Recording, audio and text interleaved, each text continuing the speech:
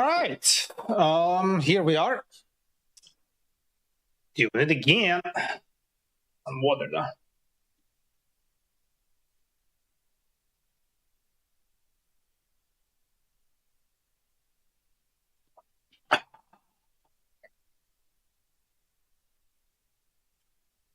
All righty, y'all. So, did some really good progress yesterday. So it's time to clean things out. So I'm gonna go like one step at a time, fixing things as they go, and also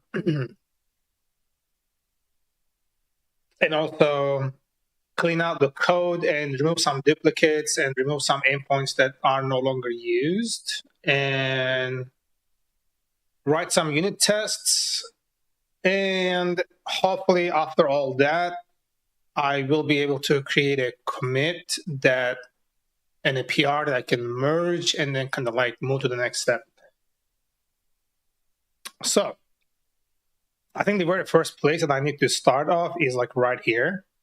So this one here, the problem with this one here is when I'm creating this, I forgot to ask region. So the location of the bucket, the region of the bucket in this case, it is important that we provide that. Yeah, and the secondary problem here is when you are like clicking out of the window and then clicking back on this one, it resets everything, which is a problem. So I have to get rid of that as well.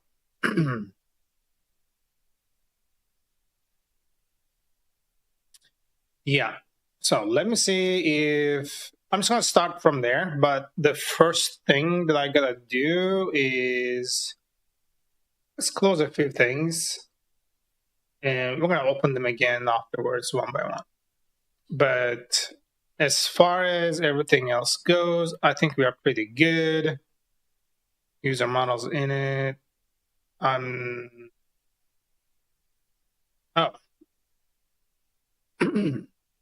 Excuse me. Okay. Front end and then dashboard, components, storage. Yeah, this one here. So the creation key here, I gotta get rid of this. This is creating like so much problem.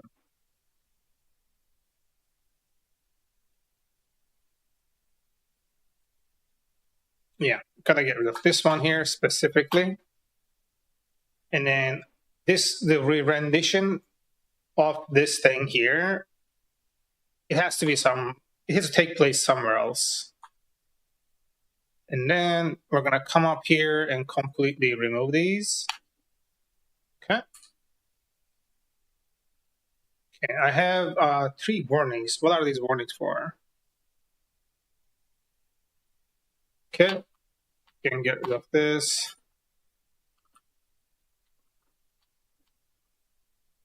Okay.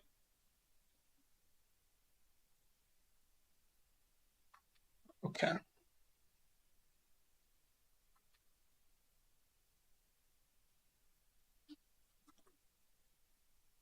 And we should be good. Unused property on error.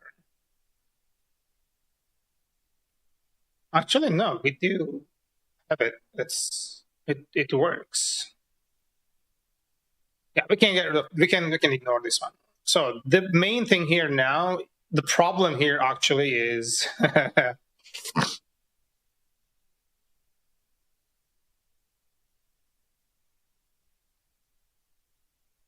the phone here, like when you submit something, it will persist, which is a problem.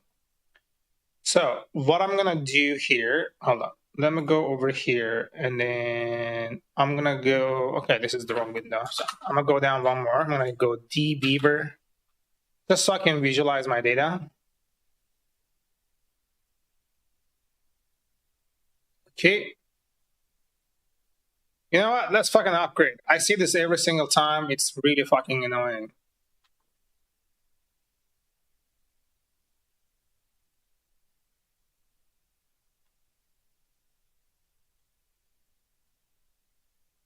I cannot choose the fucking thing. Oh shit, the browser froze. Dude. Dude.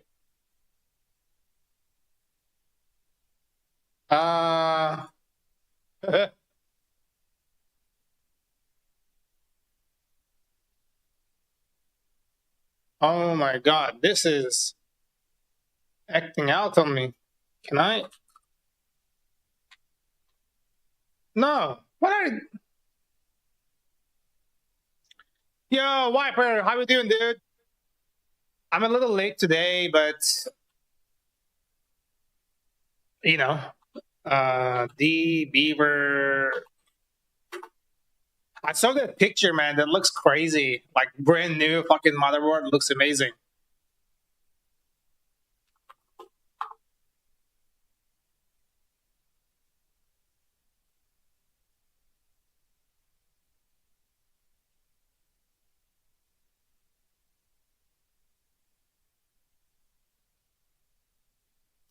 Just woke up, still working on the PC build. It is it is that tiring.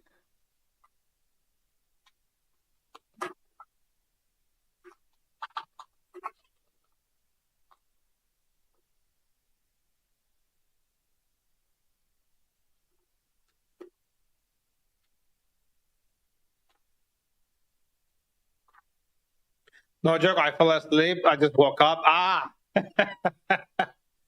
Feel you, man. Okay, let's restart this. Don't ask me. Okay.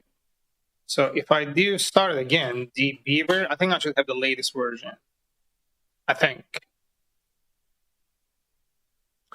Do not send. It starts on the other window for some reason. You got 64 gig RAM.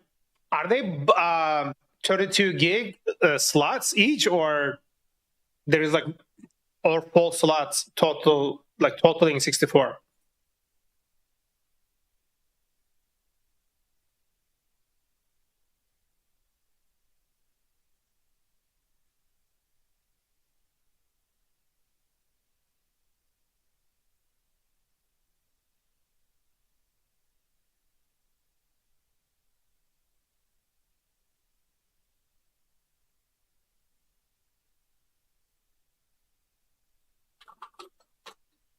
No, reference name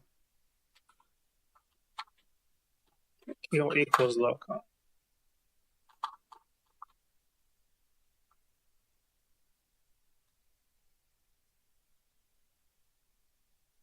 Okay.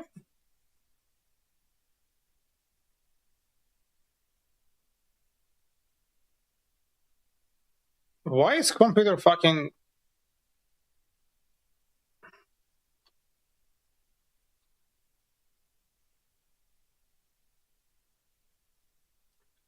Four slots of 16 gig RAM each, 2 from the Viper brand and 2 from Fury Beast. Cool. I think that's what I did too. Oh no, I have the 32 gig ones on mine, I think.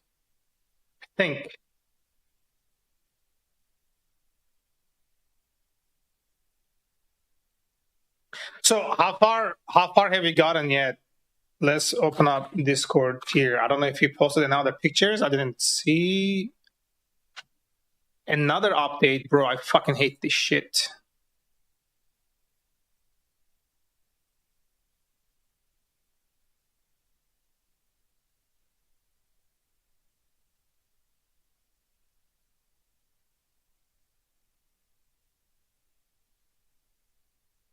Keep it gangsta.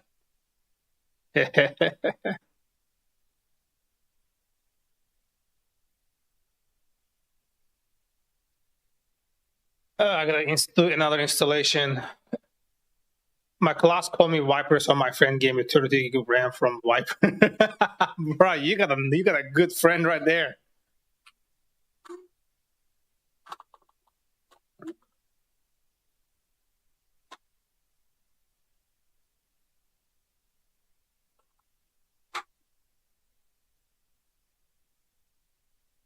None of my friends ever bought me a motherfucking DDR4 RAM.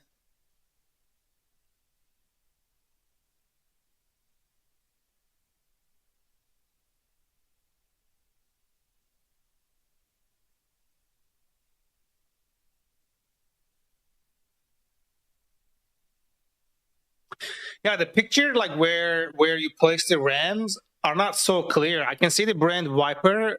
Oh, that's because the color on the furry is gray. It's kind of blending it with the background. Okay, that's why. That's why. That's why. Yeah, I wasn't properly paying attention to that section apparently. No, I can see it. So like you literally have everything you need, right? Like you don't have any part that you're waiting on.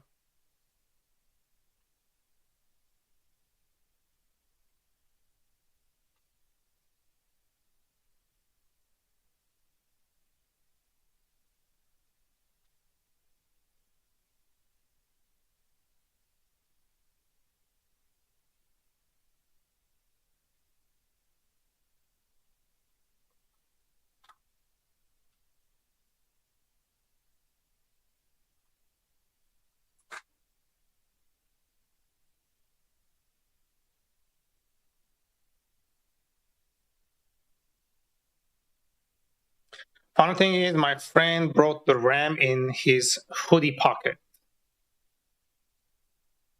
I would be like really I would be really annoyed. Like if I'm carrying it myself, I would be like, no, I wouldn't trust myself for like static electricity and stuff. You put it in your own hoodie pocket and got McDonald's. The RAM in the box in the food bag. I wouldn't be able to do that. Hide it. Why were you hiding it? Like hiding it from what?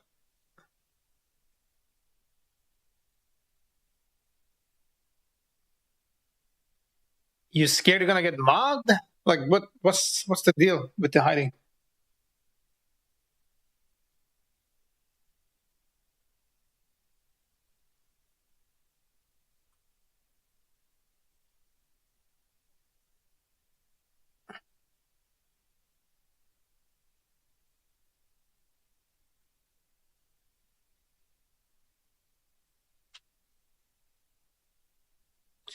Imagine central London, and there are at the moment a lot of stabbing. They'll stab you for your RAM. Yeah,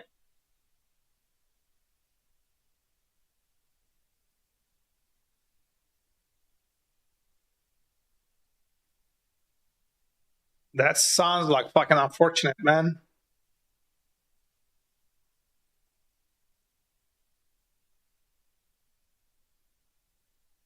You didn't want anyone to know you're carrying a 90 pounds worth of RAM. People will stab people for 90 pounds. Bro, you gotta get out of there.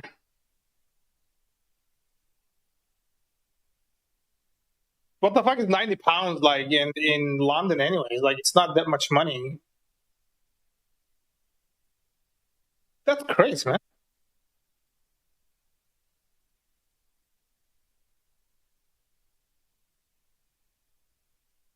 I'm sorry, man. But it's just like funny to me in my head, like people are just stabbing people for 90 pounds.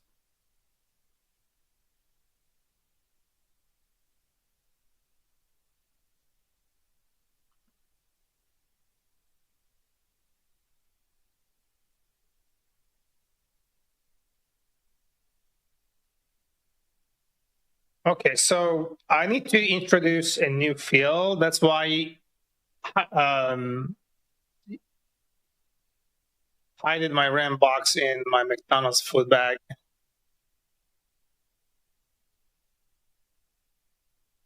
Yeah, I'm glad you made it home without getting stabbed, bro.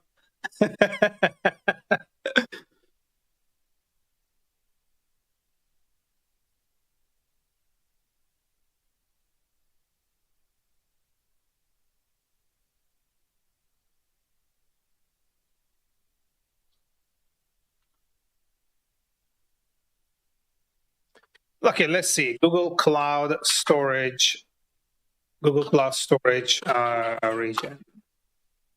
Bucket locations. So they also have buckets, and then they also have regions. You know, data when you create a bucket, you cannot change a bucket's location after it's created, but you can move your data to a bucket in a different location. Okay, so they also have regions, right? Have all the parts, just need to install the fan and the CPU. Do you have the shit? I forgot the word. The cream thing that you put on the back of the CPU, between the CPU and the cooler and the fan. Shit, I forgot what it is called. Oh my god, it's on the tip of my tongue. CPU cooler cream thingy. What is that thing? Bro.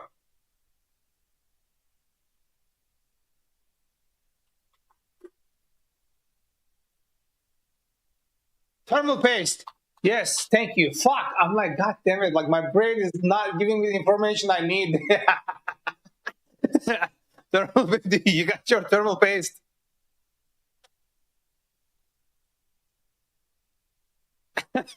Jesus.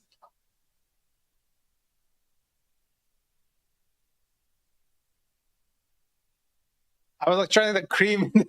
What cream? It was already applied to the heatsink. I am pretty sure you gotta put some thermal paste before you put the cooler onto the CPU.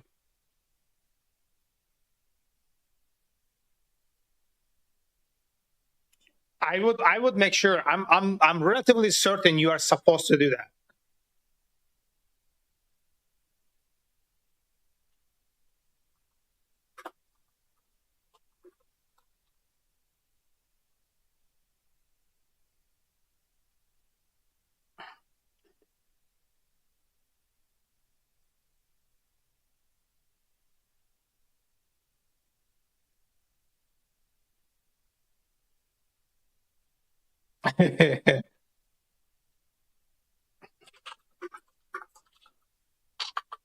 Let's see. Boto3 get list of regions. Can I do that?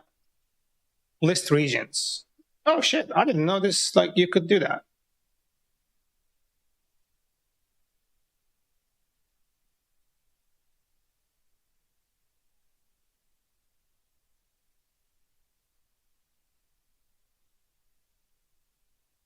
Okay. I mean, if you know what you're talking about, I just wanted to like let you know that it's a thing. Because I built all my PCs myself, and every single time I had to apply thermal paste between the CPU and the cooler.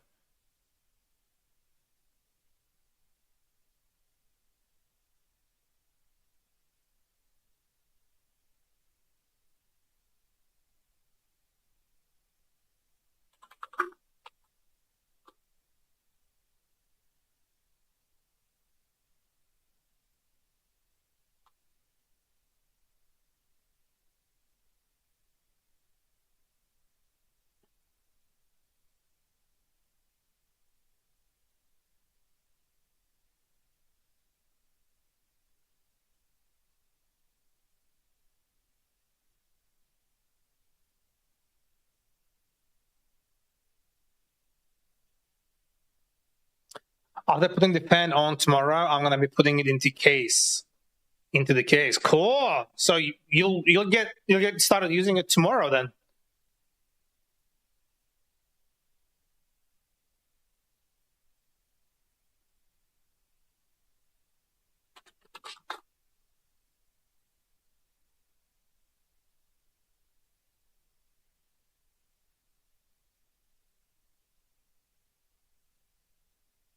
Where's the fucking available services? Okay, let's go to fucking S3 here. Just passed it, I think. S3, motherfucker. Maybe. All right. Create bucket, bucket policy, create bucket lifecycle, get list objects, list buckets, list bucket course, list parts. There's no list regions. Kind of taking my time with the PC build. Don't want to rush it, making sure I have everything done properly. Yeah, that makes sense. That makes sense. I didn't think of that because I've done it like several times. Usually I'm already like pretty, I don't even know like where things are gonna go.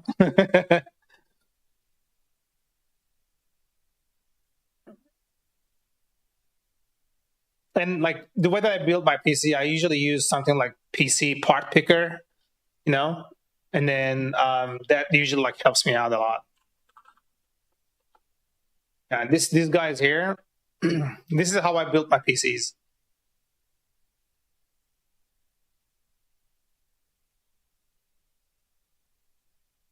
You can put your parts in here. It will like, I mean, you can share that like after you put your parts here, you can actually share it as a list, as a build list, like this, and then I'm not sure if this gives any guidance. I don't remember this giving any guidance, but this also like this lets you know the motherboard and the CPU you chose, you know, like if they're compatible or not. Things like that. Now, because like sockets are different for different CPUs and different motherboards and things like that. So not everything always fits.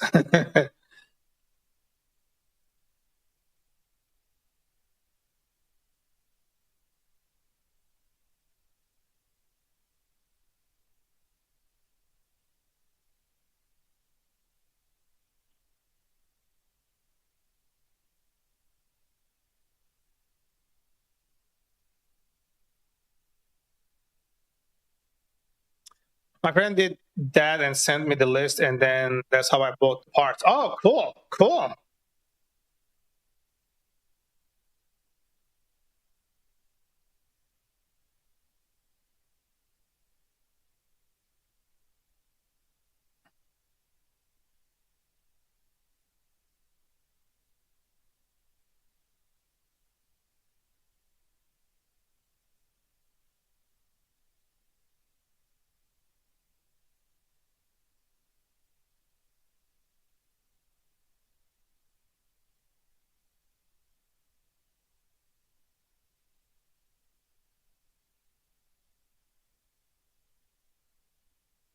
This doesn't really.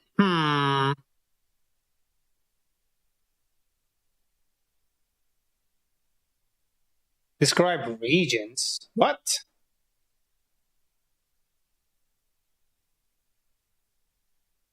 Is this an available thing for S3? Okay, let me check real quick. Oh shit. Apparently not. Describe. All I see is just delete. Hmm. Yeah, that's a bummer.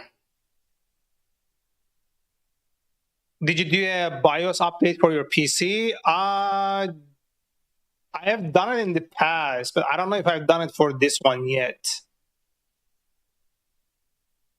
Brr, here comes KT. Yo, how you doing, KTO? Bro. Get ready for a joke, I guess. All right.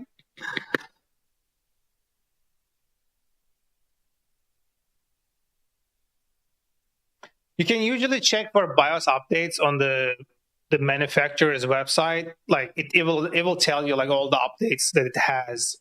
And if you see a portion for BIOS, you can download and install it.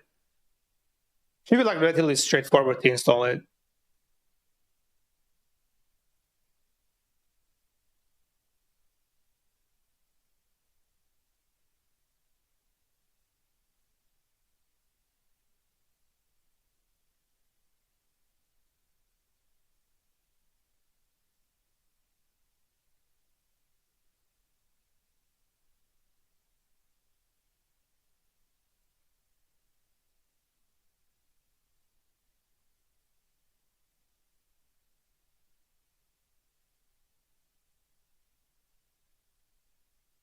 I guess I'm just gonna ask. I guess that's pretty much what I can do at this point.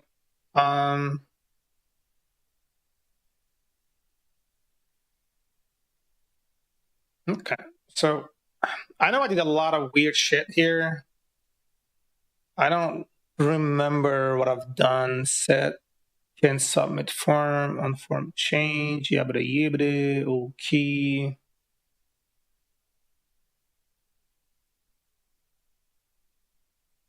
Dark joke. Okay. Let's see what you got. Don't get me banned though.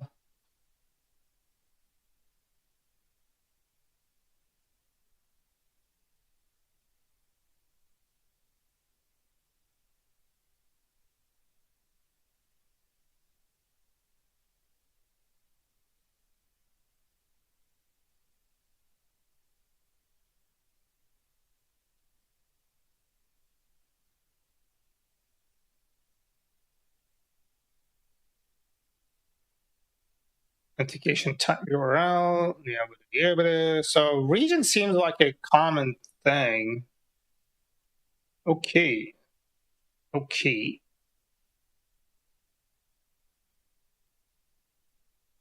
Also, by the way, with the 64 gig RAM, can I do a dual boot up? Is it recommended? Like dual boot with Linux? If you're gonna do programming, I would say, yeah, go ahead. But it kind of depends on whether or not you like programming on Linux. Not everybody likes doing that, So, like, I don't do any programming on Windows at all. Like, it just drives me insane. But that's, I guess, the biggest reason I have dual boot on this machine.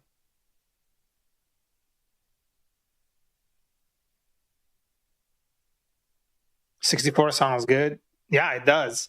Yeah, I would personally, I would create like dual boot, one being on each. You have like more than one drive, right? So you can install one of them on one and the other one on the other one.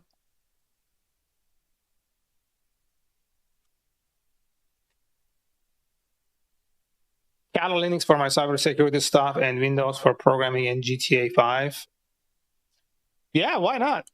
I would do all the programming on Linux because it's so much more compatible and things will work so much better in like development environment. And I would just hang out there when I'm programming. Or you can use a virtual machine. Virtual machines are usually clunky, but it works if you really don't want to like deal with installing a secondary OS system on your machine. I personally really like having a native OS, like Linux, and just do my thing over there. As you can see, I'm running Ubuntu here out of the box. There's no customization or anything, and it works really well for me. But everybody got their own personal preferences. So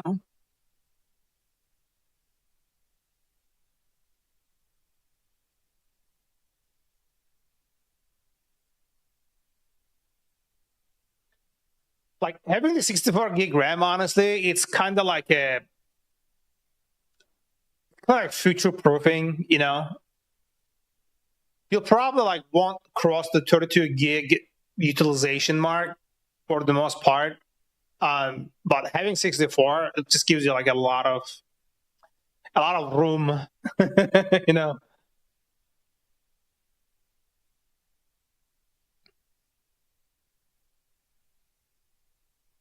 You use dual boot, but beginners VM is recommended. Like for me, I don't find dual booting a machine that hard. Like it's super easy right now. 64 gig RAM is overkill. Nah, I have 96 right now, and I have like two other DDR4 thing. The DDR4, I think 1616 laying around. I can't even use it because they're on like 4 slots. Yeah, it's not overkill. No, I think I have 96. I'm not sure. Let me see. I think. I think. About, yeah, I have 96. But again, like I rarely cross the rarely cross 32.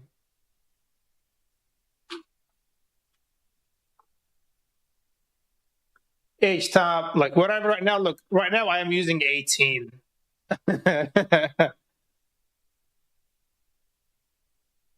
64 can run so many apps smoothly. Yeah. Yeah. I think also like if you are using any memory intensive apps, like Chrome is being one of them, PyCharm or IntelliJ products being one of them. Yeah, it leaves a lot of room like for other things. But again, like you still won't be like filling up 32 that much. You are building a crazy game. Yeah, you are. Yeah, you are. Like your machine is like gonna be handling things really well. Blother? Do you mean Blender? Or did you make Blunder? What the hell is Blunder? You mean Blender, right?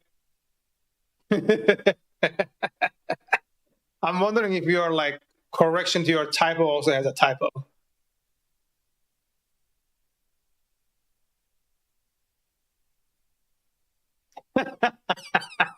It's all good. It's all good.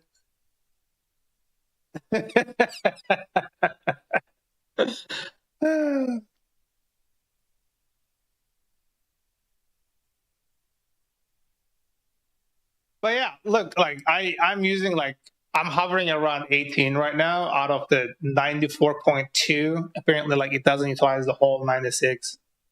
And then I have 16 cores right now. So yeah, you will barely touch 32. I'm unless you are using something like exceptionally memory intensive, then yeah, I don't think you'll ever get there.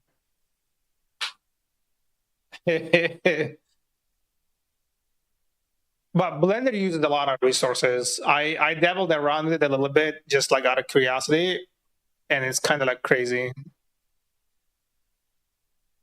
My keyboard is autocorrect to chess blunder.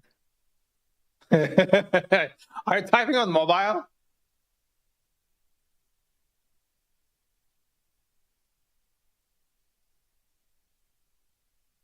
Oh yeah, that makes sense.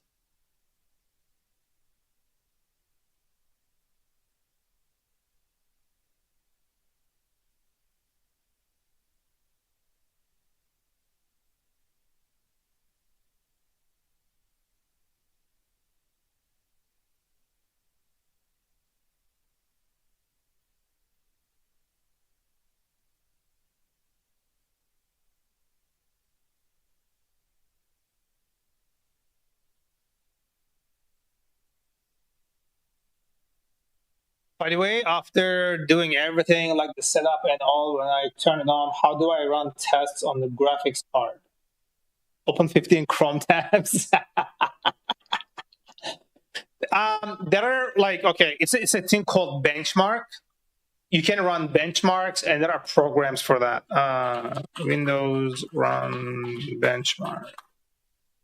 Alternate computer performance. There is like a few programs. I don't remember exactly perform report. Oh, actually, you can do this too, but there are also some software that generates like certain images using your computer resources. Oh, there's like Nova Bench. There you go. This is one of them right here.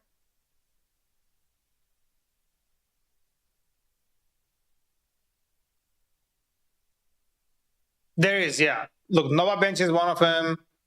And then there's like a few user benchmark. There's like another one. I remember running these. Yeah, you have like a lot of options. Yeah, the image one is they do the same. I think they both work the same way. You run it like this, and then the user benchmark this one here, it'll do that, and then the Nova benchmark is the one that's using the thing, or this one here. Like it generates an image. This one like here.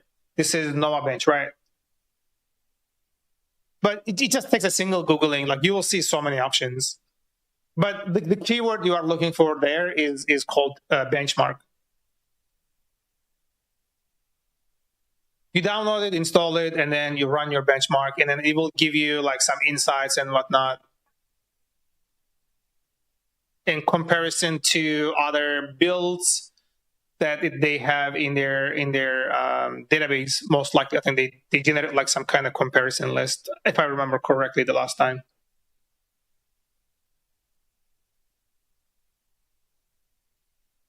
What is the first thing I have to do after I start the PC? Launch Edge and download Chrome.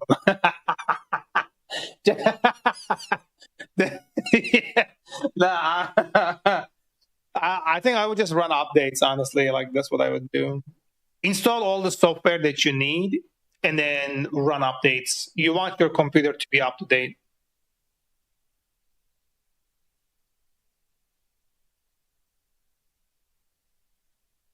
You probably end up having to restart your computer like a few times, and then it will, install all the updates and things like that, and then, yeah, and then install the software that you need.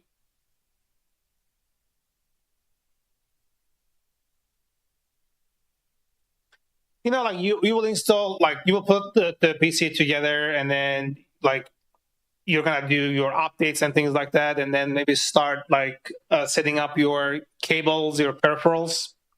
Nick, yo, welcome. I like using Windows 7 and not updating my OS. I genuinely love Windows 7. It's my favorite Windows version. Especially not those pesky security updates. Yeah, fuck the security updates. Seems like you have the same motherboard as me. I don't think so. The motherboard I have is, shit, I forgot. My name is Tito, dude. Oh, what an entrance. All right, let's do settings again. I don't know if it tells me the motherboard, but yeah, it's this one here. This is my thing. Z590 Aris Extreme something. That's the one I have.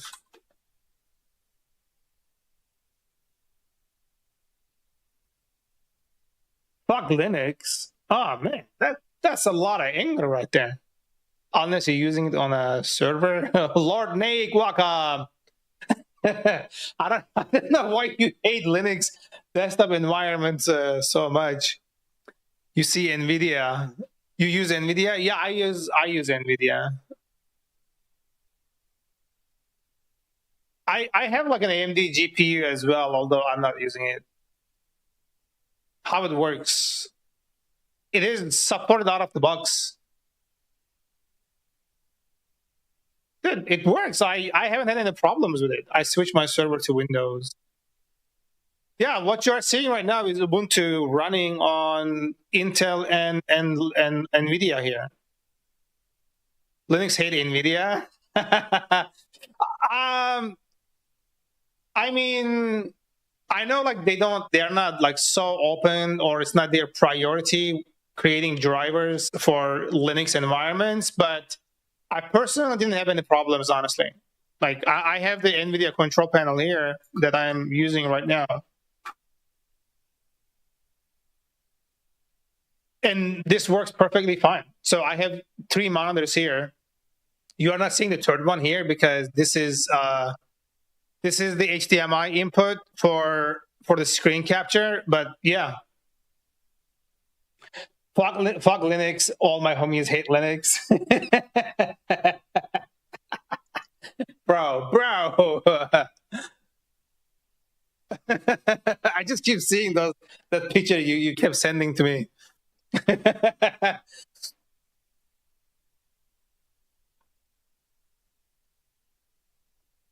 But I really like Ubuntu. So I'm happy. I'm happy with it. Like the first thing I actually checked on this motherboard before I bought it, I'm like, can I run like Linux on this thing without problems? I use more or less Proxmox. I don't know what that is.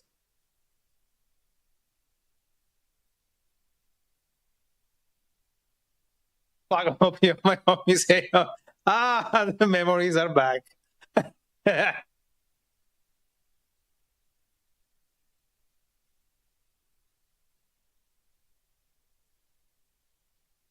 NVIDIA, fuck you. Oh my God. That guy really fucking hates NVIDIA.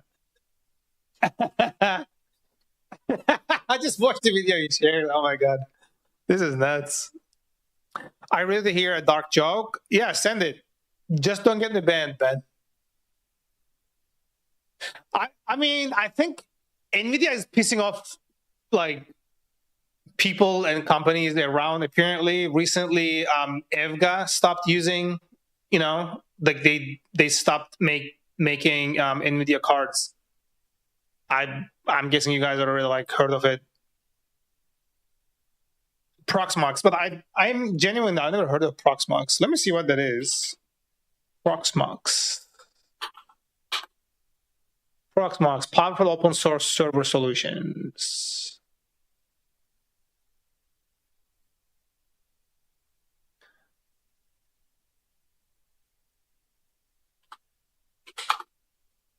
No, not storage. I just want Proxmox. Proxmox, powerful open source server solutions.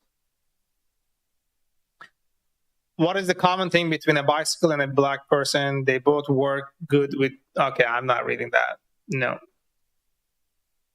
I'm not reading that. God damn it.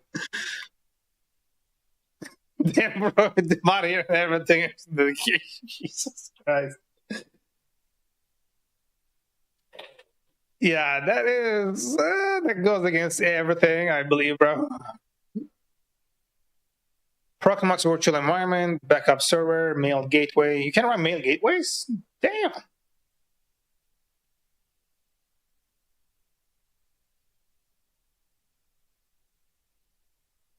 Okay, you can run Linux containers. Not bad, okay. I run 24 servers on Proxmox from 2 local DNS to firewall to VPN, etc. on a single machine. Holy shit, bro. 24? That's like all running at the same time? I'm going to back to sleep. Good night. I'm sleepy. All right, man. Have a good night. Thanks for stopping by. I'll be keeping an eye for that stream when you come online, hopefully. Good luck with the machine, by the way. Personally, I use Proxmox, but I figured I mostly run game servers which work better on more native environments. Yeah, that makes sense. I never heard of Proxmox before, like until now. So, like usually, like when I'm learning a new tool like this, I end up there out of necessity, because the current solutions that I have is not a fix for the problem I'm experiencing most likely, right? So 16 AMD Ryzen 7 with Radeon graphics, 16 AMD Ryzen 7 to 7 with Radeon graphics. My RAM uses for 24 active machines sometime.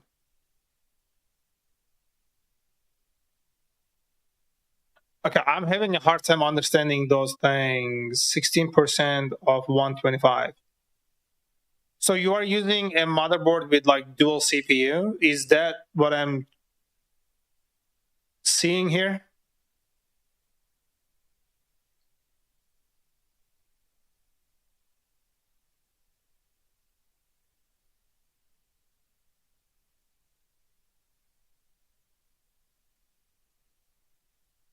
Oh, it looks like you pasted twice. Oh yeah, I'm like, oh, is this like one of those motherboards with dual CPUs and then has like a shit ton of slots for like up to 500 gig or more like memory allowance, and then like you run servers and shit like that. So I was like, God damn.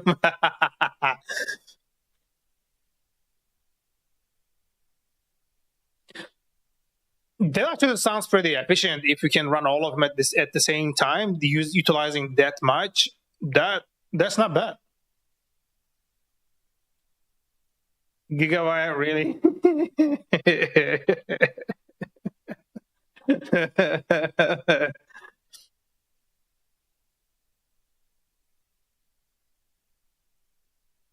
Honestly, I'm thinking of running my own server too. Actually, running the project I'm creating right now on my own server as well, just to avoid paying in the meantime.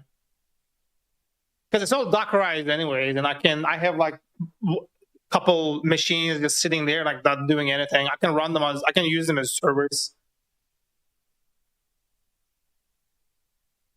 Do you have many other things on running the entire house?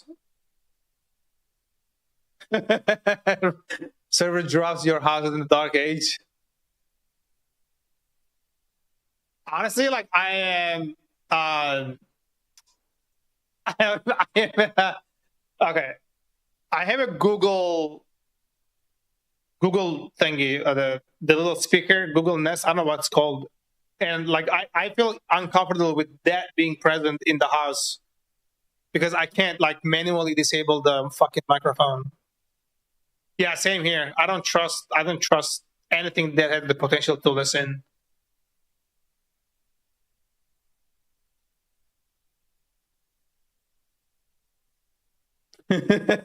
Fuck.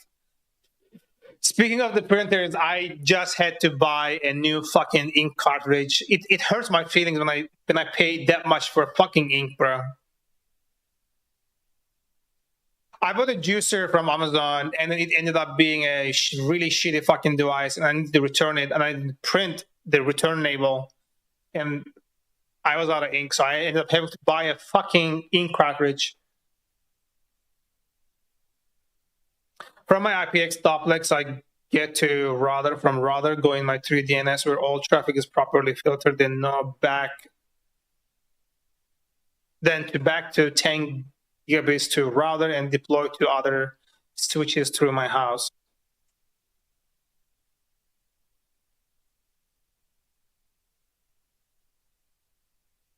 Best part of running is I don't have ads in my house on TV, phone, etc. Oh, okay. That I can understand, but that you can just do it in your router too, right? Yeah, that's kind of what I was trying to say. Nope. Oh. There are like router solutions to blocking ads to, so that would be like, I never did it myself. I never used it myself, to be honest. I don't have any hands-on experience with it, but I just know that the availability of it is out there.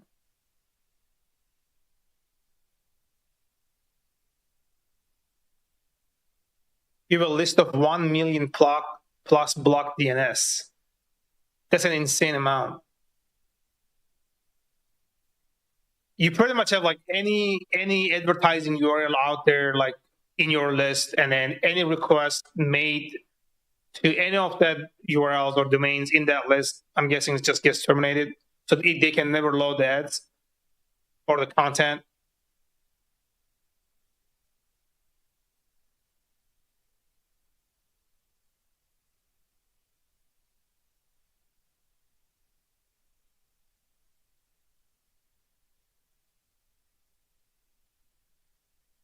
This is correct. This is really fucking long. Damn.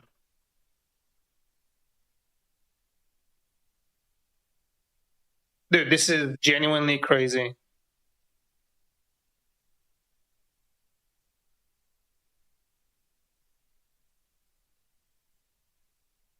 October 7th, it just got updated today. So looks like it's constantly getting updated. This is nuts.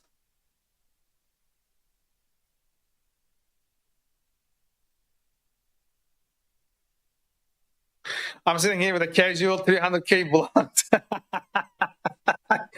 You use Brave to block ads? Yeah, I'm using uBlock Origin like as a browser extension on things, and I don't watch TV, so Yeah, that's agreed. That I understand. Yeah, that makes sense. Yeah, if you want to like, if you have a smart TV and any of the apps on the smart TV is running ads, you can't, like, you have to have something in your router, or something that monitors your internet connection itself.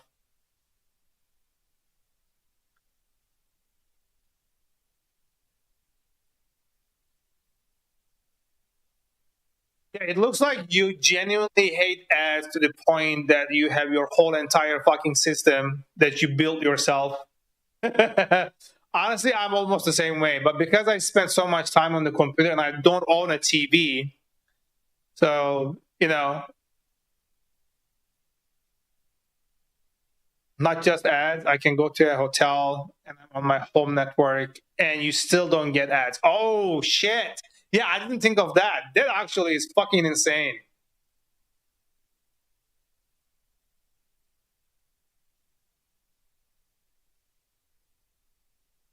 Honestly, I'm like, I get tempted to do that sometimes. I get tempted to do that sometimes.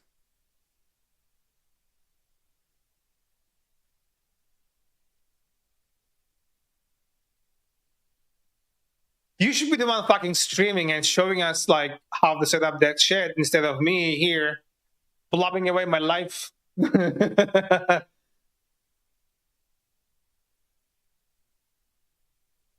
You stream? Oh shit! I don't recall. Like, have you been on my channel before? I don't, honestly. I don't remember talking to you prior. But let's drop you a follow so I can catch you when you're on. Where there we go. Let's do a follow. Oh, we got a follower too. Oh, thanks for the follow too, man. Appreciate it. Self promotion. Nah, it's good. It's good. My guy has like 13 followers. Relax. He's good.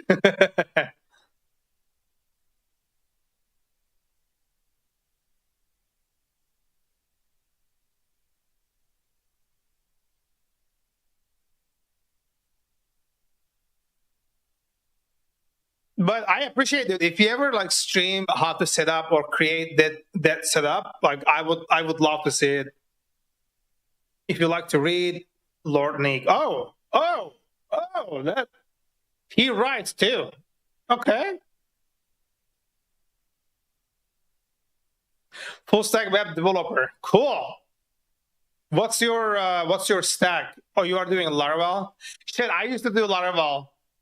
Laravel was my go-to in the PHP environment, but I switched to Python, so I like Django is my thing now. Yeah, once I got on Laravel, started using Laravel like around version 4 or something like that. And then after the version 4 until 5.2 or 3, something like that, then I made a permanent switch to Python. So didn't touch it since then. Laravel Plus, is that like a paid version where you get like provide support? That essential cookies only banner is not working. You click on it, it's still there.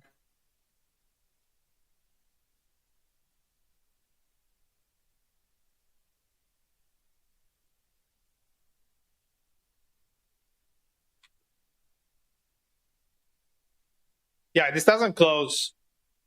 Man, come on. Join us on GitHub, explore Laravel Plus. You have to log in. Manage extensions. Let's go to the store.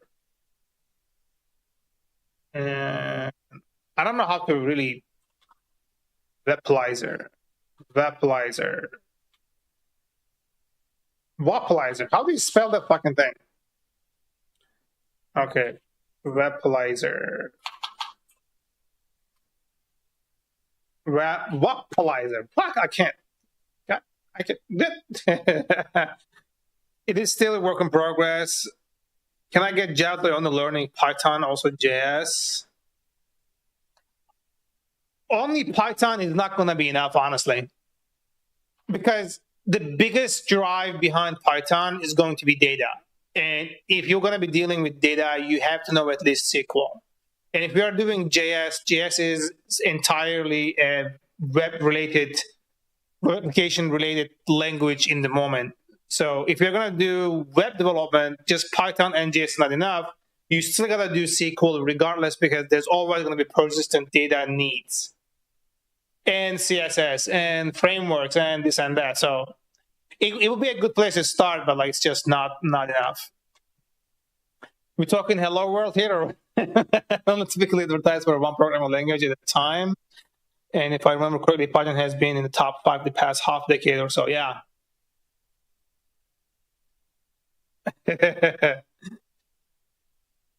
Yeah, and data, meaning that, Python is a very data-oriented language. So you need to know SQL, because it will be stored in a database for you to process and, like work or generate analytics or whatever.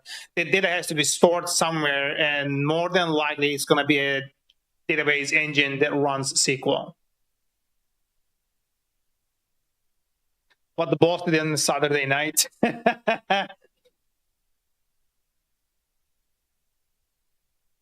Programming language. It's a query language. I wouldn't call it a programming language. It's a query language. Yeah. Yeah, in all honesty, it's a query language. I was shit. Where is the thing? Browser extension. Yeah. Where is the fucking resources? Can I get a fucking link to your store? Wapalizer. Fucking hate this shit. There you go. I couldn't figure out the goddamn thing. So I was going to see what is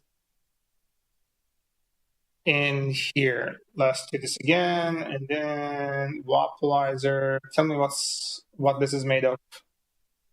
Vue.js. Oh my goodness, bro.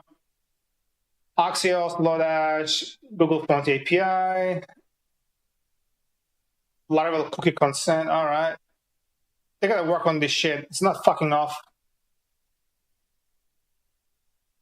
All right. This is nice.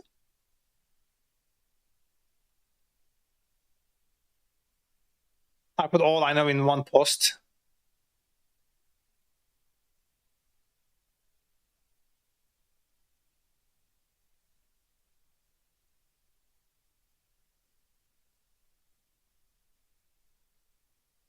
Lisp, COBOL, Algol, I don't even know, PLI, Basic, C, C++, Objective-C, SQL, Pascal, dang, Perl, Python, Java came up after Python? Okay, I didn't know that. Anyways, guys, let's do some work. Close all these things to the right. I'd like to try out all in some way. That would be nice. Although it would take like a long time. Okay, let's actually work on this. So this here, you've been doing it for 23 years. Work sounds fake. Oh, you don't know. I got this thing working yesterday. Do you guys want a demo? Let me know if you guys want a demo, because I got it working. Now my product actually works. Like no cap, it works. Let me know if you guys want a demo before I get started on this.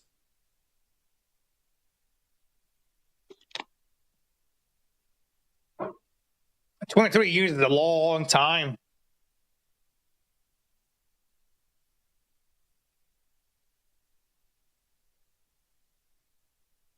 You know Python with Panda? Pandas are amazing, man.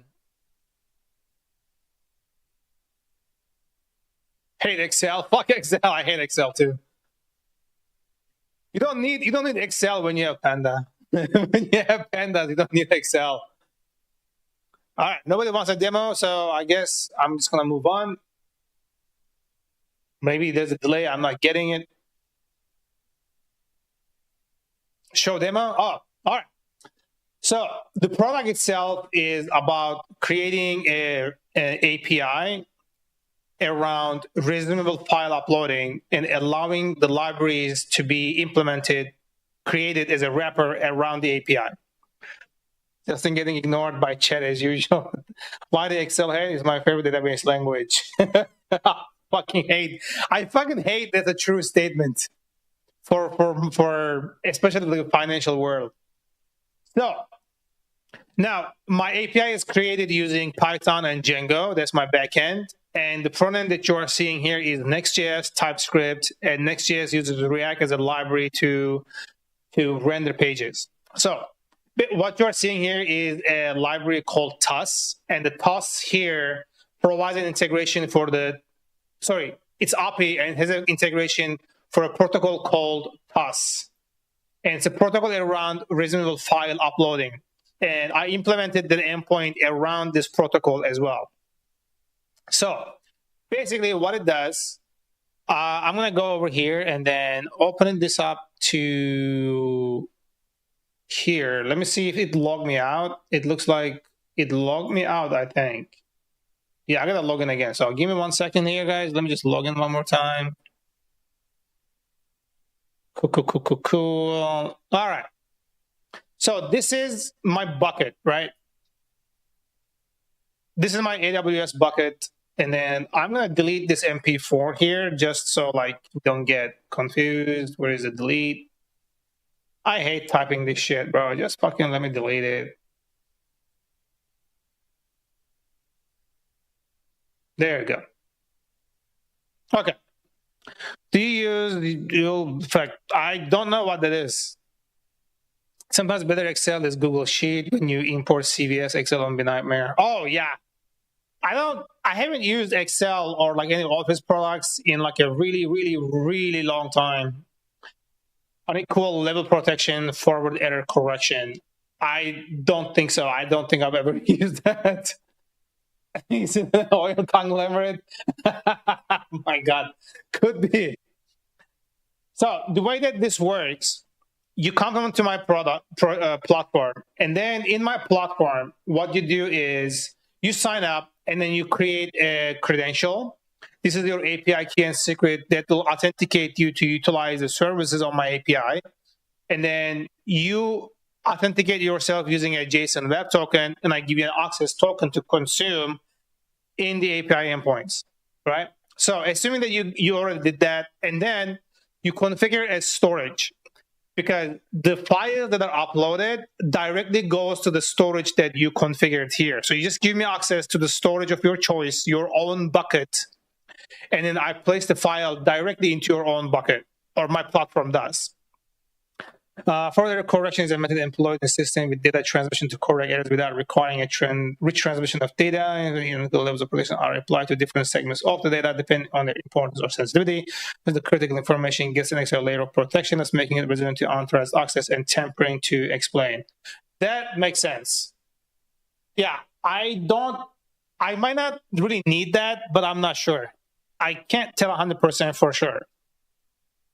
My product is like in the very early stages. So having said that, like, because I don't hold on to the data myself, I'm more like a highway, right? The data transfers through my platform and gets delivered to your own bucket as is. So I created the API using around that TUS protocol. And now what I'm going to do here is I'm going to do a demonstration of the implementation. So basically, I'm going to choose that really long, this is a spacewalk video I downloaded from NASA's website. It's 352 megabyte, right? So I'm going to choose this. Hold on, I'm going to remove it first. I'm going to clear my memory, because if it uploads it prior, it will, yeah, it is there. You want it gone. There you go. It avoids duplicate uploads. That's like another thing. So having said that, I'm gonna choose the file again. And then, all right. So what this is gonna do when I initialize the upload, right? It's gonna make requests to my endpoint. My access token probably expired, but let's give it a try. Yeah, it expired. Yeah, 401 unauthorized. Okay. I need to generate a new one here. So let me go to my thing here. Init API out. Just give me a new one. Cool. This is my new access token right here. Can I copy this and then come over here and then index and then just replace this new access token? Cool. So let's reload this. If you use storage, make hash that check if the same or different, and if different, delete local storage data. Yeah, you like I'm thinking about implementing a checksum check. You know, like the checksum is gonna be unique to file, and it's gonna be the same value every time you create it, depending on what the contents of that file is. So it's already part of the implementation, although I am not doing it on my backend just yet. I gotta kind of calculate like how much of an effort it would take in terms of utilizing resources. You know, like CPU, GPU, whatever, like CPU and RAM, whatever. You know, it's still like in consideration. You know what it is? So I'm gonna choose the file again. I want to say this is like a 350 megabyte file. And then when I initialize this, I'm going to demonstrate the actual use cases for this. So when I initialize this, right, I'm going to clear this again. And then let's get rid of this. We want fetch and we want other. Fetch and other. Thank you. Okay. So I'm going to say upload, right? You can see it initialized. Every chunk is getting sent. It said 9%. I'm going to reload this page. So basically what I'm doing here is kind of emulating like what the target audience would experience. They are out on a hike, on a mountain. They have unstable internet connection through their mobile phone data. And then they need to upload a file. Maybe it might be something big. And then it gets interrupted. So it got interrupted. Right. I'm going to choose the same thing again. And I think I saw 9% before I reloaded. It's going to be like something around there again. And I'm going to continue. But right now, I just re-chose the file from scratch, right? But when I hit upload the file, it will continue where it left off. Again, there you go. See, like 24, 27. Okay, I'm going to pause it, right? Right now, it's 39. I'm going to reload again. Like it feels like my phone died, whatever, and I got to restart. Same thing. I'm going to choose the file again, and then it chooses the file. I think I saw 39, if I'm not mistaken. When I say upload the file, it will continue where it left off. 39, 45. It's doing like 3% per chunk right now, so I'm going to just let it keep going. Closer to 90%. Do you use Python in Python GC? Python GC? 95%, I reloaded it. The upload did not complete. So I'm going to do the same thing again. Just choose it. And then choose the same thing again. And then when I say upload, garbage collection. No. Python has its own garbage collection. You don't do it. Yeah, that's why I'm like, what's GC? You don't deal with garbage collection in Python. Python has its own garbage collector. So I'm going to continue again, 98, 100%, and it's complete. That's it. That's like the primary core, the primary usability of this thing. And this will work the same way for every single upload that you make. Now, I'm going to go to my bucket again. Now I have two here. This time when I reload, I'm going to see my file right here. MP4.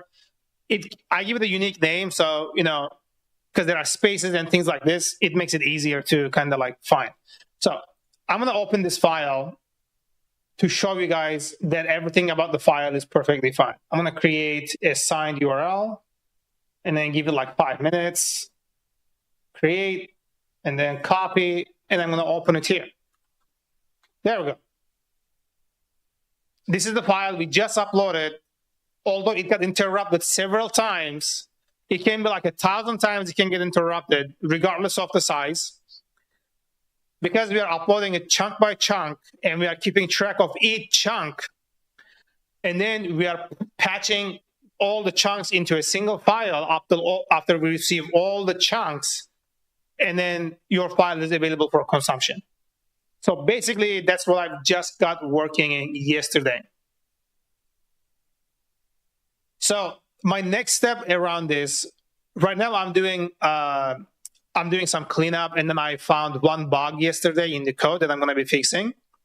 And then the next step is going to be, after I write unit tests and everything, I'm going to be implementing a conversion API. But when you're uploading a file, you're going to pass some parameters within your payload. And the payload is, after the upload is done, you will be able to create thumbnails or convert your file to another format. I make 15K words PC simulator from NASA of the Apollo program. Can you elaborate on that? 15K words PC simulator. I'm not sure what that is. I don't think I understand what that means. I feel like the music is a little too loud too. Let's lower this just a tad.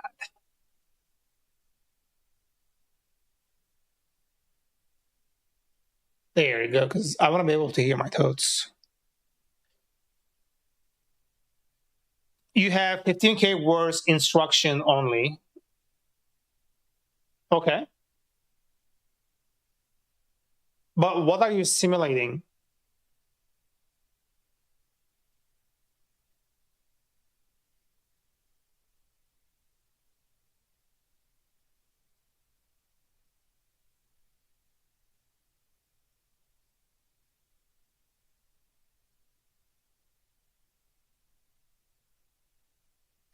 I'm really craving for some like nice black tea right now, the PC.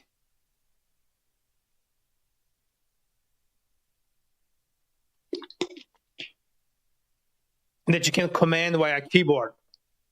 That's a very interesting thing, dude. Via verb and noun. You should do that in one of your streams. I would love to see it.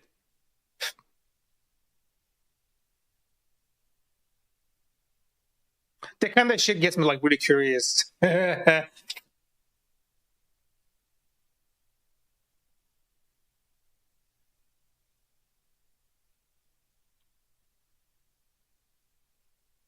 Early demo.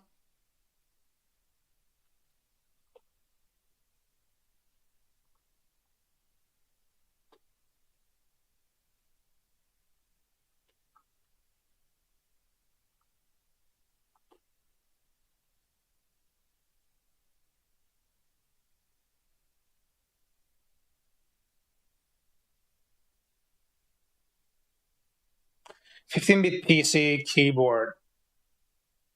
Zoom out a little. Zoom out. Okay, this is the default, but I'm going to zoom out anyways.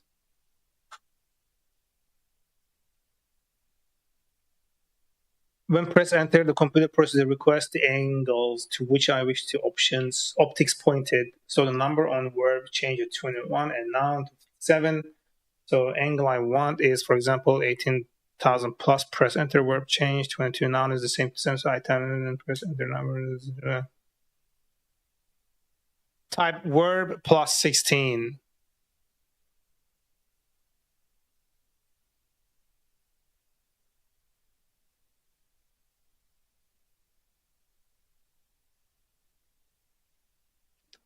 And noun plus 65.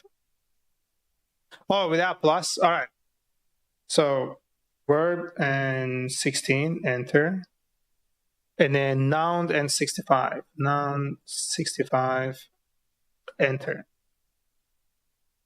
Oh. Konstantin, hey, how you doing, man?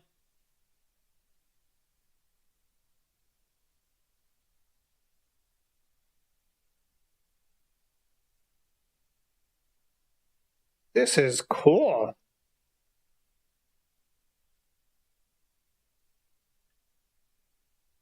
How are you doing, Konstantin? Basically, verb 16 means continuous display something. And noun mean what to display. Ah.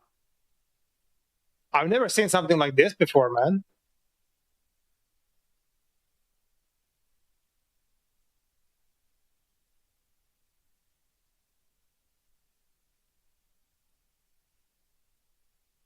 Not bad. I'm not around Twitch at all. I know. I am on Kick too. I don't know if you're on Kick, but I'm on Kick too. I'm live on Kick right now too. I'm live on 3 places: YouTube, Kick, and Twitch.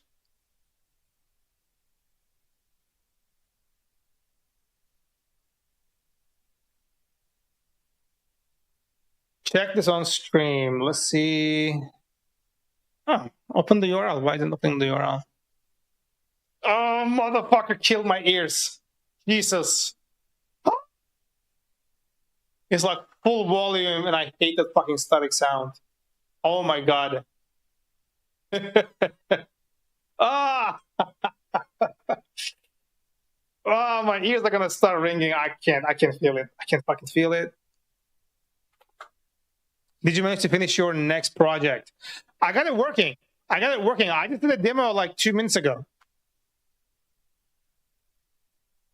Bro, what the fuck? How is it still loud? Oh, new browser full. I keep torturing myself with this shit.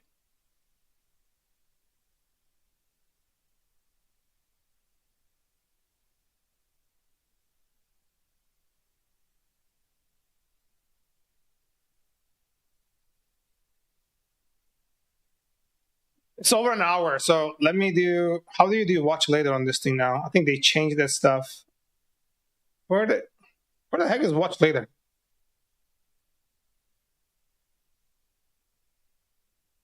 What happened to the fucking watch later?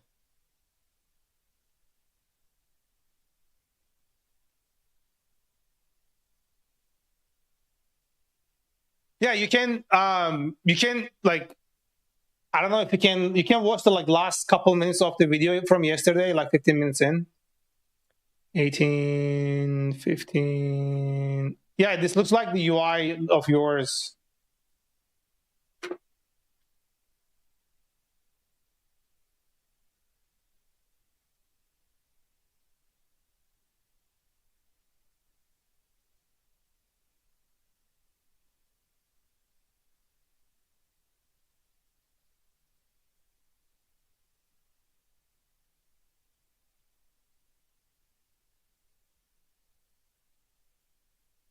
Yeah, I gotta watch this later. How come like you can't do watch later or save watch later? There we go. Because I really want to get started with the work before I feel lazy. But I can't believe the amount of things I learned from you today. That's kind of crazy. And thanks for like chiming in, man. A good video about NASA. Yeah, I only visited NASA's website to get that video because I wanted to like properly demonstrate how a very large file gets uploaded, right? Because when you're uploading something here, you can concurrently upload chunks of this. So my next demo is going to be, for example, I'm going to find something that's like 4 or 5 gig, and then I'm going to like set up this in a concurrent upload per chunk. So let's say like, let's say like 20 concurrent chunks are going to be uploaded at the same time to the server, for example. Because that's gonna be a solution I will be offering for my potential clients. Because I can't be only saying like reasonable upload, but like you can only upload it 1 chunk at a time.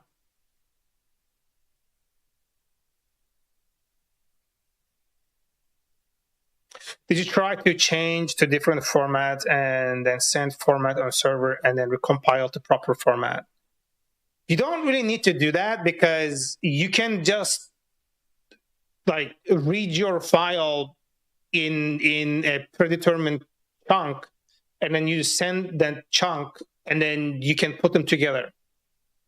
Also, you can also utilize the AWS multi-part upload thing in the same way. What it does is, again, it just like slices your file into smaller chunks, and then you put them together within S3 itself. So again, like it's all doing the same thing, right? Like you don't necessarily need to deal with formatting.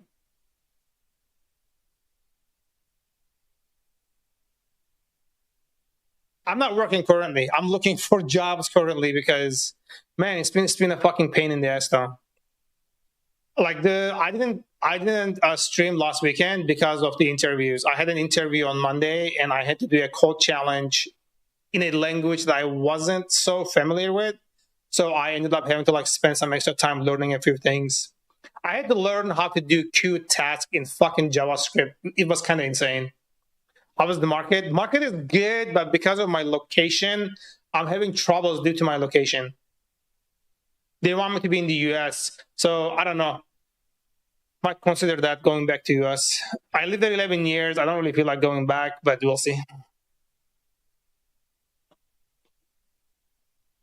No, I'm looking remote. I'm like, ideally, I would find something remote first.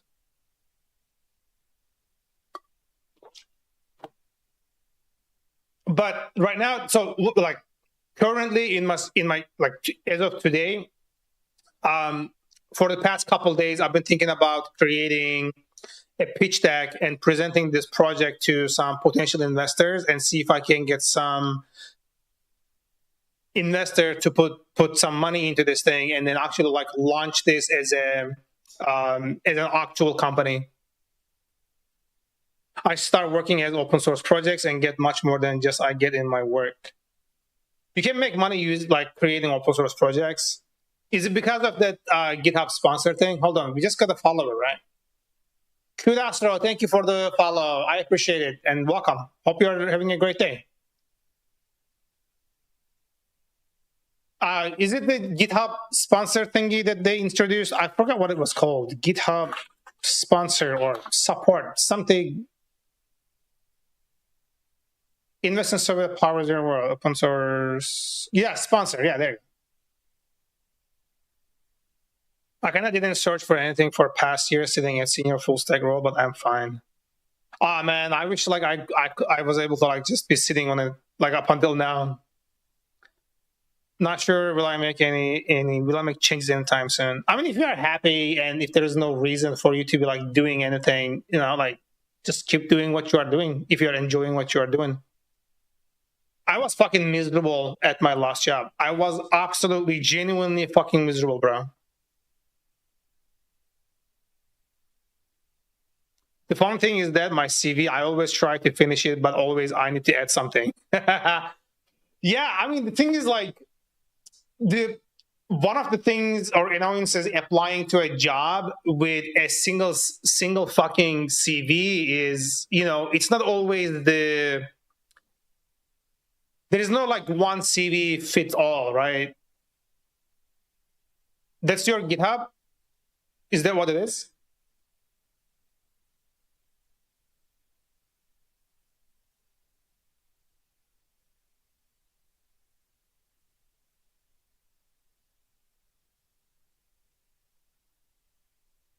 What language is that? Is this looks like something like a Polish or shit, I forgot the other one.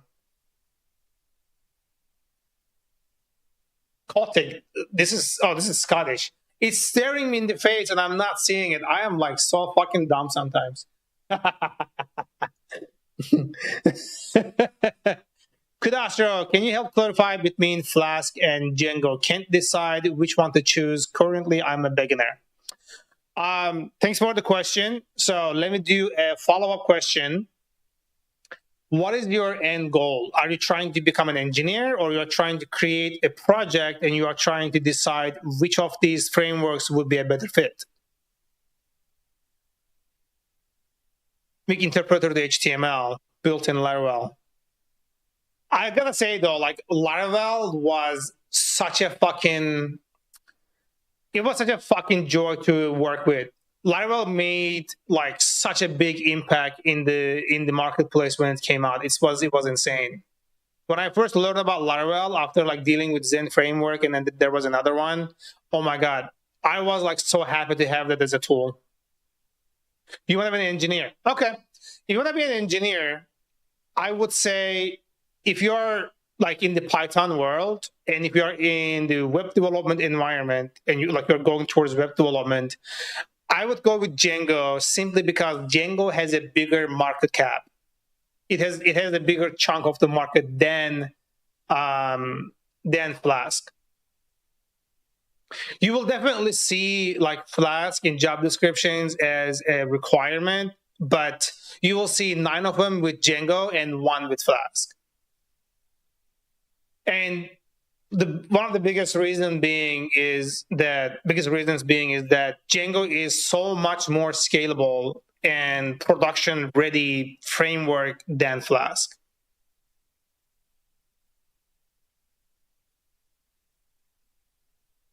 Start with C. Low level first. Racket, how we doing? Welcome. If I could start all over, I'd avoid Python altogether unless I want to go for machine learning and AI things, to be honest. That's exactly the reason I went into Python. Actually, currently, I'm training right now I'm training with machine learning stuff right now. I'm trying to learn Terraform specifically.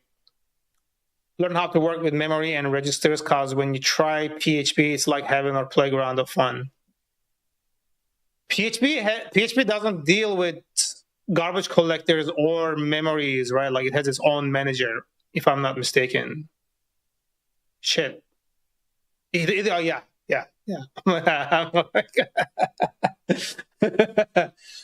But the reason I left PHP, like primarily because it is limited to web development. You can't do anything else in PHP other than web development. And I wanted to get into like different like varieties, specifically with machine learning.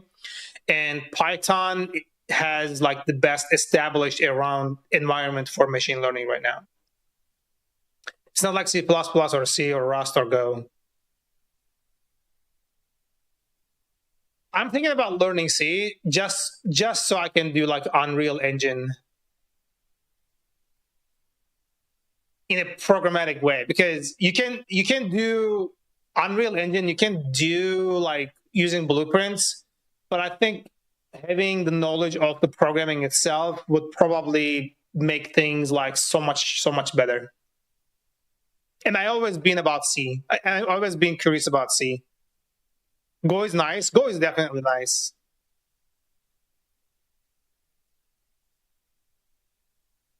Yeah, I'm thinking like I'm gonna end up learning another language, but before I actually decide to put time and effort into it, I want to make sure it's something I can monetize that has demand and that's kind of like future proof, right? So like I see it as an investment, and if I'm putting my time into it, I want to make sure that like it's something that I'm going to be able to utilize and monetize in the long term. When we're about Laravel, check this out. Laravel plus about master resources, JS, app.js. I hate how they introduced it at first place.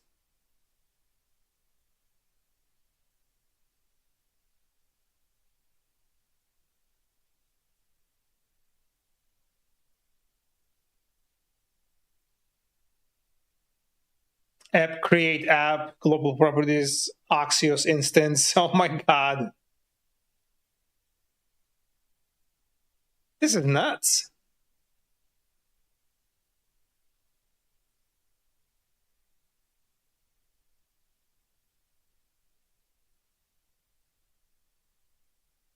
Yeah, I haven't touched Vue in a really long while. I have no idea that was a thing.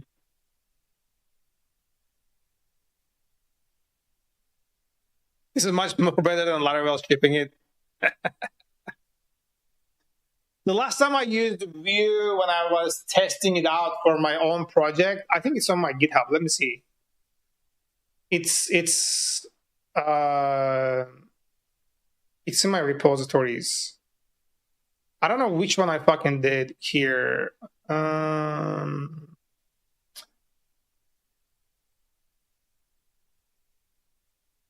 I created like a chat app using it. I don't know what I called it. Less increment file. Shit, I don't remember. React EXP. I'm currently messing around with Elixir as for hobbies. Such fun language is a shame that market for it's dry as hell. You're not gonna believe this. The interview I had yesterday was for Elixir. The day before. On Friday. Fuck, on Thursday. Shit. Thursday. They interviewed me for a senior position that their primary thing language is Elixir, but I've never used it. I've never tried Elixir or Phoenix. Phoenix is an Elixir thing, right? It's something about the Elixir. I don't know what it is exactly, but I know it's something about Elixir.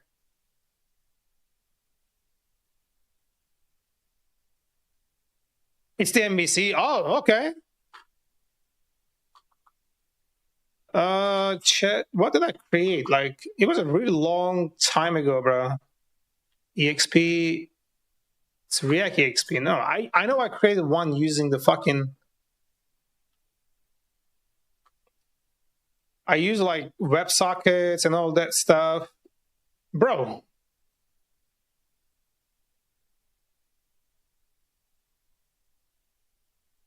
It's highly performant and it's designed for creating real-time applications. Yeah, that makes sense. Especially for the job I was interviewing, that makes 100% sense. Did you work with Vue in past? I think that's how I found you. Yeah, I used to work with Vue, and then I created like a few applications on stream, like live, using Vue. I created a real-time chat using Vue, like WebSockets, Django channels, Django, and Vue on the front end. Python plus Vue was my stack also. Especially a date like January start with 0. Oh my God. Honestly, like, if I had to choose a library where I can't use React, I would probably go with Vue before I would go with Angular. I find Angular so bloated unless they changed it since I touched it the last time.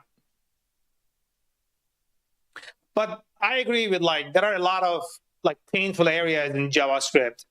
That's the reason I don't really use JavaScript. I use TypeScript. So like the code that you are looking at here, this is TypeScript. But again, I'm like a more backend heavy full stack engineer, so it's not like, you know, I really do so much using JavaScript.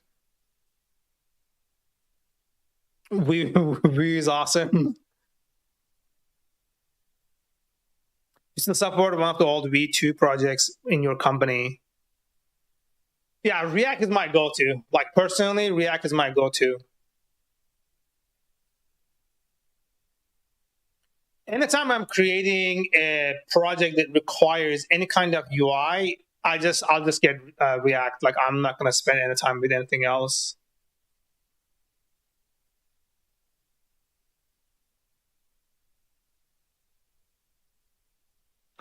Really like React much more, and I was one of the guys when saw React. It was disgusting. Next is dope, really. Yeah, I am using Next. This is Next. This is Next.js. Like my front end entirely is in Next.js. So if you are looking at the code here, let's go down there. Yeah, this front end right here, like you can see the Next folder here, and then these are the pages, the public, and I have other things that I'm utilizing. Next 13 is worrying too. What's so worrying about Next 13? Did you try Bun? No. Vue plus Pinia? I don't know. I don't know what Pinia is.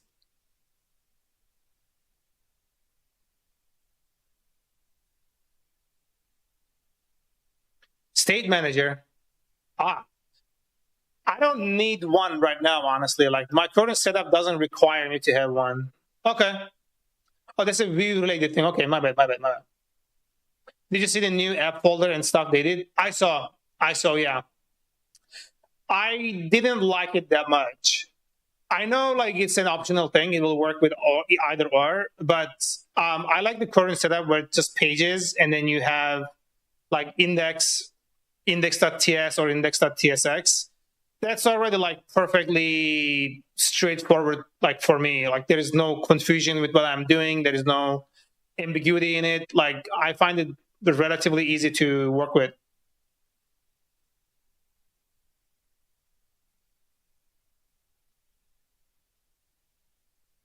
I don't like it. Think Vercel is kind of pushing the narrative of server-side components way too much. You need to hit hydrate. Let's fucking hydrate. Yeah, I never done anything with channel points, honestly. So good call either way.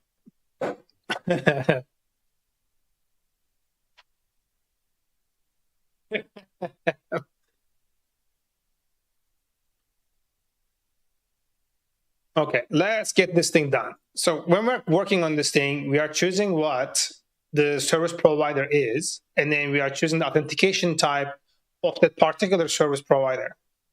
And then after I choose it, it presents me with the options for the credential. However, I still need to place the region. So let's do region. Work this with R2. R2? I don't know what R2 is. I'm sorry, you are using like some abbreviations and it seems like I don't know any of them. Cloudflare CDN. I'm planning, yeah. I'll be using a CDN for sure. Yeah, I wouldn't be like serving files directly. Probably I would be hosting my static on S3 and then it would be served behind like a CDN.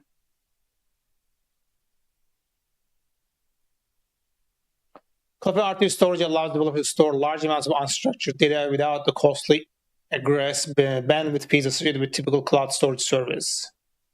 Scenarios include storage for cloud applications, for web content, data lakes, cloud storage output for large batch processes, machine learning model artifacts, or data sets. Good point. Good point. I don't store anything myself. Like my platform doesn't store anything. The platform takes the uploaded file chunks, puts it to your destination of choice. It places the files into your own storage as a customer. I don't store anything. No. No. I don't do anything temp either. Nothing stays on my server. Every content or file data, right, that lands on my server to my endpoint gets immediately placed to the target destination. Each chunk gets placed to the target destination, and then after that is done, it puts them together. It patches them together, and then marks it as complete. And that's it. I don't store anything. I don't have a storage. I don't have my own S3 bucket or anything equivalent. Like I don't keep any of the data. I am merely like a stepping stone between the data and your own storage the location. That's it.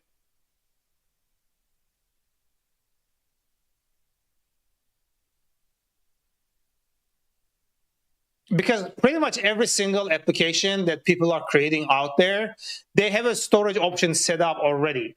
If I ended up storing the file that they uploaded to my own storage, they would introduce an additional step and they would create inconvenience. The additional step being that they would have to transfer the data somehow from my storage to their own because they're going to need to use it somehow and they're not going to have access and I'm not going to let them use my storage for reading data because that would accumulate cost on my end. So there's no reason for that.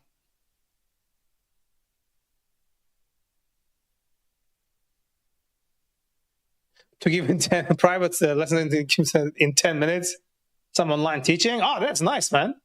Cool.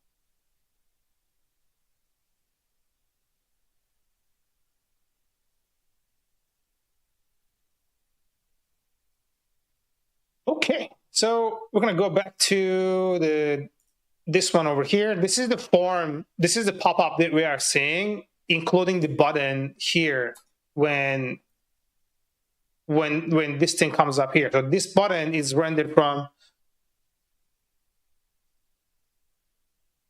So like you do like one-on-one sessions over Zoom or something like that.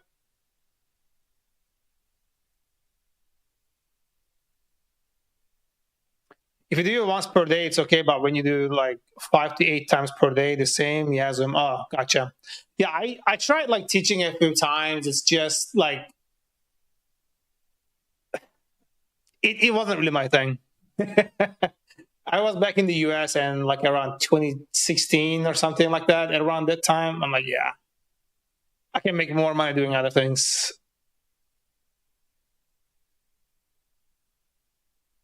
So I think I'm going to place that thing right into this here. So I'm going to create another field. Let's call this thing the region, because pretty much everything on every one of them out there has a region. I'm going to call this, hold on, how do you do, I forgot how you do comments here. Okay, like this.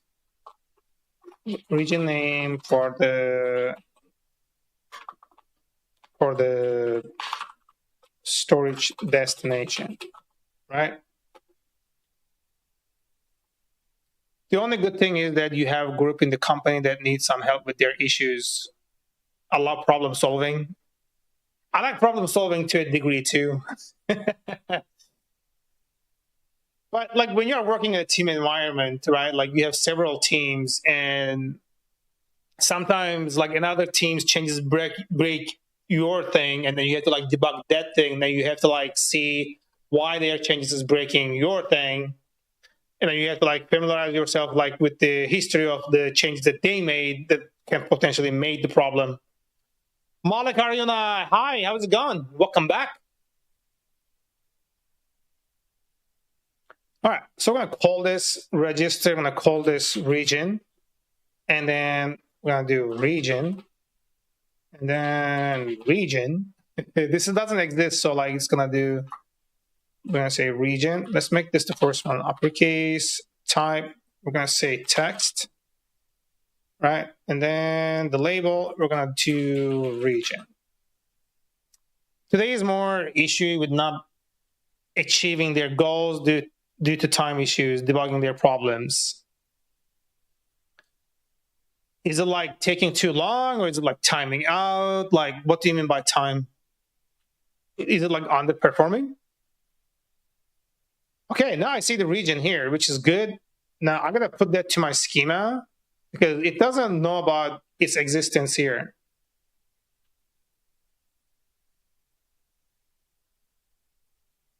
Okay, schema container name, and then I'm gonna do this here, region. String is crad. Why am I doing this? Test is crad. Oh, this is like a validator. Okay.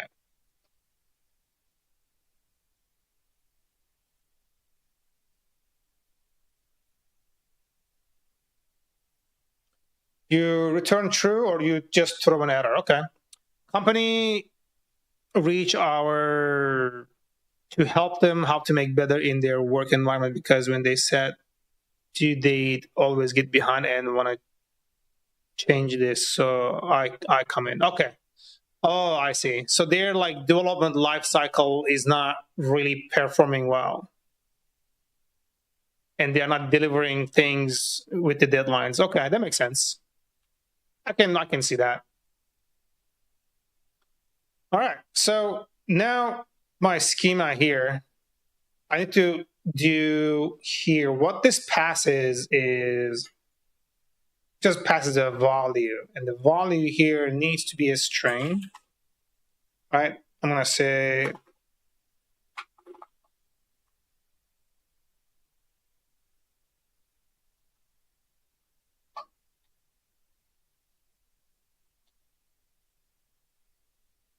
and I evaluate their work and how their ecosystem works, and now need to teach them how to fix the issues that they have.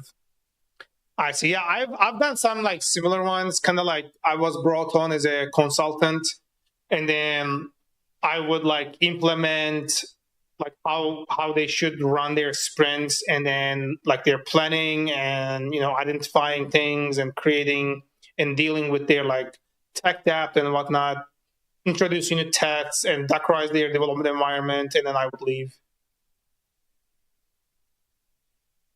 Problem of not having PM and lateness of readiness, and they don't evolve the technology. Yeah, lack of PM sometimes I can see its effects. That seems like more like a problem in like very understaffed engineering environments where like there's like 2-3 people. That's all their like engineering department pretty much.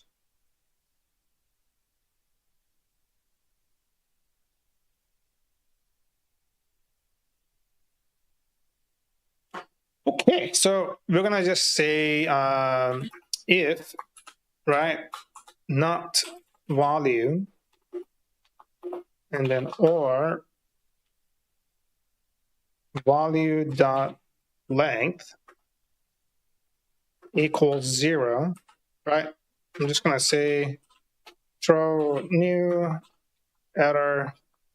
I'm gonna say region must be provided. Then we're gonna say return true. So that should work perfectly fine.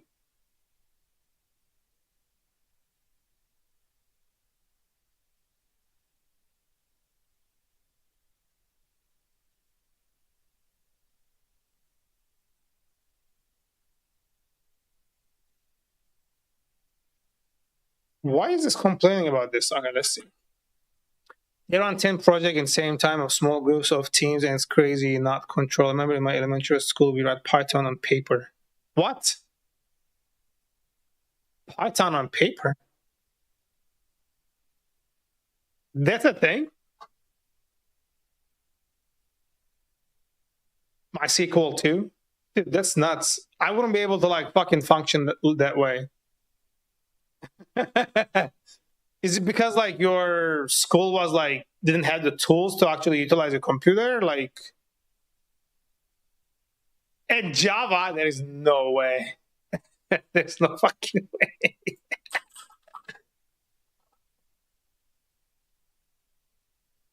Oh, if I don't do the region, I can't. Then it becomes okay. This is actually pretty good. All right. We did first on paper and then on PC. I wouldn't be able to learn shit that way. Python on paper was crazy. It does sound like crazy.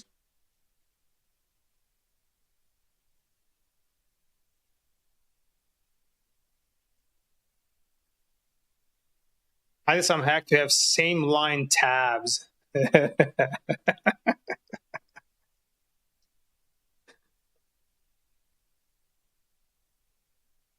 It's already hard to read some of the code people write. Like, imagine you have to read the fucking code somebody wrote on paper.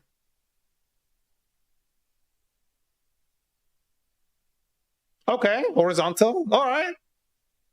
Guys, I'm going to check on my cat real quick, see how my boy is doing, and then I'll be back in a sec.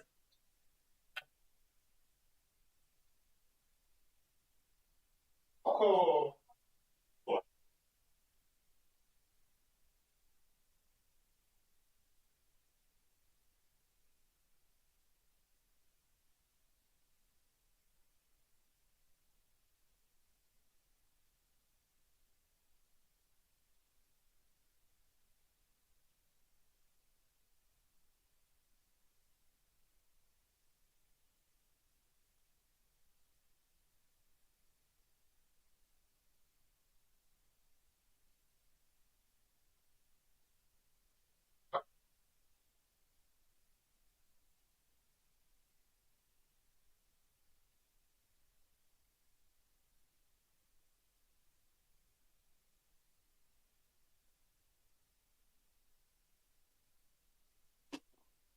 All right, I'm back. Bro, it's been raining for the past 40 hours. It's so fucking depressing right now. And teacher write me on exam, great job, never think of that.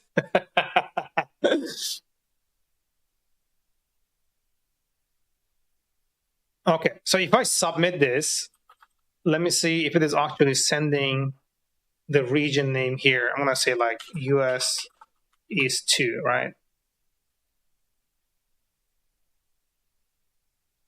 Payload. Okay, it is sending it. Cool. That wasn't so hard. Now I gotta create a migration for that column, and then I gotta store it. The point of the exam was that the code will never work, but mine did.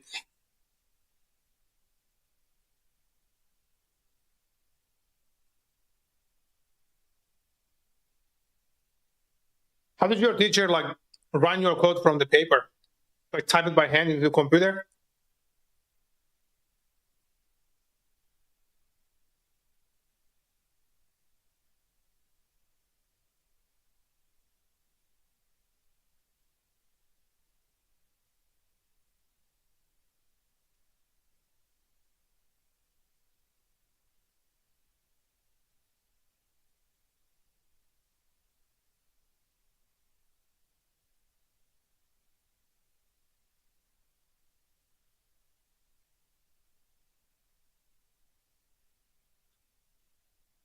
Indentation, okay. Yeah, that makes sense. Although I'm still like, I would be raging if they made me write like code by hand.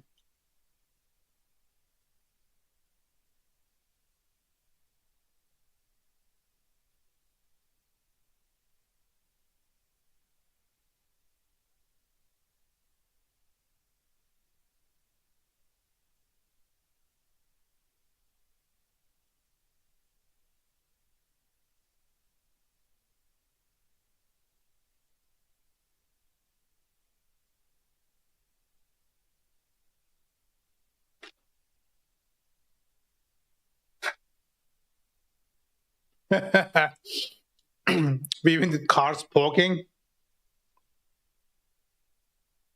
Where did you go to school, man?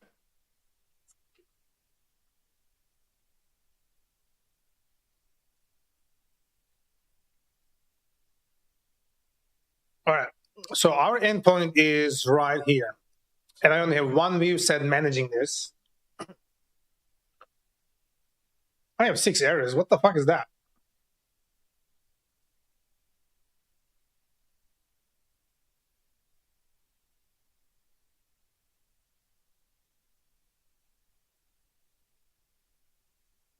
Oh, I think my type is failing.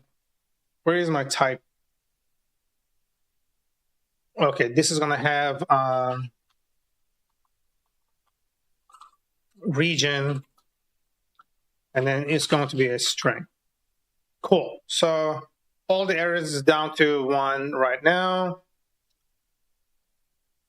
I'm from Europe. We have like extra activities. Yeah, I saw Scotland on your thing, like on your resume, I think. I'm not familiar with how the education system is over there. I'm personally from Turkey, and I learned programming by myself. Like I'm self-taught. So I can imagine writing fucking code on the paper and then trying to learn it from there. No.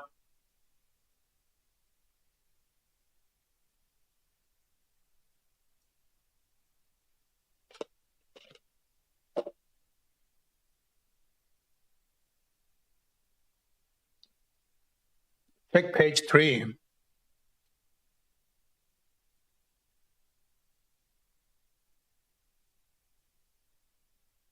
Page 3.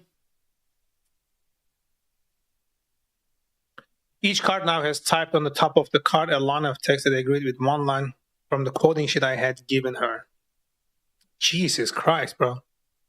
Punch card character coding. Oh my God. And you feed it into an IBM 360 computer.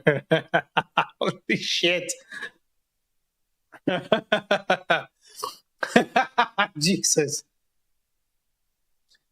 Seems like we came a long way since then, which I'm happy for. You might as well write it in like Braille.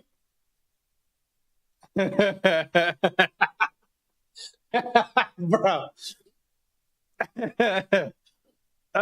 Shit. When you have like 500 cards, yeah, that's what I'm saying. Like, sounds insane.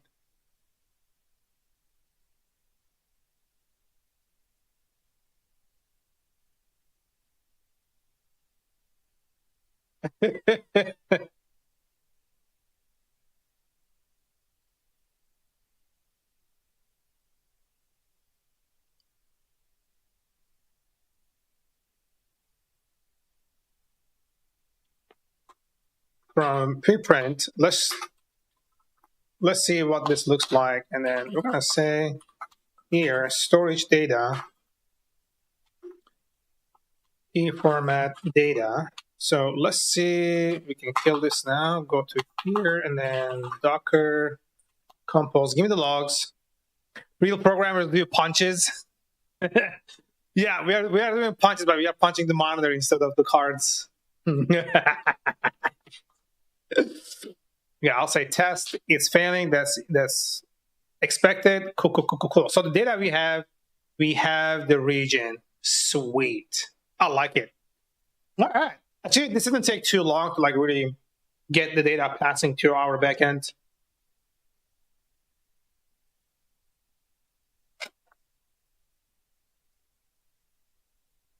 I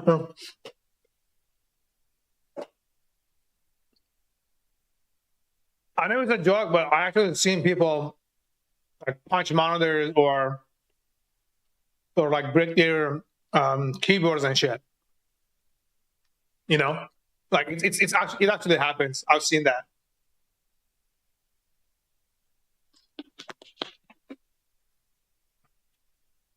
All right, so that's one. Now I need to go and look at my client that manages this thing, and then the client that I'm generating here. Let's go with this one over here.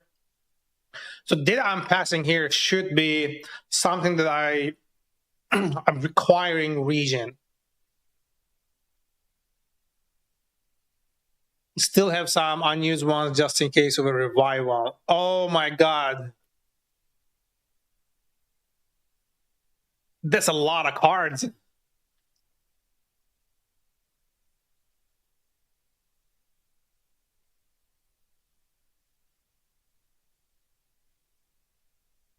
I think I saw something similar in that movie called The Hidden Figures. The Hidden Figures, where they're like trying to like feed something to the computer using Fortran. Like 10 lines of code if you translate. Oh my God.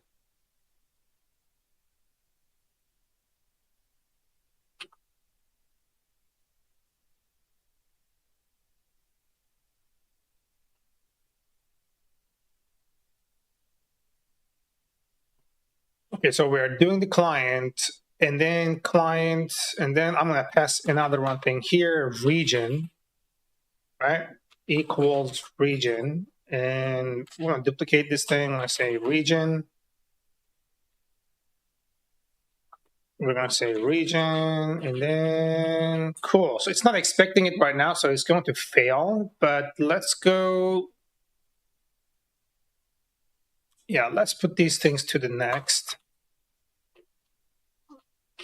So it's easier to read and it doesn't go over our like maximum line.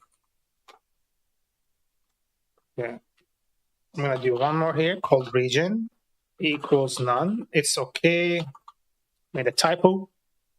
And then now this region, we need to pass that.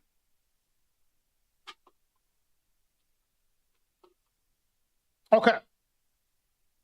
So my clients here that I'm creating, they're all gonna like take region. So where am I doing this thing?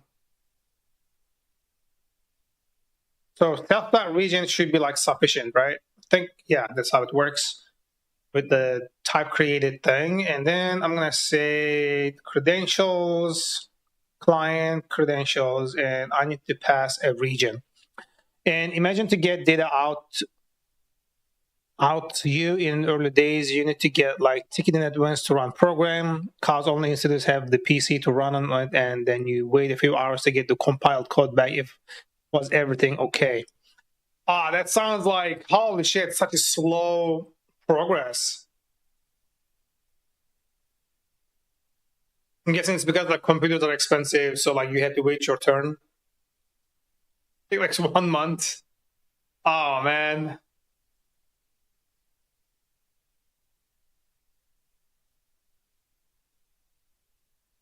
That's insane.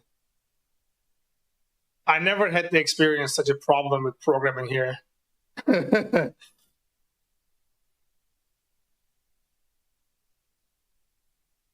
So Boto3 client S3 pass region. Let's do this. Boto3 client S3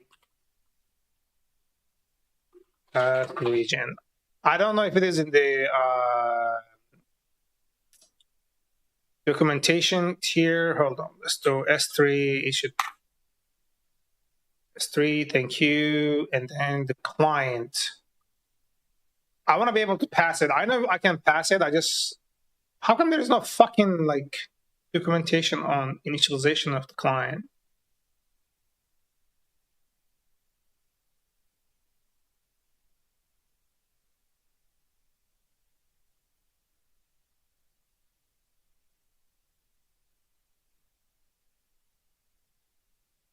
I want to be able to pass it. So what the heck? You know what? I'm just going to test it over here. Best way to do it is just, I'm going to say import Boto3. Okay, I'm going to do client here is going to be, right, Boto3.client. I'm going to just say S3. And then I'm going to say region equals, for example, US East 2. Unexpected. I got a notification, guys. Give me 1 sec. I think somebody sent me a message. Let me check this real quick.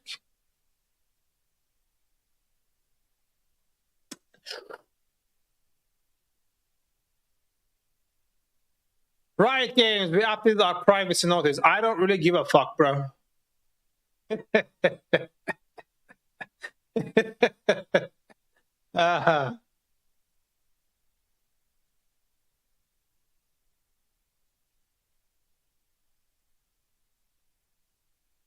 I bet.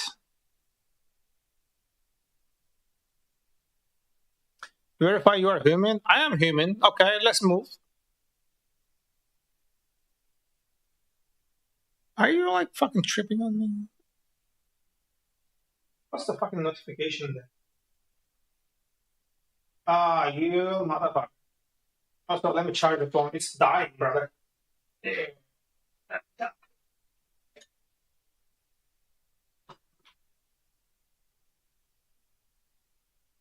Here we go. Okay, I can close this now. Sorry about that. I had to take that little thing to make sure I actually read it. Okay. That's frozen. Why are you frozen? Okay. Let's see. All right. Is it region name? Yeah, it's region name. Okay. So dictionary here, and then I'm going to say region name equals self dot region name.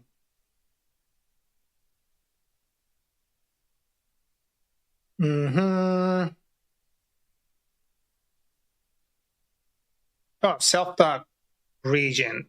I think we should like make it region name to be like more, in line with the thing itself. So let's go find region, and then I'm gonna just replace it. Region. Actually, no. Let's do this. Hold on. Find, but match case. Okay, region, and then I'm gonna do this one, do region name. Okay. So replace.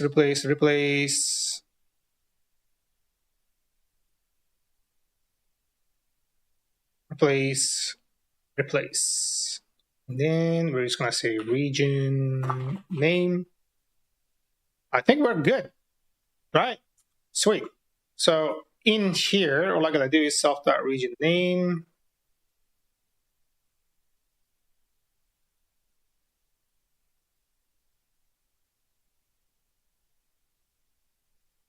This goes right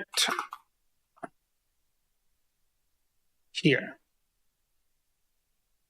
Cool. And then let's go do the region name here at, can't type, Jesus. So why is this highlighted?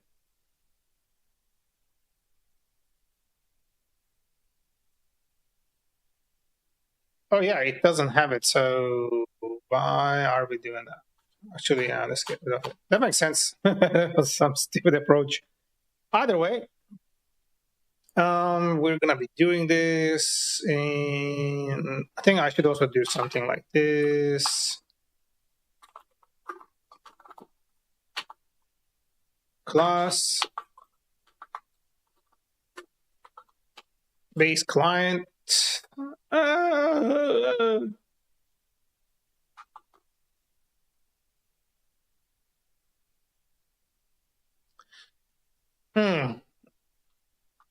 Key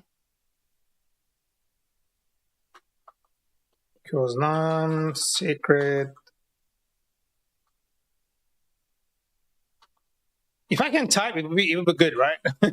Secret equals none, and then the region name equals none, and then this guy here is gonna be expanding base client, right? So we can actually like reference things directly over it, and we're gonna do the same thing over here. We're gonna say base client,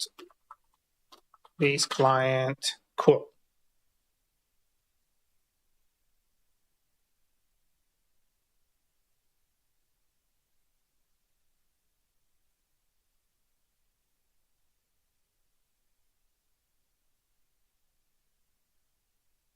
Okay, so the next thing here is I have to create a new field called region. I already had it and I never fucking used it. Shit, that's where the bug is, apparently. Where is the fucking region now? I don't see it. Am I tripping, bro? Provide the content references. Did I just type it? What?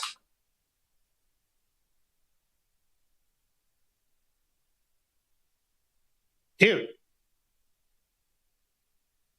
Oh, this is the one that we are retiring. I'm like, Jesus, what am I looking at here? I confuse myself like, brother.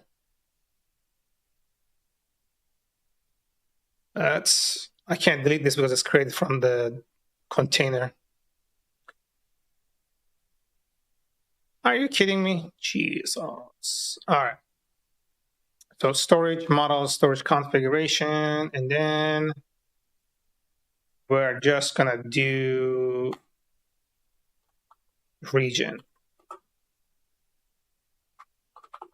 Region name equals, we're just gonna say models dot car field. We're gonna make it 100, right? Max length is going to be 100. It's not gonna be 100, but just in case. And then we're gonna say null equals. I think I'm gonna.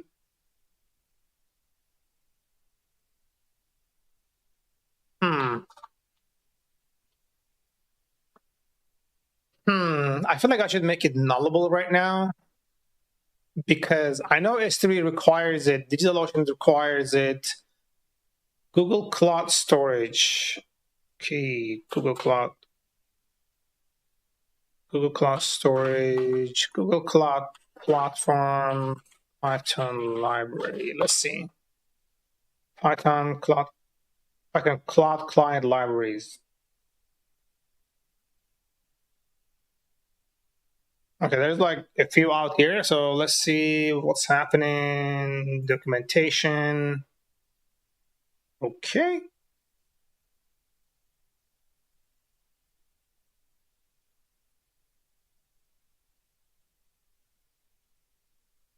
Storage. I'm guessing it's going to be like something around here. Optimization, PRS, storage. I don't see a fucking storage. There you go. Let's see. Python storage. Client library documentation. Okay, product client library documentation, cloud storage. Select or create cloud platform project enabling authentication, code snippet samples. Okay, Google Cloud Storage. Yes. Next step, cloud storage product document, client library documentation, managing access to data. Get bucket, bucket name, bucket ACL. Okay, what about location or region? So when you're getting a bucket or initiating a client, don't you have to like specify a region?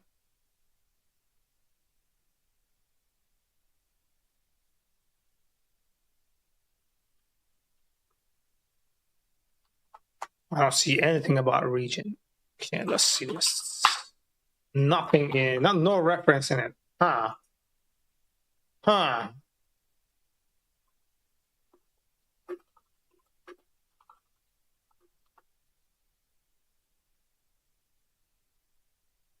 Okay, Google Cloud Storage Python bucket region. I don't know if that's a thing.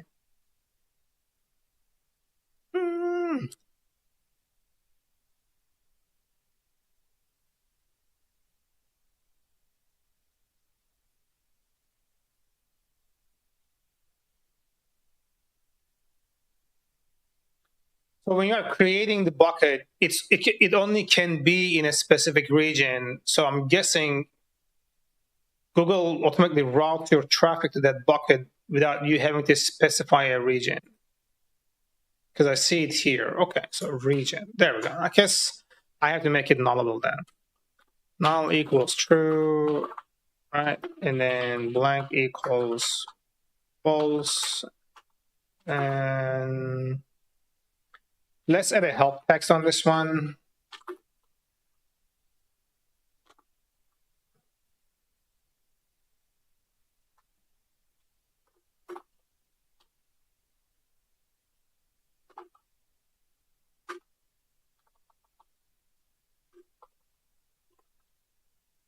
No, destination. I even made a typo.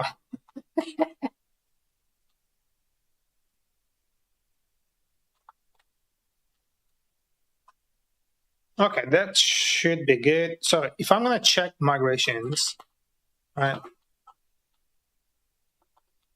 we're going to do show migration. Let's see if there's anything here that we need to pay attention to. Nope. Oh, shit. There's actually a migration that I don't want to have. I think it is remove content type name. Nope. Core. Nope. Remove storage user, delete API code. Delete this one right here. Yeah, I want to delete that. Okay.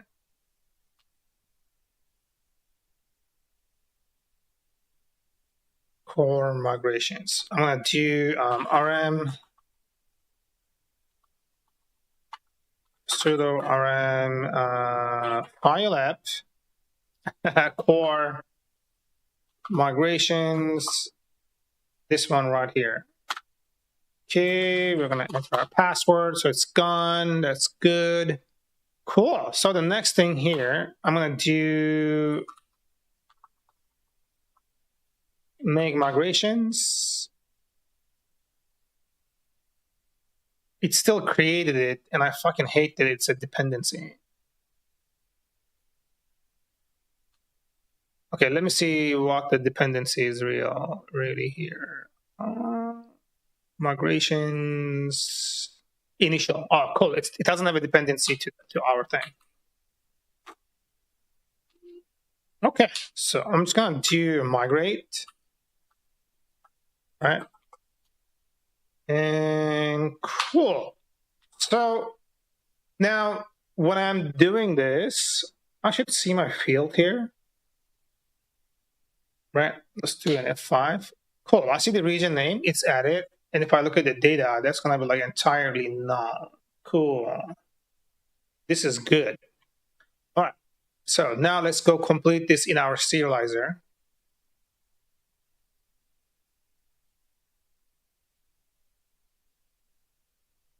And where am I creating the entry here? Storage serializer, hyper, secret bucket serializer.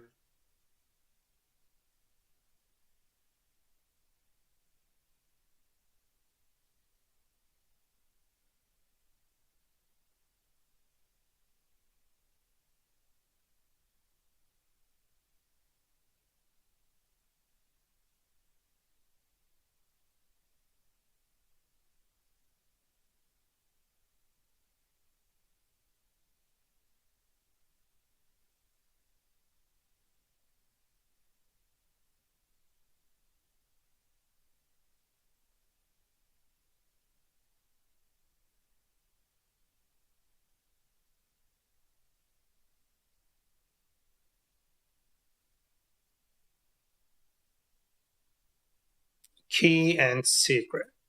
Let's do region name. And then we're going to say data.get and I'm going to say region name. Okay.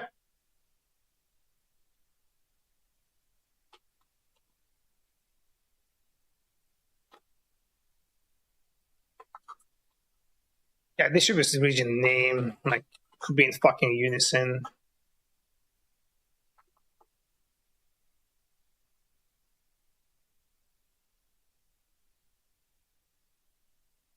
Yep, region name. Cool. We're all good. So, all right. Next one here, when we come down here, we're going to say region name. We're passing the region name.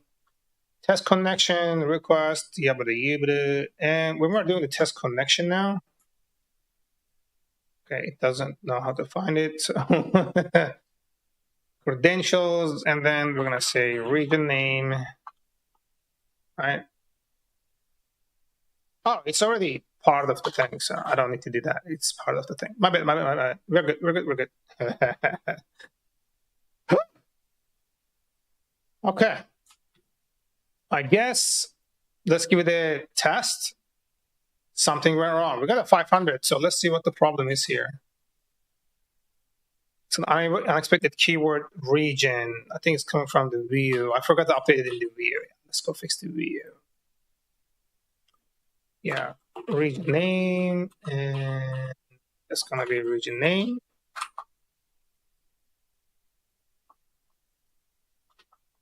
Okay.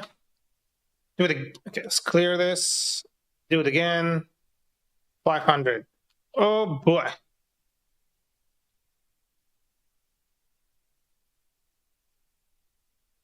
106.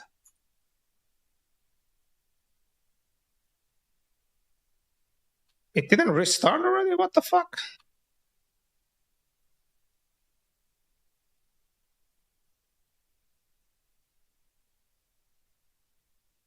Oh, it's not defined in this fucking...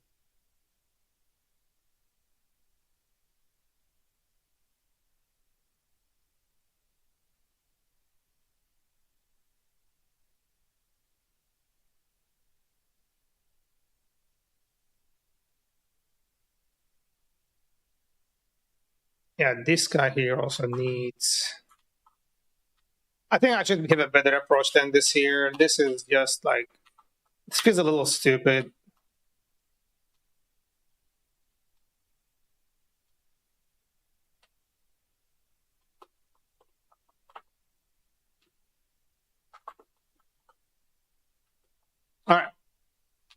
It should be good. We restart it. We hit it. We get 500. Fucking hell.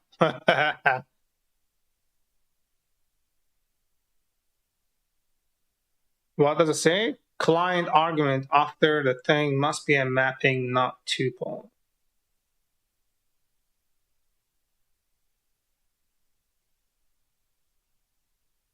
What?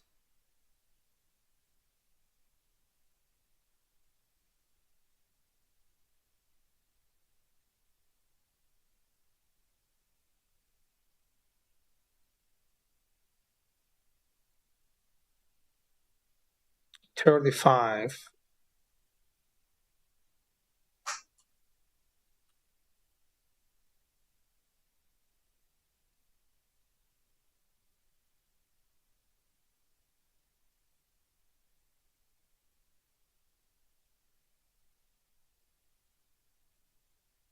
We are passing it as a fucking thing. So what the hell is your problem?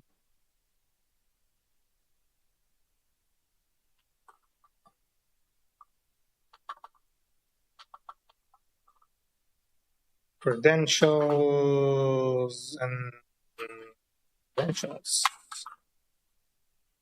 Okay, I'm gonna kill everything here and then let's go and then test this again.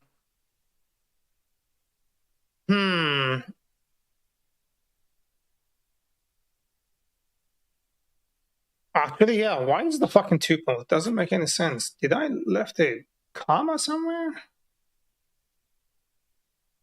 Oh, yeah, because of this motherfucker right here. That's my bad. I'm so sorry. I'm so sorry. Yeah, okay. Let's go. We got this. All right. Access to provide a bucket was denied. So it actually works. Okay, we're good. Bruh.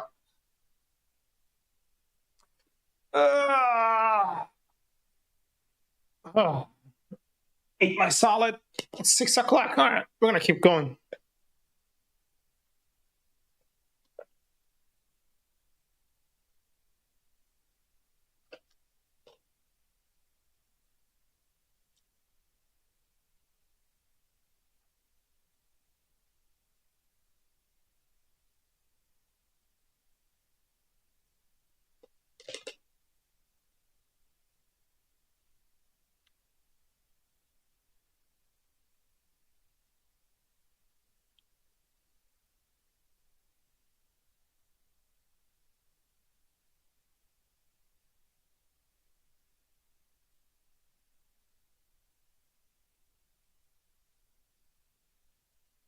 Alrighty. Excuse me. So, we are not experiencing a problem here, which is good.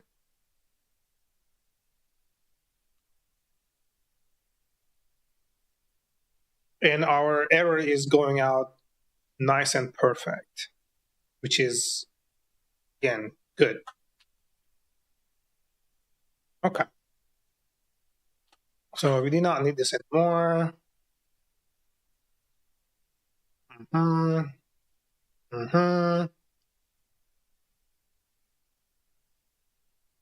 Authentication type, container name. Okay, let's do authentication type.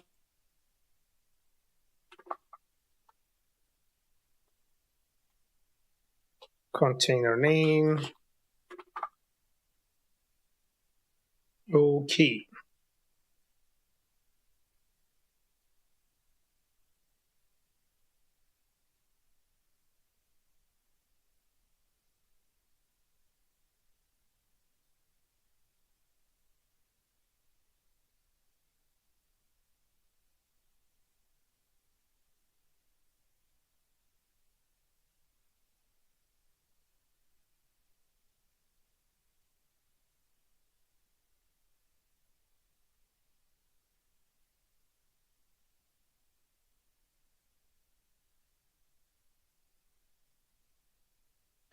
I think we are really close on this one here. So, okay. The only thing left right now is to get it saving. All right. Now, I'm just going to make this like return true for now, for the sake of testing. Right. And we're going to say here, to do, remove this. So we can like come back to it. If I come here and say like save, it should give me a 201 thing. Yeah, I know. So the post request that we made right here. Okay. I don't think it saved the region name.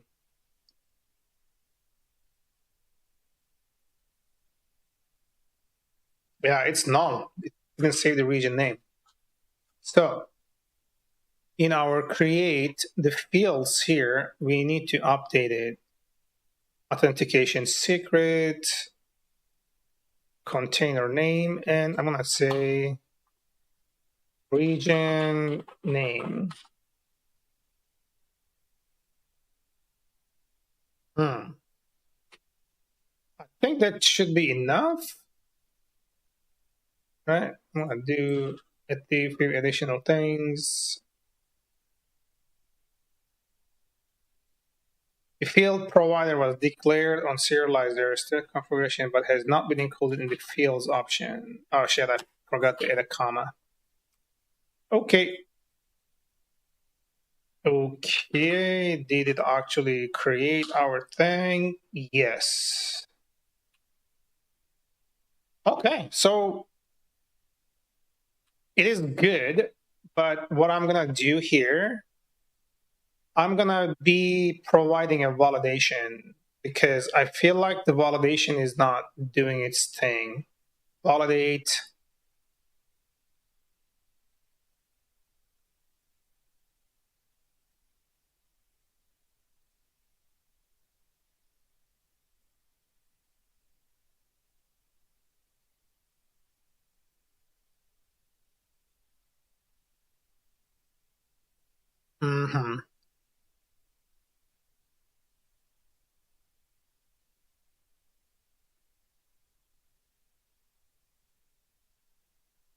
Okay, I'm gonna do this.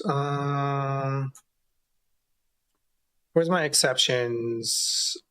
Volley. I'm gonna do volley required. Okay, exceptions. Core exceptions. Let's see. Account. I'm gonna just say here. Yabba base. Oh.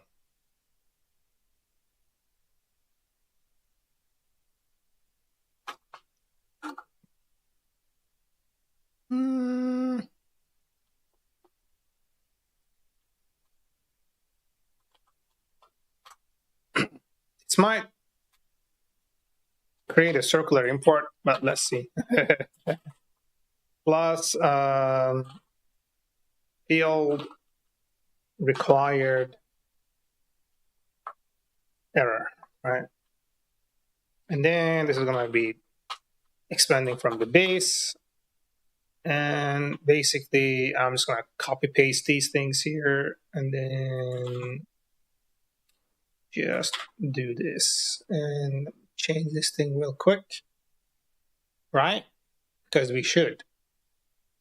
Let's start from here. Oh shit, I'm not even looking at my chat. My bad. It's not like anybody's talking to me anyways. Very code. We're going to say field required. And I'm going to do 400. 400. And I'm going to say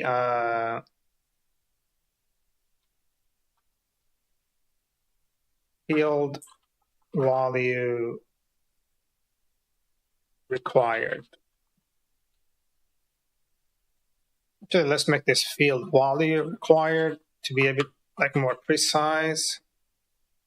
Field value required. Okay. So I'm going to try to do a thing here. I'm going to say basically if not region name. I'm just gonna say raise required. I'm gonna say here region name value is required. Makes sense, right? Right. I am glad you agree. Then let's import this fucker because it's not imported. Hoping it's not going to cause a circular import. Doesn't look like it is. But let's see.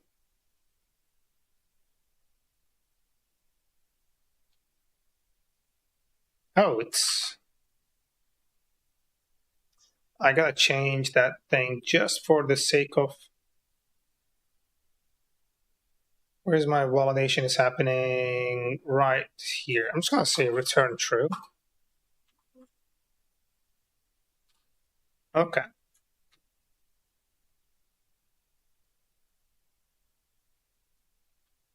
Didn't it like restart? Docker compose. Yeah, give me the NextJS here. Rest close on overlay. Click false. Yeah, it looks like it restarted. So let's do this. Let's do this.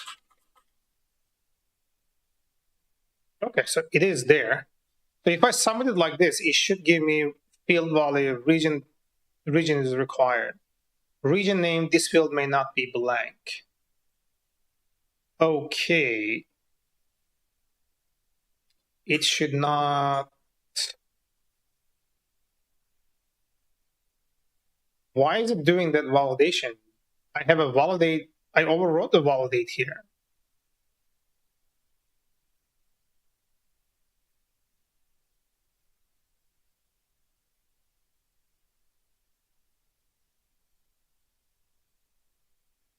Oh, because I'm doing it right here.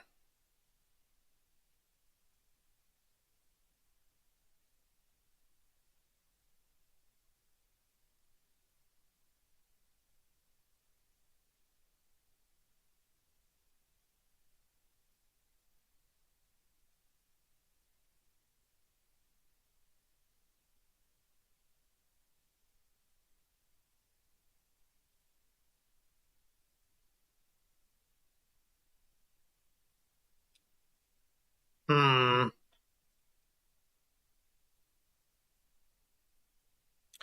Custom validation for field. Let's say Django REST framework custom field validation. Okay.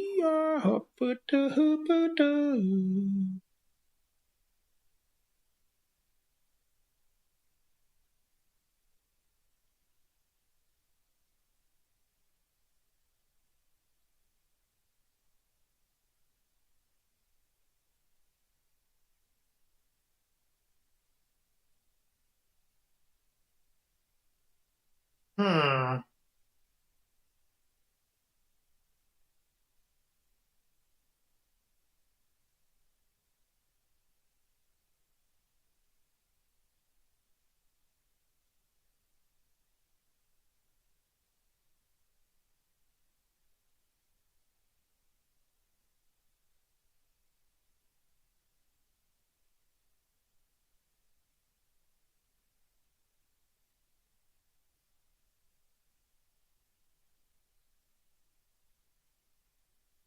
Okay. And the next tier is still don't know. Like it was from a custom fields validation.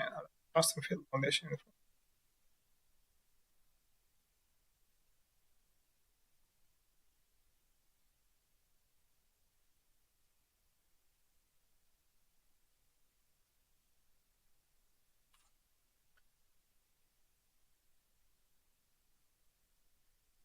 Validate region name. Let's see if this would work. Validate region name. And then I'm gonna say value, I think. I don't really know, like print region value. I don't know what exactly it is passing here, so I kind of want to see. And I want to see like this is actually getting cold. I'm going to say return value. I think that's how it's supposed to work. Let's go over here, kill this, go over here, and then hit this button hard. Whoa! Storage data. I don't think it's getting cold at all. Did it even like reload when I did that?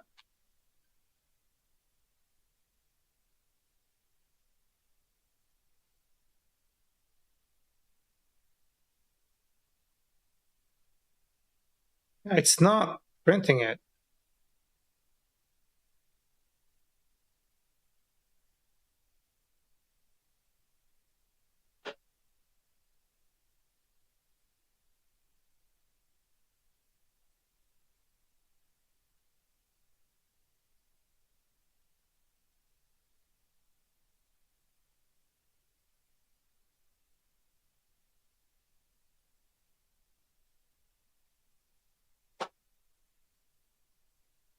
Hmm. So why isn't it calling that? I don't know what that is, bro. Let me check real quick.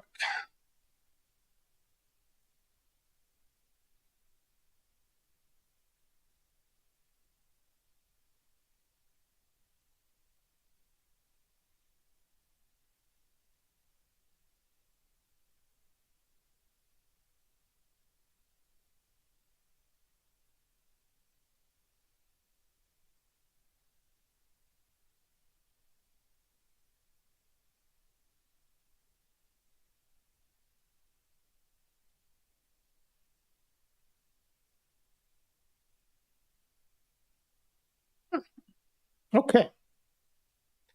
Don't know why that's not getting cold. That's kind of interesting. Hmm.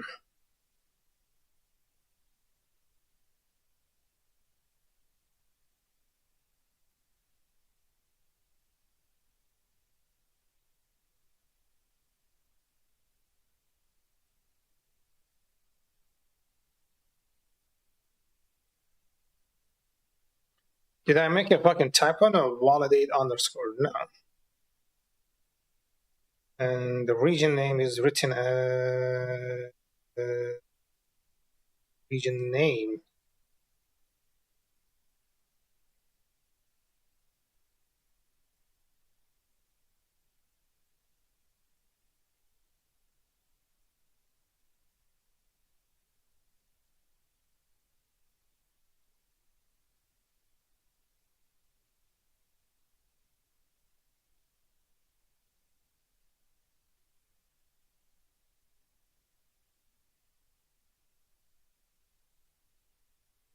Okay. So validate field name is getting cold and limitations of validators. I don't see that anywhere.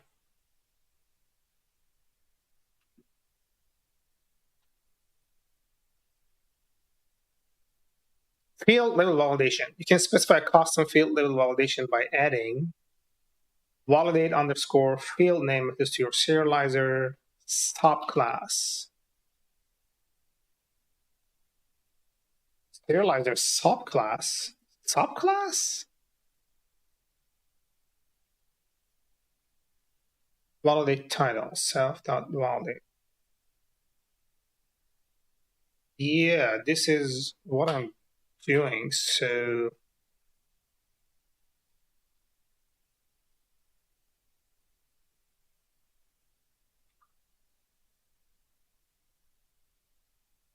can I do that in a model serializer?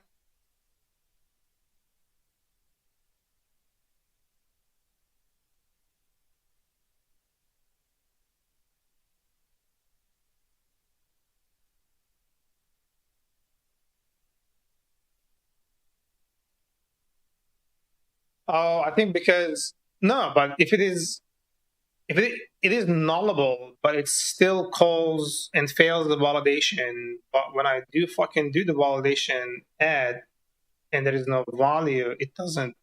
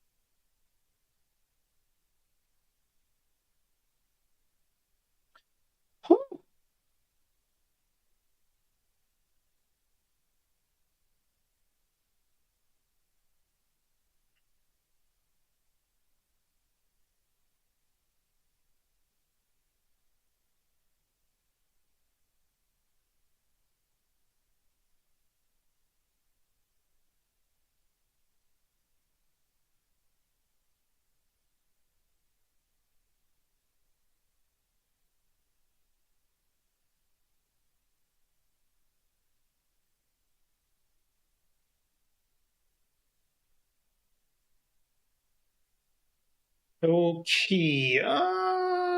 Multiple of 10. Either 10. Oh boy, oh boy.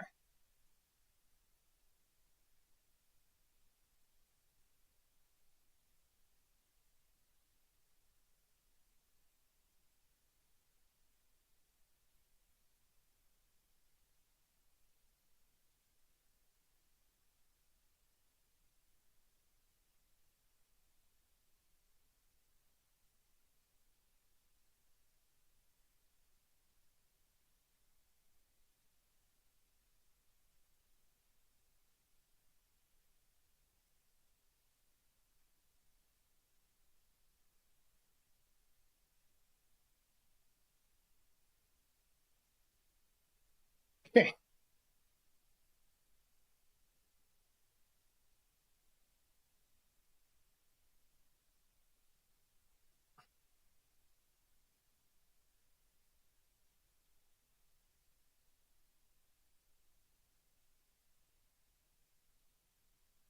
Django, REST framework, and model serializer, validate, field name not working. Let's try this.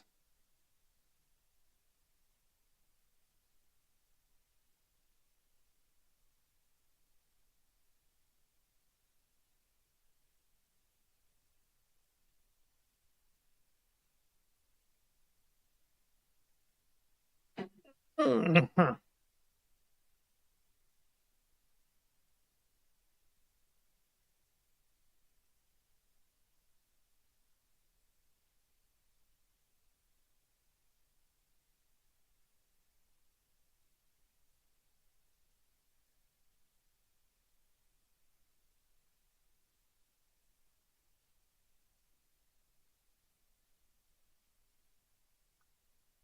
Did I fucking miss this shit here? Model serializer. Serializer class shortcuts let ultimately create a serializer class with fields that correspond to model fields.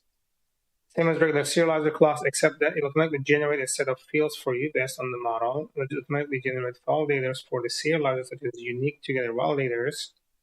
It includes simple default implementations of .create and .update. Declaring a model serializer looks like, yeah.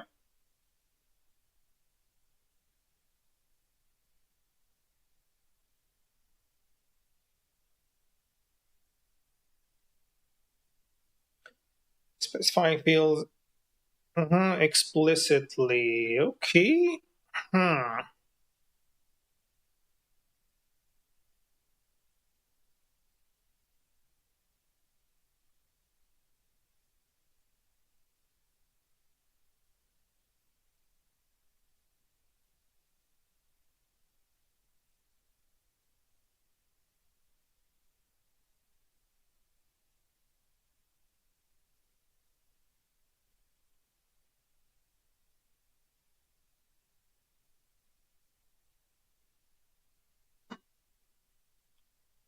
Oh. Hmm.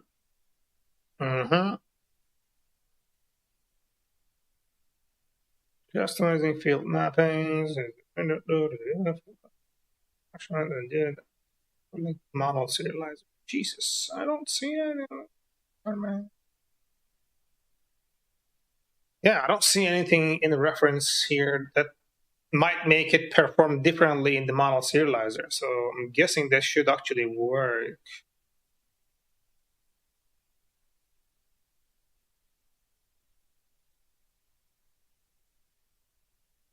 Hmm.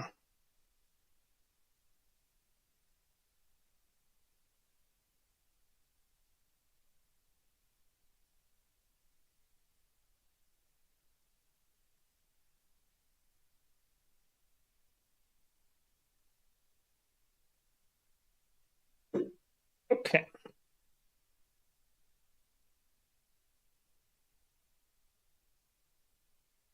Hmm.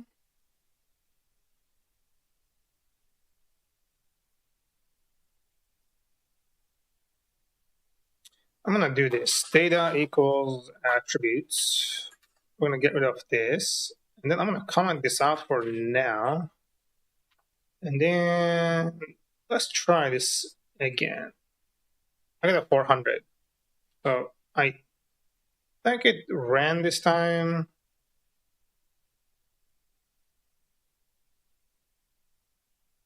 Doesn't look like it did. So what is the fucking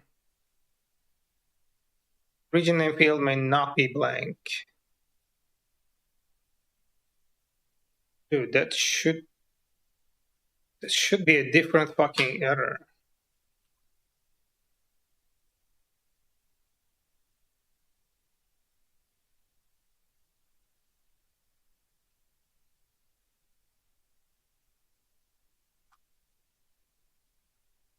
Region name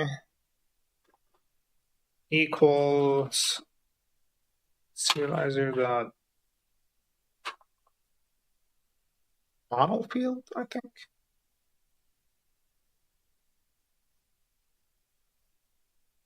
And when I say validators equals it, so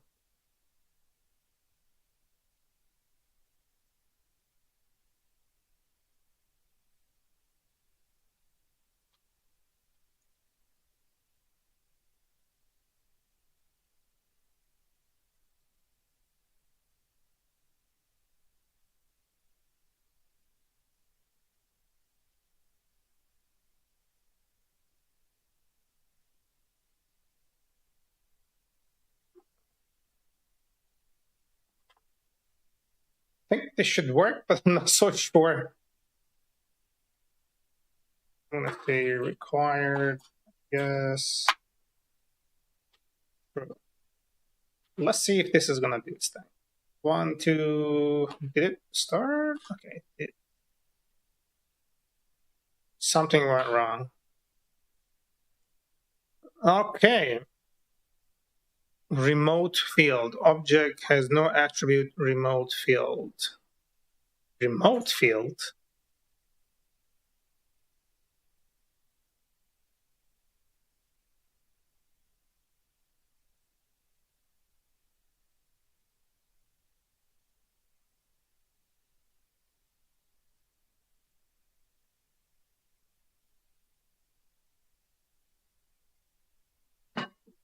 Hmm.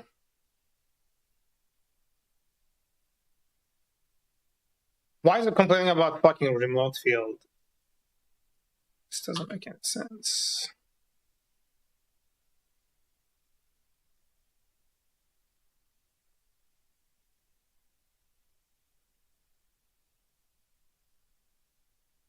Oh, that needs to be a fucking model field?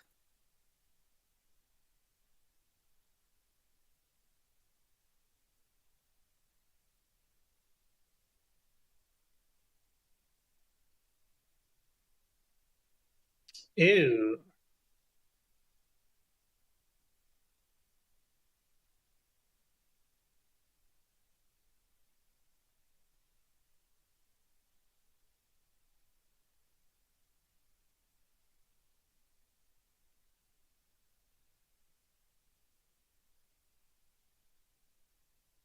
storage configuration dot region name. I think that's kind of what it wants.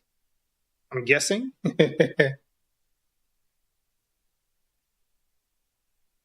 Got a 500 again.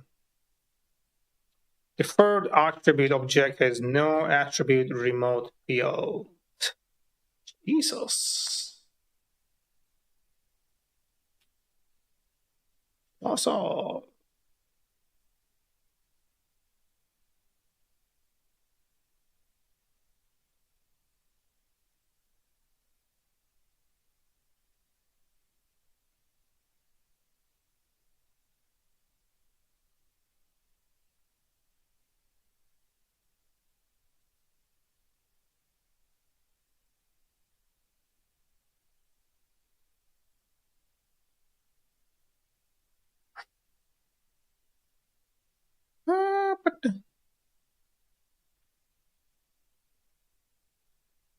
Hey, bro, this is kind of slowing me down, and I'm not sure what I'm doing wrong here. Okay, I'm gonna just do like serializer. I'm gonna do car field here.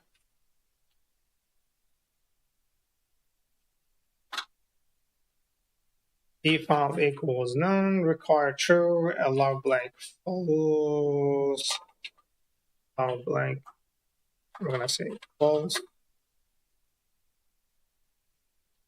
Okay.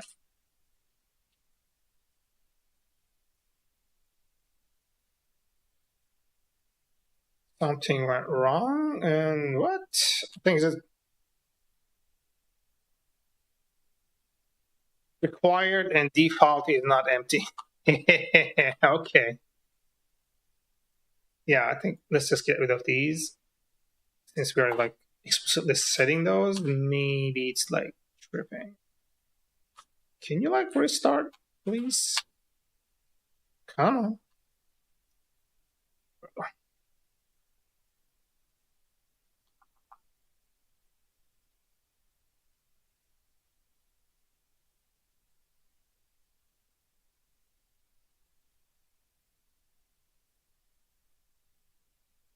May not set both required and default.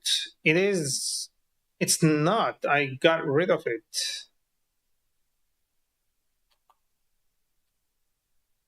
Okay, now it restarted. So let's go try this again. Clear this. This. We got a 400. I think this time it worked. Storage data is there. Bat request. It is still using the internal fucking validator. Like, I'm trying to override it.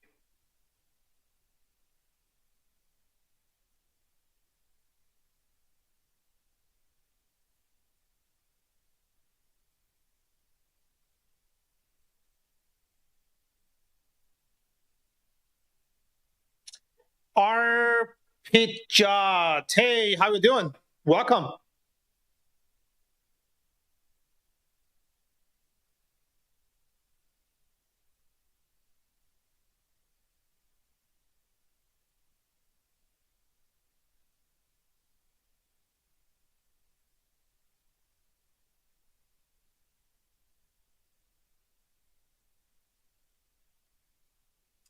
My legs. Yeah. Okay. I'm gonna just do this here. We're gonna get the access, the request headers, and oh, the fucking cookie. Yeah, it's gonna take a lot of fucking time.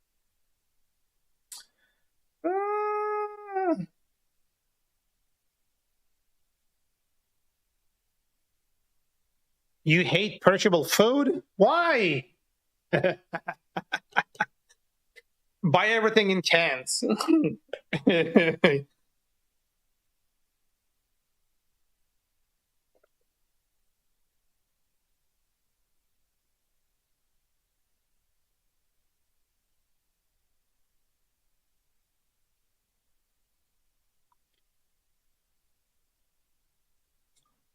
That's a real annoyance. Honestly, I feel that. Especially like the greens, like lettuce and shit. Or like spinach leaves.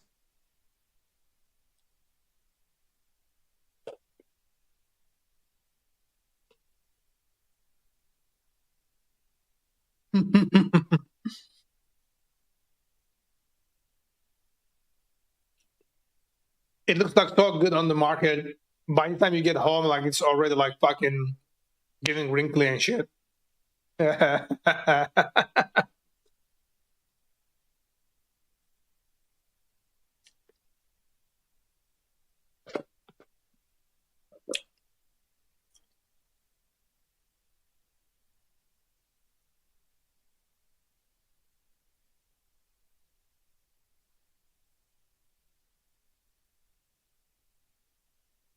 How the fuck can you possibly have a varied diet if the price doubles every time you cut the size of the product in half?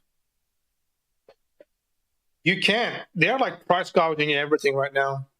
Like every single thing right now is getting fucking price gouged.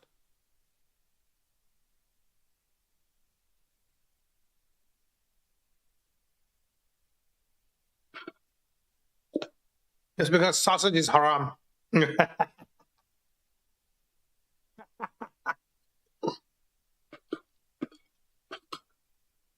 Man, that's real though. Shit is like out of crazy right now. The prices are like completely whack.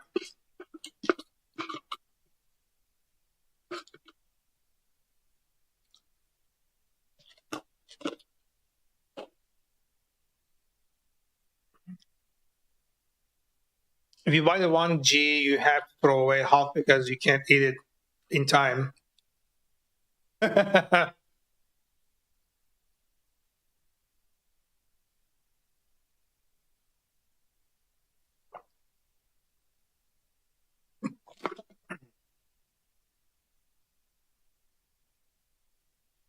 Yeah, I see your point. That's a good point. Operate, ARPit, looking pretty good, but I'm unable to understand anything. So yeah, I want to learn Python. Can you please make videos on it? I want to learn it from beginning. You are from India and you want to go basic to advanced. I mean, I wish I made some videos, but like it would be pretty redundant. There's like really good videos out there you can watch to get started. Have you tried like searching some beginner tutorials for Python on YouTube at all? You don't win it, man. Unless you can initially buy the sausage at like 500 gram for a reasonable price. Maybe you can freeze when you get it at home, like you can chop it into portions that you would be using and then freeze the ones that you are not going to be using in the near future. You are learning web development? Yeah, that's good.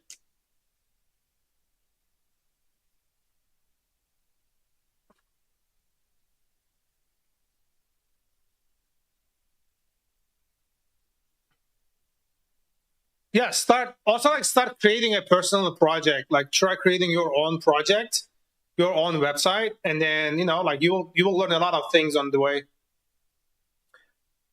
That's literally what I do. I have like 10 meals frozen, but my freezer is too small. Yeah, I experienced the same thing here. The only good thing about like me being here is the store is literally 2 minutes drive. 2 minutes. Not even 2 minutes. I can walk there in like 5 minutes. And then I can, like get something I need, like in very smaller portions, come back and cook.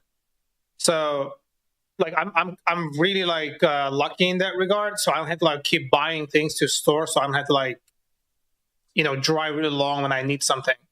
It's not a big trip for me.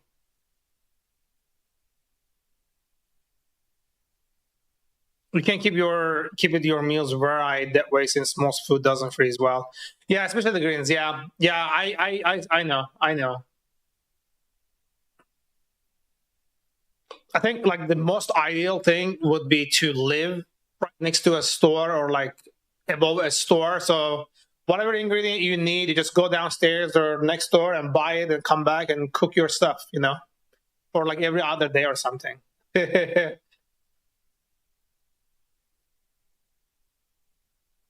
But like if you are if your shopping is in a like set up in a way where you only go like once or twice a month, right? Like that's not gonna really work. You have to like preserve it somehow.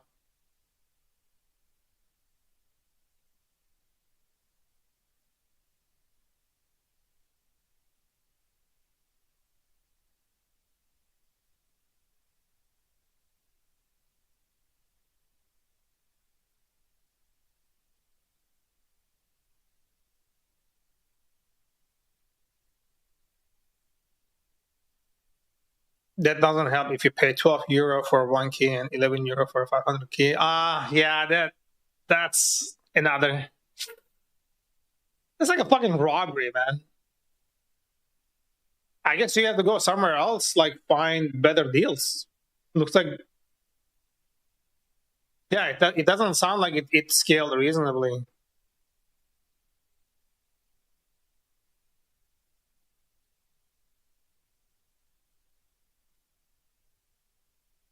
It sounds like you are buying things like prepackaged, right? Maybe like you need to find sources that sells it by the weight, so you only buy, let's say, like for the next 3-4 days, and you can, relatively reasonably consume those within the next 3-4 days without it going bad or without having to freeze. And it is scaled per weight, so it doesn't matter like if you are buying half a kilogram or a full kilogram. It keeps the ratio like for the weight. Only thing sold by weight here, candy and nuts. Candy? I don't know where you live, man, but most of the things I buy here, I can buy them by the weight. Like I just bought some deli meat, like oven roasted turkey, like a big slot. They slice it for you. Like I just bought it today, like 10 slices.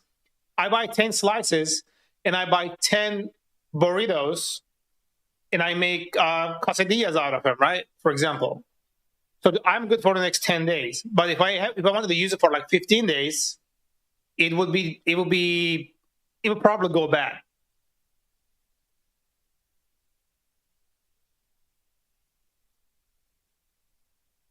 Everything is prepackaged. That's really fucking odd.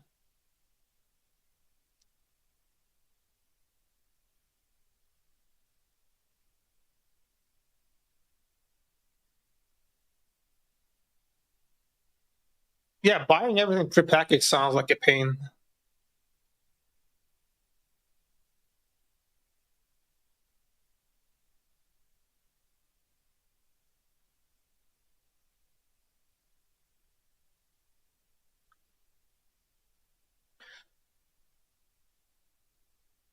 Create update serializer. So we are in the right place.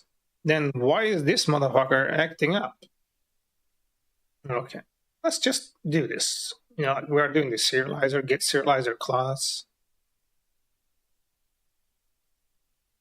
I'm just gonna do this here just for the sake of create serializer.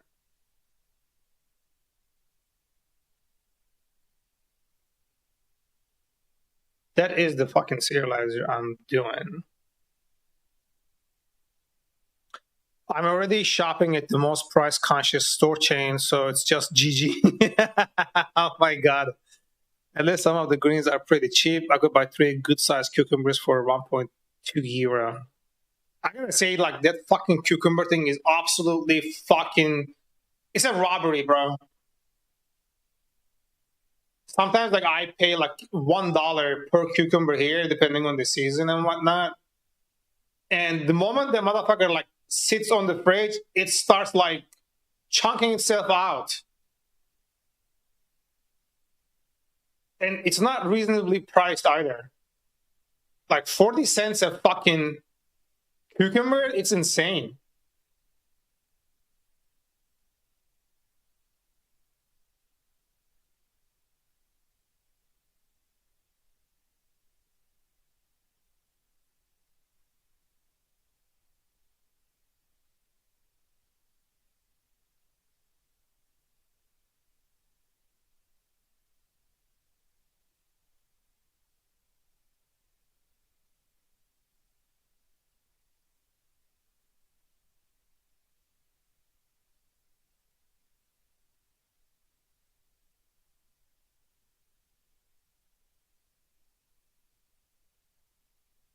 Thank God for pasta, rice, and canned tomatoes. That shit is half my diet at this point. Yeah, I've been eating a lot of pasta too, and I cut down on it because it kind of got too much.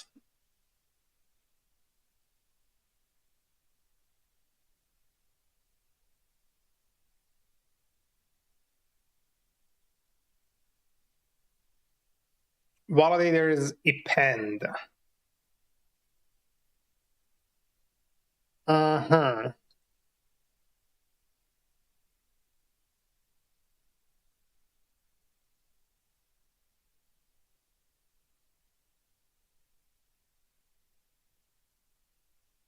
Getting pasta, the shit that gone bad, it doesn't go bad. Yeah, that's what's good about it, pretty much. Also, it tastes really good too, like if you prepare it nice. But the thing is, like, if you eat so much of it, like you put on a lot of weight too, a lot of carbs.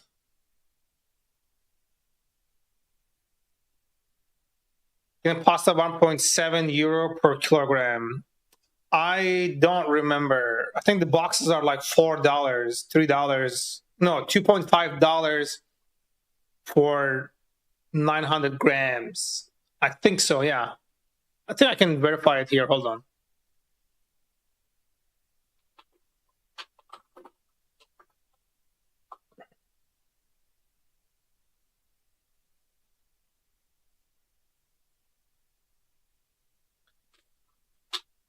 Pasta. Yeah, 900 gram is $2.5. Yeah, exactly. 900 gram is $2.5. And then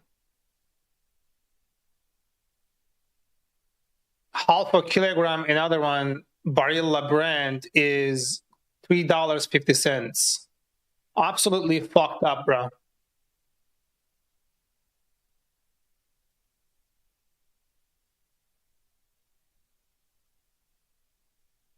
Yeah, depending on the brand, it's like $7 per kilogram right now if you buy that bread, the Barilla. But if you go like a not known brand, 900 gram is $2.5. Yeah, we are absolutely getting fucked here.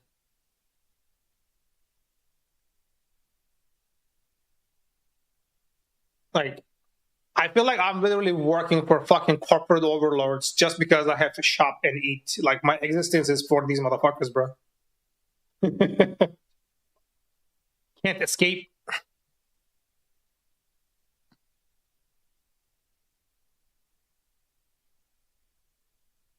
Vegetable oil is cheap as fuck. I don't use oil. I don't use oil. We need of oil town. It might be the oil that they collect from the city sewer systems. That's maybe like that's why it's cheap. How the fuck do you cook without oil? I don't like cooking things with oil. Like, I feel oil is just heavy, and I usually cook things on the grill. I have a grill outside. I put things on the grill, or I bake it, and I don't like. I use those sprays, like 0 calorie, sprays, and that's like what I take out. And most of the other times, I'm making salads, which my only dressing is lemon juice. That's it. Like, I squeeze it myself.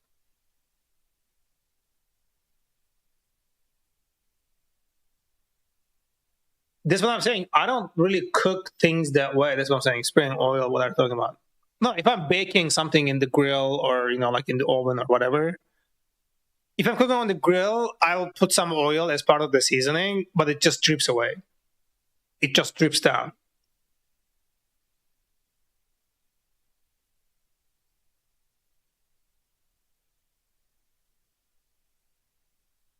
But if I'm cooking like stew and things like this, I'll usually just use water and a lot of seasoning and potatoes and onions. Especially the onion, because like onion will disintegrate pretty much, and it will provide that texture. pan fry. Like if I'm, for example, like cooking eggs, I don't use oil. I use those sprays, and like eggs cook in about like what, 20 seconds, not even that long. So right, and I have a non-stick pan. I will spray it with that thing, and then I'll just crack my eggs in it, and then that's it. Or like if I have something like sausage, like the Turkish sausage, it's like made from beef. It's like kind of like pepperoni. So the slices of it already contains oil. So like when you're cooking it, oil comes out of it, and it will make my thing oily. And I'll just crack my eggs on top of it, for example. Like I don't use any oil. Those sprays spray oil. It's not oil. It's like oil in like quotation marks oil. They got like no calories or anything in it. And like one can lasts me like more than a month.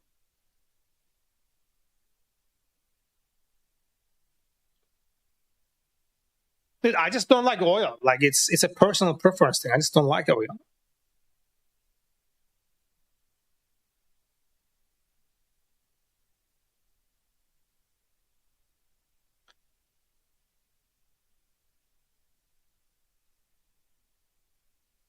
So why is this motherfucker not working here?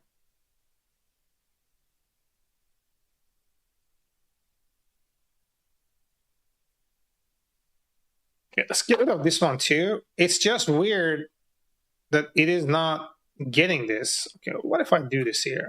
I know like it's not supposed to be there, but if I put it into the meta, maybe that's why it's not. Okay, so let's do this. Value, I'm gonna say meta. Did it restart? It seems like it restarted.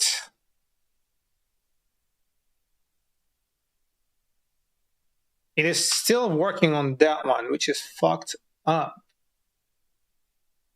Huh. That's since the serving size is one spray which contains less calories than the minimum requirement to this calorie count. It's just a serving size scam. Yeah, I get that, I guess. It's like the same thing with fucking Tic Tacs, right? Like it's 100% sugar almost, but the calorie is like what, 0 or 1 or something, because it doesn't like meet the regulatory requirement standard.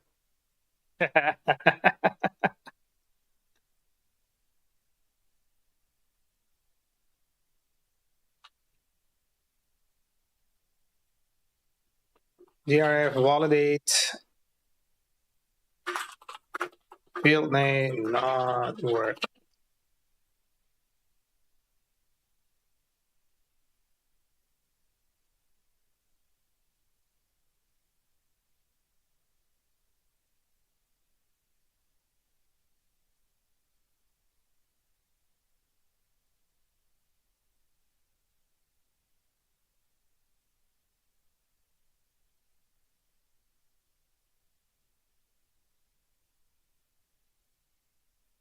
Serving size is 1 Tic Tac. Motherfuckers. Did all of those things, like, you know, they're constantly fucking going around those things like with the fucking loopholes, and there is nothing you can do as a consumer, unfortunately.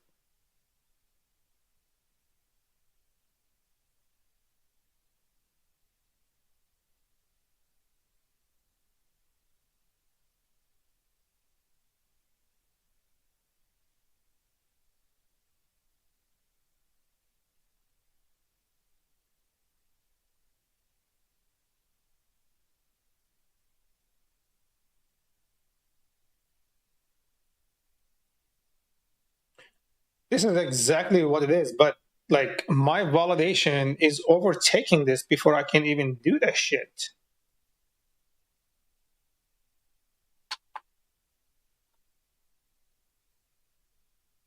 Region name, it's right there. And I already overwrote the thing.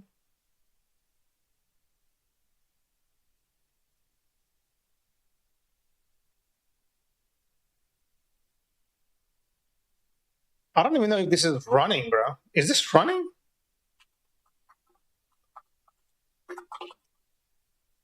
Main validate. Let's try this.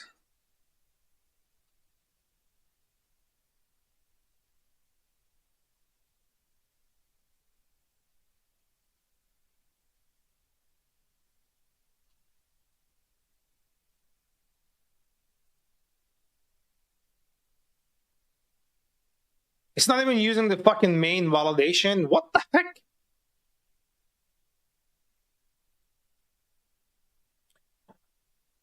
I don't use oil when cooking meat. I just cut out and render the fat first and then cook the meal in that. But you won't catch me steaming my vegetables. That shit fry doesn't use oil since they don't have any natural. So I don't become suicidal from eating vegetables.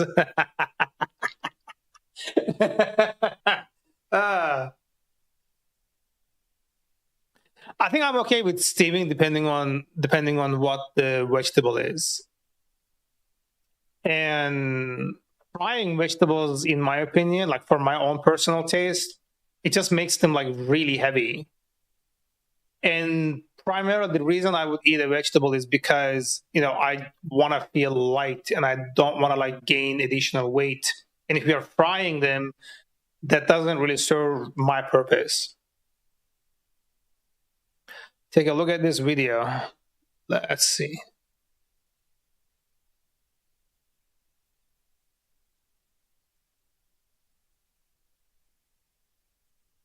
Yeah.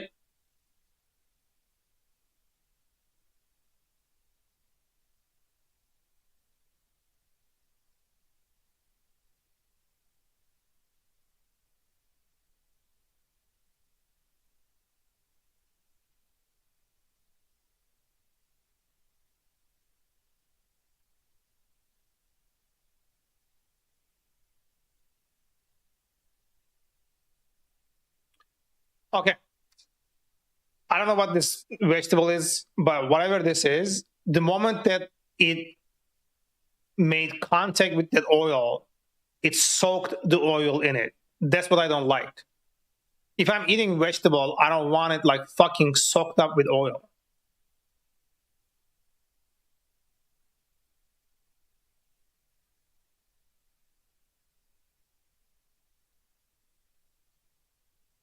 No, that's messed up. You don't cook it like that. What's your problem? Yeah,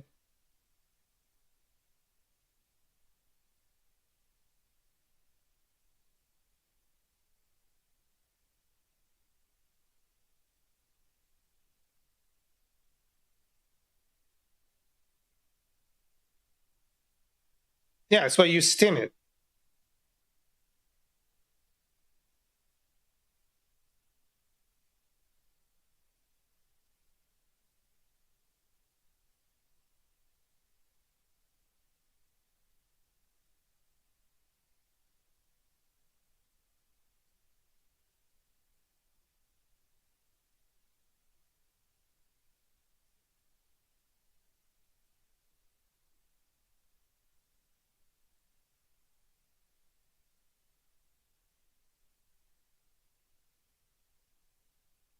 Yeah, it's a little long, so I'm going to do it another time.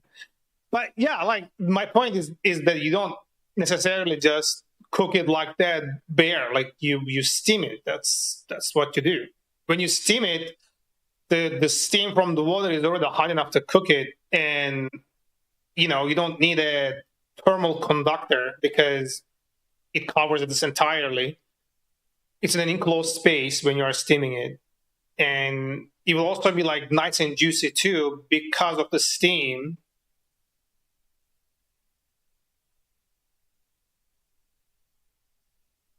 Or you can cook it in its own steam, like you can wrap it up inside like aluminum foil and then put it in the oven or whatever your you know thing, and then it'll cook nicely, nice and even. You are whack. For example, like I cook my mushrooms that way, right? Like when I'm cooking my mushrooms, I will spray it with that thing still, and then I'll season it, and then I'll wrap it up with aluminum foil, and I'll put it inside my grill like within the last 5 minutes or so, because you know I don't want it like overcooked and dried out. and then I'll take it out. I'm telling you, it comes out really nice. Steamed vegetables are hella nasty. Ah, bro, come on, man. Have you ever eaten like a veggie in a dumpling, veggie in like a broth, like a veggie broth? Or you can cook it that way. There are like so many options you can go aside from oil to have them cook properly.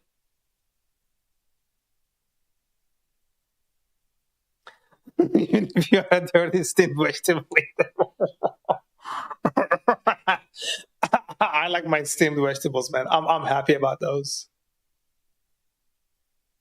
Especially, I like it inside like broths. It's one of my favorite things to eat.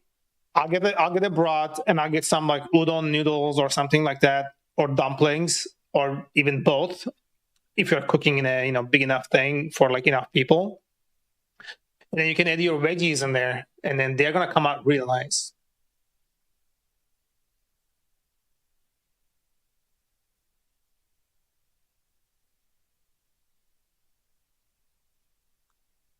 Dude, it's like wonton soup, bro. I'm not like, okay. Hold on.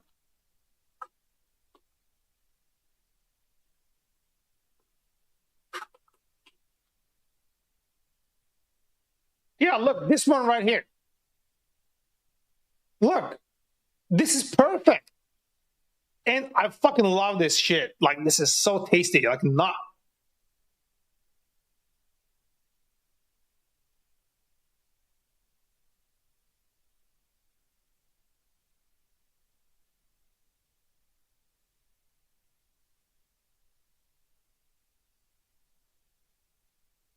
No, I'm not. I know this is not steamed, but this is like another alternative to oil. Like, it doesn't. You don't necessarily need oil to be properly cooking veggies. That's what I'm saying. Like, this is how I cook my veggies for the most of the time. Unless I'm grilling them, I will still spray it like a little bit with the thing, and then I'm gonna wrap it up in an aluminum foil, and then it'll just cook in its own heat. Still, vegetables are disgusting? Nah.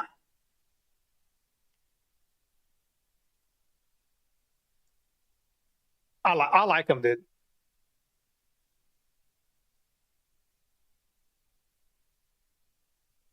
There is no oil in the broth.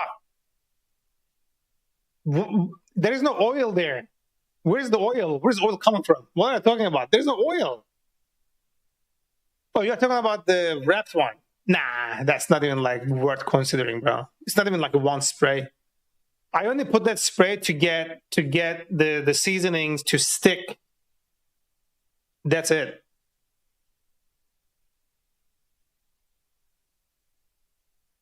The only oil I use is virgin olive oil, and it's also like part of seasoning. If I'm like, you can't cook without a thermal conductor.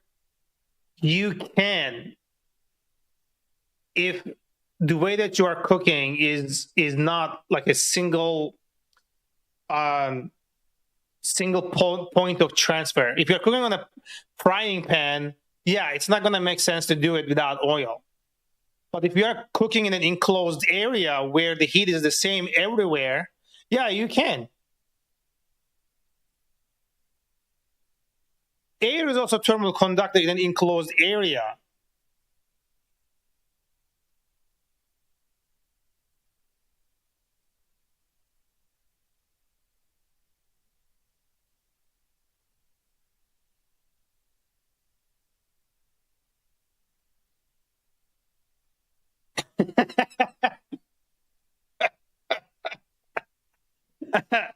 Ah, man, now I feel like so inclined to like do that, because I do it all the time. Like, I wrap like some of the veggies with some like red pepper seasoning, black pepper seasoning, and things like this inside an aluminum and make it like a little bowl, and I just put it inside the oven, and I will let it cook there. Right, like no oil, no water. It'll just cook very nice and like steamy, juicy in its own steam. It has nowhere to go. Anything else is fake news. I think you should give it a try, man. Honestly, like most of the time, what makes something tasty is the seasoning, right? Like,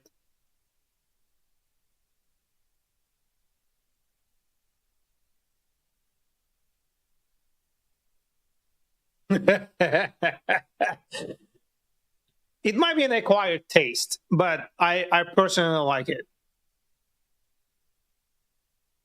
I especially like cooking my veggies that couple well with tomatoes. You don't even season your vegetables. Fuck.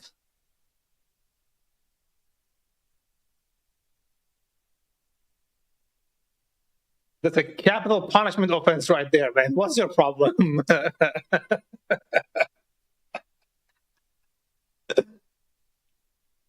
No, you gotta season it. Doesn't matter if it is veggies or if it is meat or if it is like, if you're cooking metal itself, put some seasoning.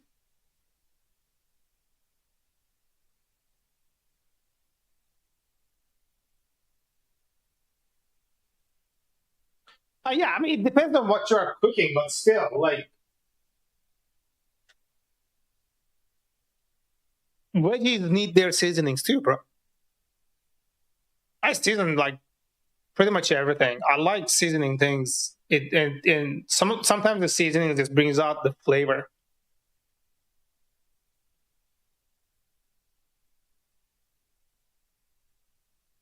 That's of course like, you know, you cook things that complement each other, right? Like that should be like your combination.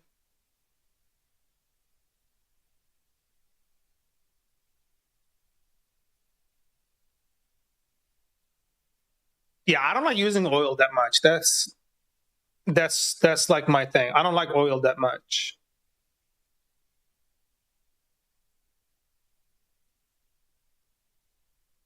It's also like I think it's coming from the times that I used to live in the dormitories during high school and the university, where the cooks in those dormitories, like, they would fucking pour gallons of fucking oil into every food they would cook, and then like you could see there's like little islands of oil on the food like consistently, and I got no choice but to eat that fucker, and like my body would feel like a fucking lawnmower that's trying to cut down that like fucking 1 foot of grass in a really tight area, right? Like my body is struggling, it's trying to do its thing, but like so much oil, it can't fucking like it. 2 minutes into eating, I'm already getting like food coma.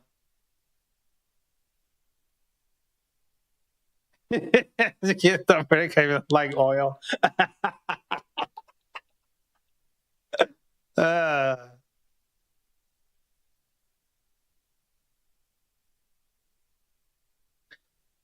then I gotta say, the food in America, it doesn't live up to the Turkish cuisine. It just isn't.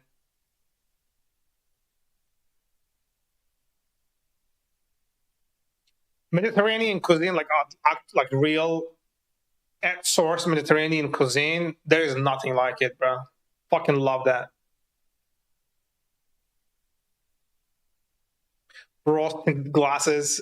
Uh, Look, I've eaten food in Turkey, right? I've eaten food, Turkish food in the US, Turkish food in Canada, American food, and I tried like whatever like I could get my hands on in the US, and then same in Canada as well. It's just like the Turkish food, there is no match to it for me. The fucking meatballs. Don't tell me the meatballs.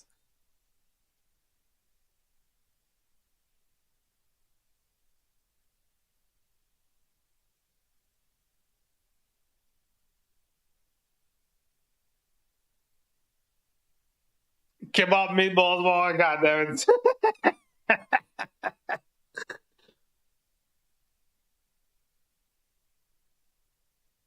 I don't know if you ever like get a chance. Honestly, if you ever get a chance to go to Turkey, like put aside a food budget. It's not it's not required to be much because like things are usually cheaper there. But I would say like honestly, give that like at the source Turkish cuisine a try. Nothing matches that.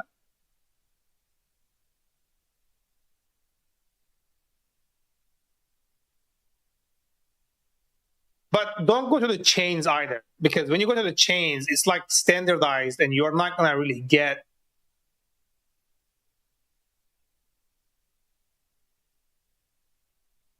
Got a kebab food truck person ratio more than one. Oh, bro.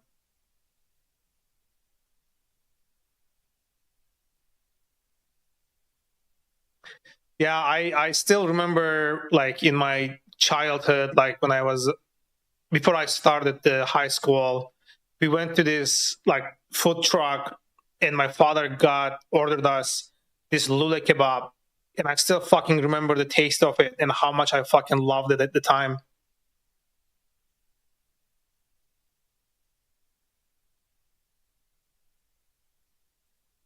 I hate eating fast food, but I eat it anyways because I'm lazy. I don't want to spend too much time cooking, and I want to focus on the work and whatever that I'm doing. So I'll just do a drive-through, and then that shit is just fucking trash. Exactly right. 13 euro for a burger and drink. It's the same here. Like you go to the fucking drive-through, you're out $15 for a burger for a meal. It's wet. A couple of weeks ago, I made my own burger at home here, and it was fucking amazing. And I didn't like for $13, right? I could make like fucking like 7, 8 burgers.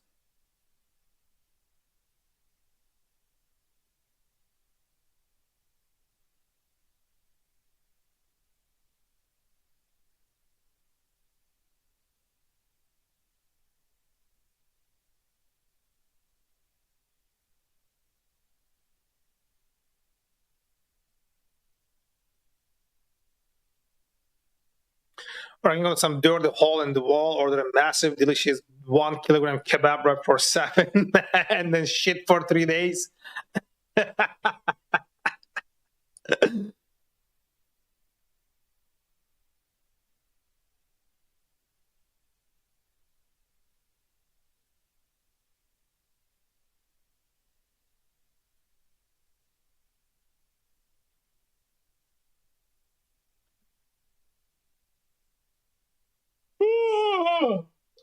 I feel like like I'm not really feeling it today. It's 7:30 right now.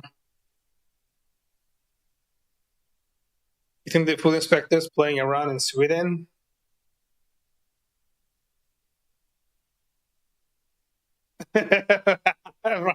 Rats running around in with hair nets? Okay.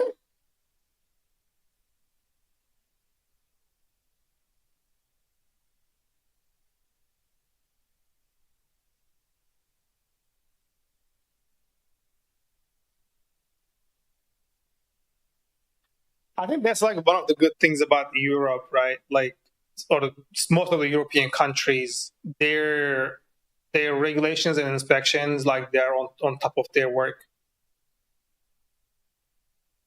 I've got several food poisonings in United States, but I never got a food poisoning in Turkey either.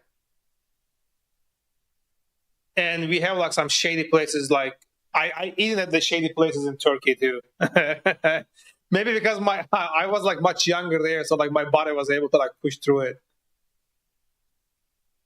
Right now, 12 eggs are $9. I paid 12 like 1 dozen eggs and $9 plus tax for organic eggs. Turkey is a shady place. What you mean? What do you mean? There was this like close to my university. There was this like a little bridge for the rails for the train, and then underneath there were those little shops, and then like the meat there was questionable, like they were saying it's chicken, but it kind of felt like maybe there was like something more than chicken there. Yeah, it's about like 70 cents per egg. 70, 80 cents per egg.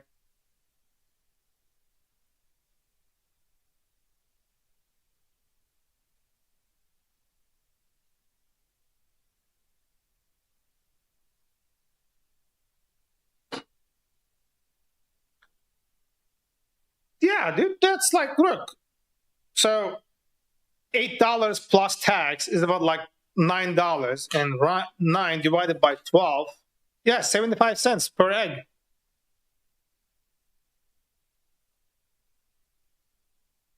Mystery meat is my favorite. I only buy organic eggs, so these are the prices I'm paying. That's the only thing I like insist on eating organic. I don't know if it is making any difference, but whatever.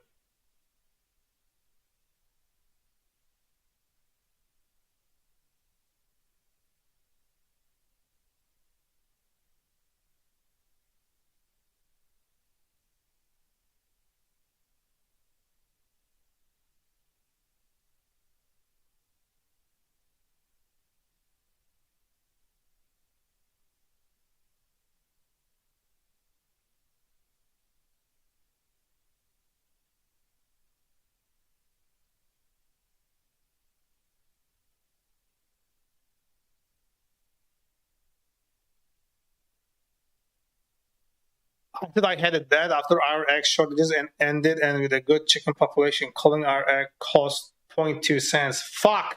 Can you just marry me so I can just come over there and then I can leave all this bullshit behind? Bro. Jesus.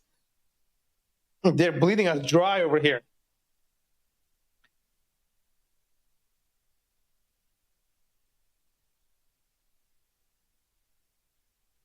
Oh, we are like getting fucked over here, like I'm telling you.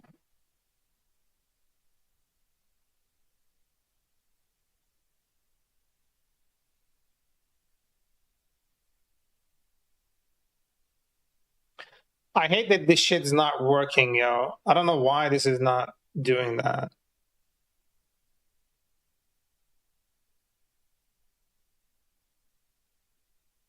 Probably would be cheaper since we wouldn't risk not being able to eat all the food before it goes bad. It's a win-win. I don't eat pork, but still.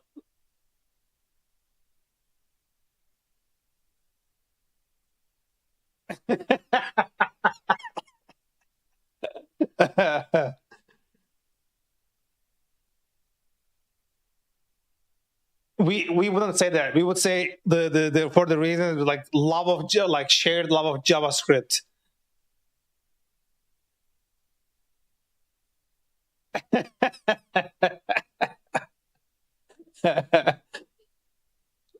Only eating pork since it's the cheapest. Yeah,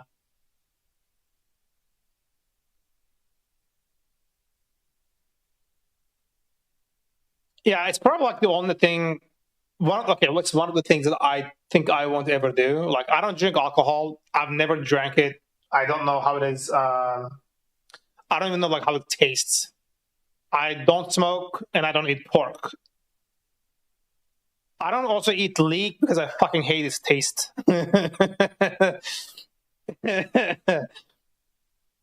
That's about it, I guess.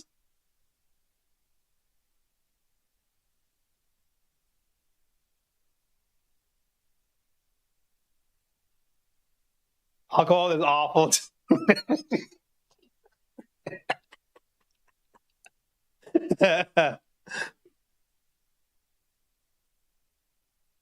Yeah, I was under the impression chicken would be cheaper. Maybe you guys like have a problem with this supply.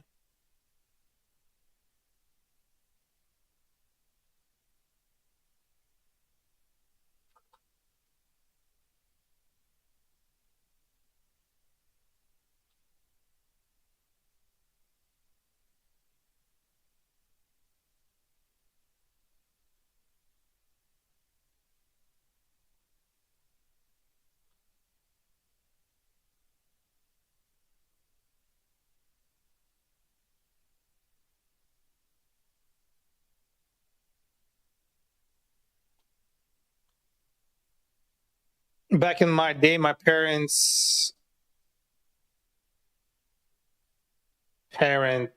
pressured me into drinking champagne, whiskey, and vodka. Can you tell I'm fat fingering a lot? I'm on my phone here.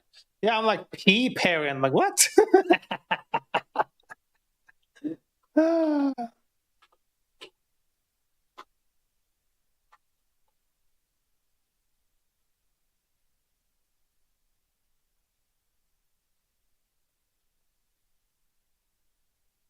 Okay, now it works.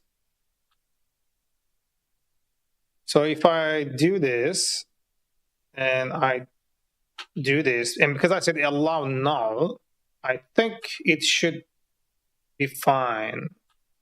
So it gave me a 400, right? May not be blank.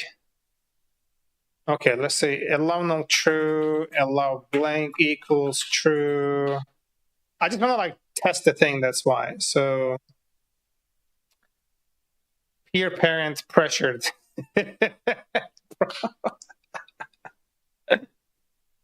Region value. Okay, yeah, there we go. So this, okay, this is good. This is good. That's why it was happening apparently. And if I bring this back to the original and I try it again, I suppose it's due to the massive Muslim population that settled here in recent years. How is that a correlation? That's, I'm trying to understand how it makes sense that that would be a thing.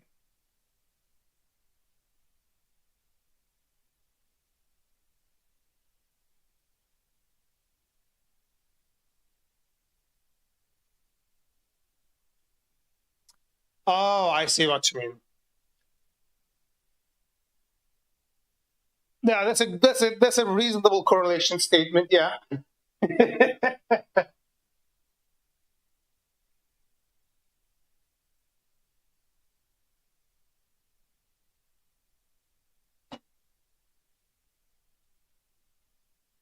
Okay, so okay, we made some details, we made some progress here, and I don't necessarily need this.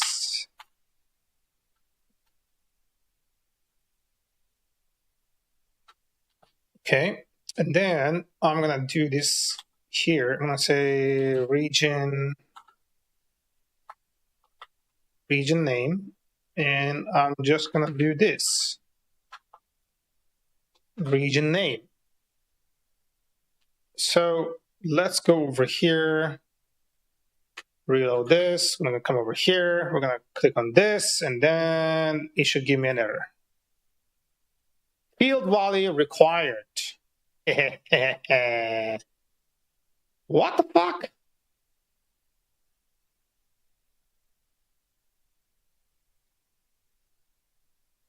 I gotta pass this as a message. There we go. I am also the same lifestyle, not out of any religious reasons as much as a God. Do I have super sensitive taste receptors for bitter flavors? Coffee, cigarettes, alcohol are all just absolutely unbearable, awful to consume.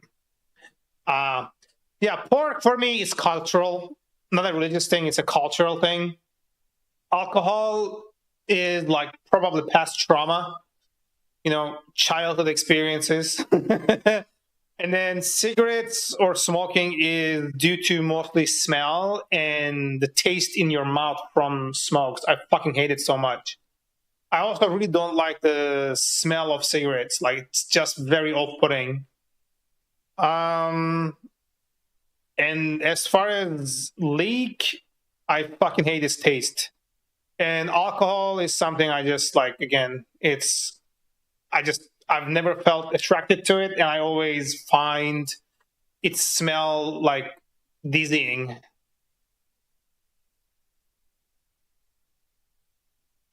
Fucking love onions though. I can't even eat them like fucking apple, bro. Just bite on it. That crisp, juicy onion, yeah, me like it. Any meat that's like cooked with like onion and garlic, fucking love it. There's nothing worse than onions. I mean, yeah, you're gonna have your preferences. I think that's only fair. Does it taste like I'm straight eating? I don't know what kind of onions you are eating, my dude.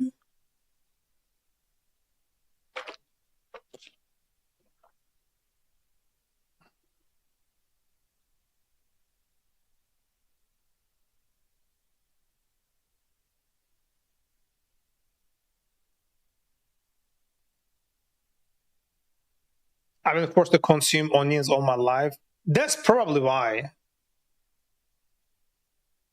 people love them for no reason. Because, I mean, personally, I used to hate onions when I was a kid. And then when I started cooking for myself, it felt like something was missing. And then when I started cooking with onions, I'm like, yeah, that's what's up.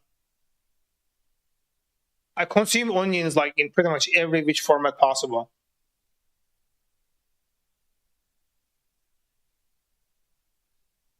Oh no, you get sick. I'm having like trouble deciphering that sentence. There's no form that I do not physically become ill from eating them. Yeah, so you feel sick after you eat them. Raw, oven, boiled, caramelized, it's all. Then like you're gonna have a lot of like trouble finding food that doesn't contain it, because pretty much anything cooked, like a lot of the things that's cooked, like onion is an ingredient because of the texture it provides. It's like a filler.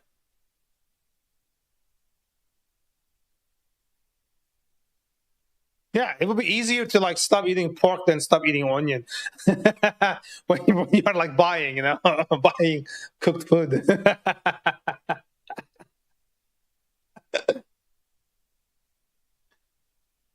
You would have better luck finding omelet without eggs than, like cooked meals without onions.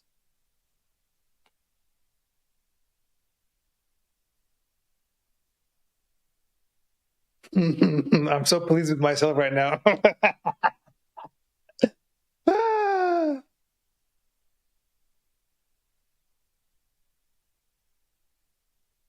Okay, so this works, and I think we're good. Good.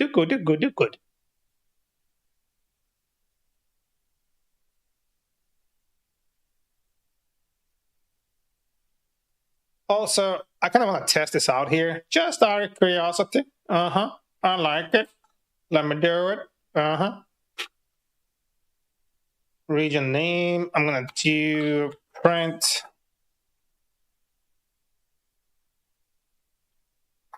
I'm gonna say outer.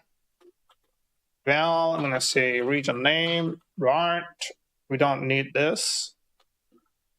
I'm gonna say this, and I'm gonna do here. I like it. Validators.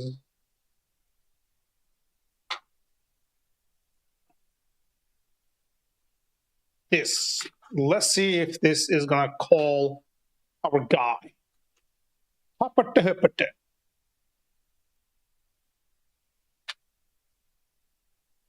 Do I see an outer? Storage data here. Okay.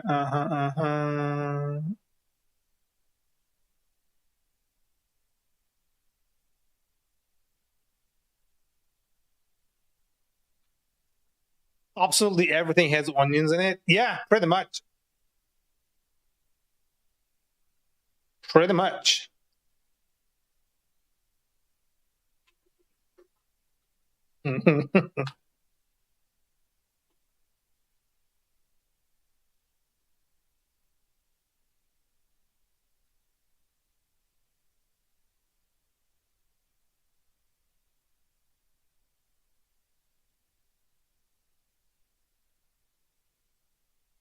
Yeah, it doesn't look like it's even calling that. So if I remove these, for example, just for sake of testing, okay, it's restarted, and then we're just gonna do this.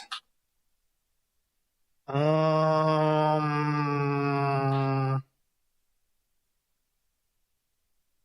it goes back to the thingy. Okay, that makes sense. That make sense. Cool. And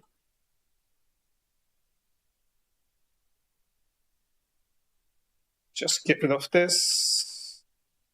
And we're good. People keep assuring me, oh, it's so little you won't even taste it, and then still go ahead and then act shocked when I start stumbling to spit out in the trash can. I never understood that, bro. You know, people always think that like the sensitivity in our taste buds are like it's like copy paste in every person. That's not the case. Some people have like really hypersensitive taste buds and they will fucking pick out everything.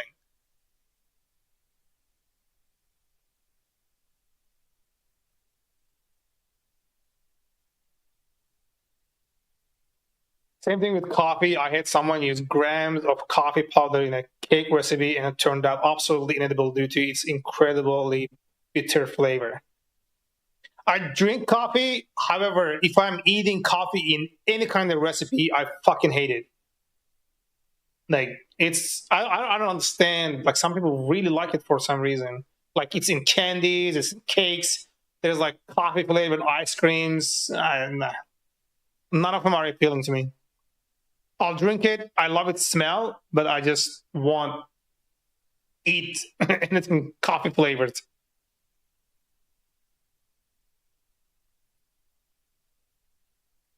Yeah, it could be like you are wired differently, my man.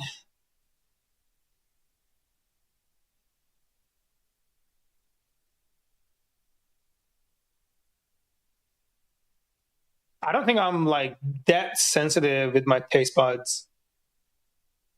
I'm pretty decent picking up things like ingredients in the things that I'm eating, but like not to that degree, you know.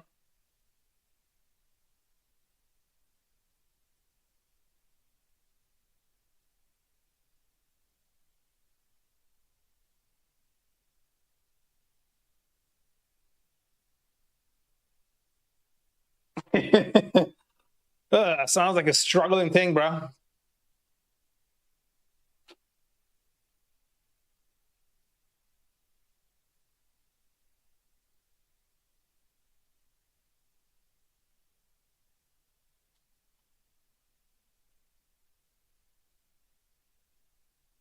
Don't get me started on the bell peppers.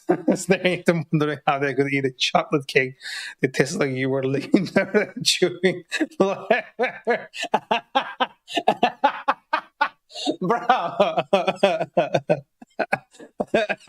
What is my problem with bell peppers?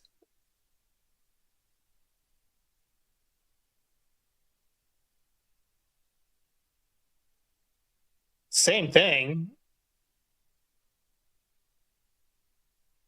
Like it tastes like dirt, or you just don't like the taste. I'm gonna use the restroom real quick, guys. Like, give me 1 second here. Let me check on my cat.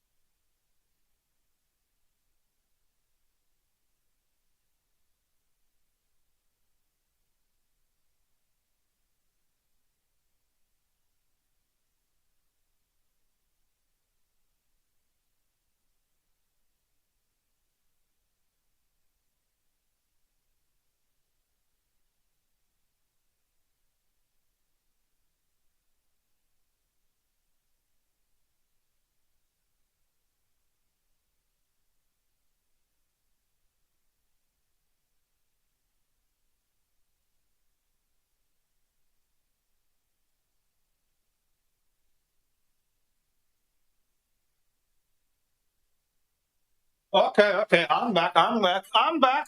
Hold your horses. Same thing, bitter. They have coffee, alcohol, onions, bell peppers, all got the same overpowering bitter taste and smell. Absolutely inedible. I'd rather sit chewing on sand or straight salt than eat it. I'm really enjoying how you're absolutely fucking hating these things, bro.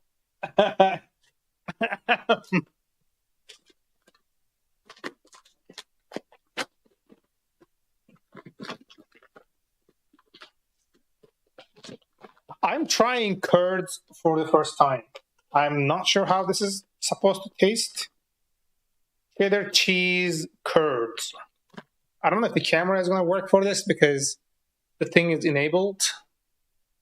Like the background thing is enabled. Yeah, it's getting rid of it. Yeah, it's not going to work. But let me see.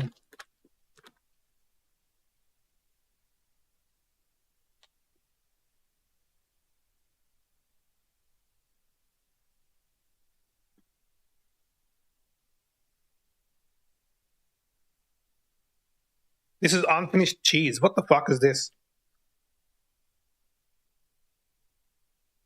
Which is kind of sad since they are such a core part of Swedish culture and cuisine. Yeah. Yeah. You might be like one of the only like few people you can even count in like one hand in your country.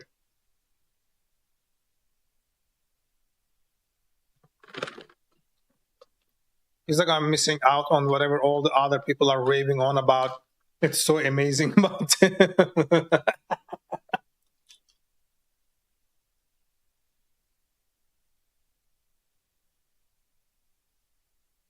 okay. I mean, the thing is, those things that you listed are like such common ingredients in the food. So your exposure like is like you can't escape it, unfortunately.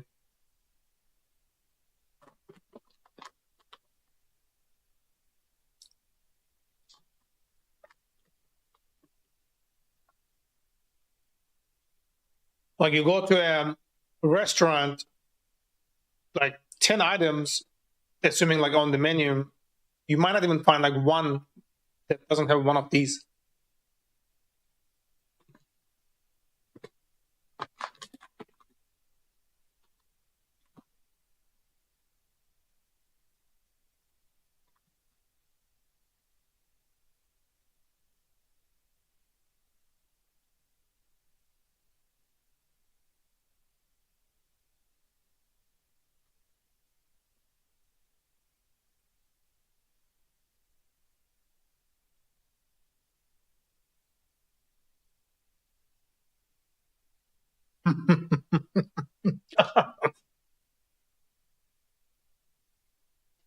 That last line, I read it in my head in Golem's voice.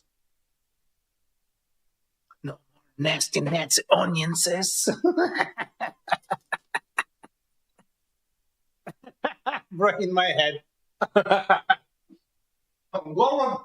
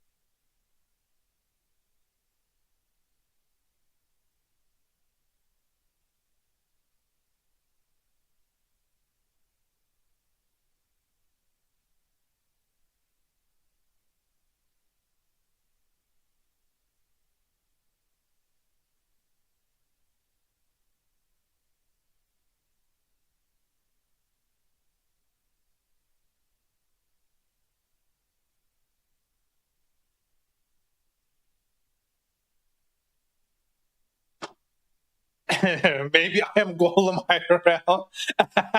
Bro. Give it to us raw, wriggling. Mushrooms are whack too, but I haven't tasted them in close to a decade by now, so I'm not quite sure why I didn't like them. I fucking love mushrooms. They're so fucking tasty. Tarık Öğüt. Are you Turkish guy? Yes, I am. Merhaba. And welcome.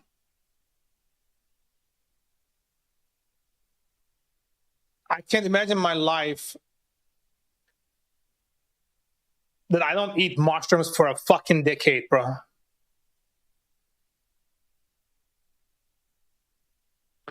It's been a decade since I ate beans, but I still remember vitamins. Bro, what do you eat? Like every item that you're like listing out here, there are such core components, ingredients in like any cuisine, pretty much. You put one bean and one bean size bit of cardboard, and I could not tell the difference. Like, get out of here, bro. Do you ever eat hummus? Air flavored cornbread. 43 years old, software engineer. Hell yeah, man. I'm 36 years old, software engineer. Where are you located, Tarek? Are you in Turkey? Bro. Yeah. God damn it, Nick.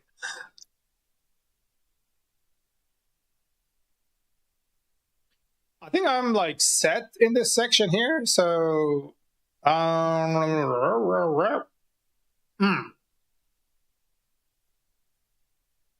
Turkey, Istanbul, sometimes Batumi, Georgia, looking for a job.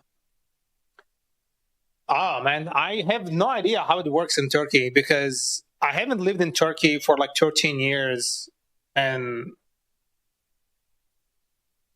it was related to me in a dream, realty in a dream. You wondering what I eat? Yeah, I'm wondering what you eat. Like, so when you're cooking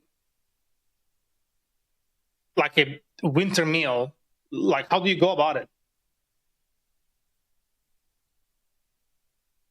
What's your area, Tarek? Like, are you like a web developer, software engineer? Like, what's your niche? What's your area? Discord, Varma? Discord, yes. Where is my Discord? I think I have it running somewhere here. There we go. Discord. Let's go do an invitation here, right? Invite people. Yes, sir. Yes, sir.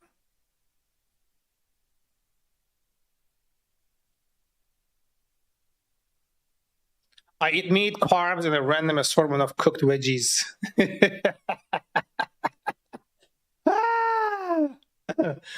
Okay. Discord is coming. One sec. Where's my channel? There we go. I should be able to post a link here, right? Here we go.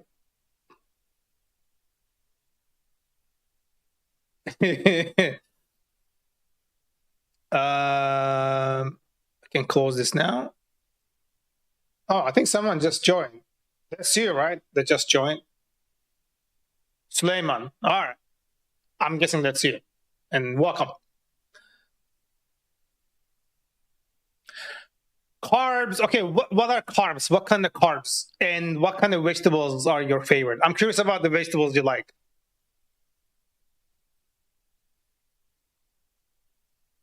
Full stack. What kind of full stack? What's your tech stack for full stack? Like I go to the store, find the cheapest meat option. If it is ground, I put it in a pan and then season it. If it is whole cut, I slice off the fat and separate the meat into smaller pieces, and then put the fat into the pan for it to render. That's pretty good. You can make AI apps. Dude, that's a very marketable skill.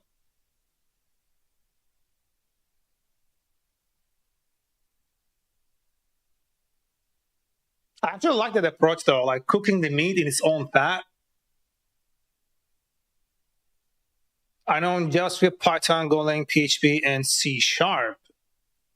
You shouldn't be having a hard time finding employment with that, man.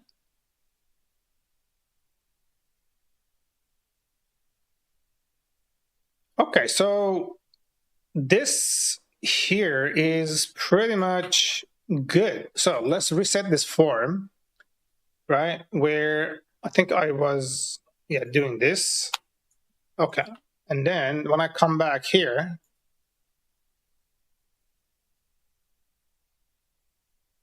then I season the meat with a mix of cayenne, lemon pepper, salt, and whatever pre-made spice mix I got. Have you ever tried Cajun? Cajun? I don't know how the fuck pronounce that shit. All right, let's do this. I'll do this.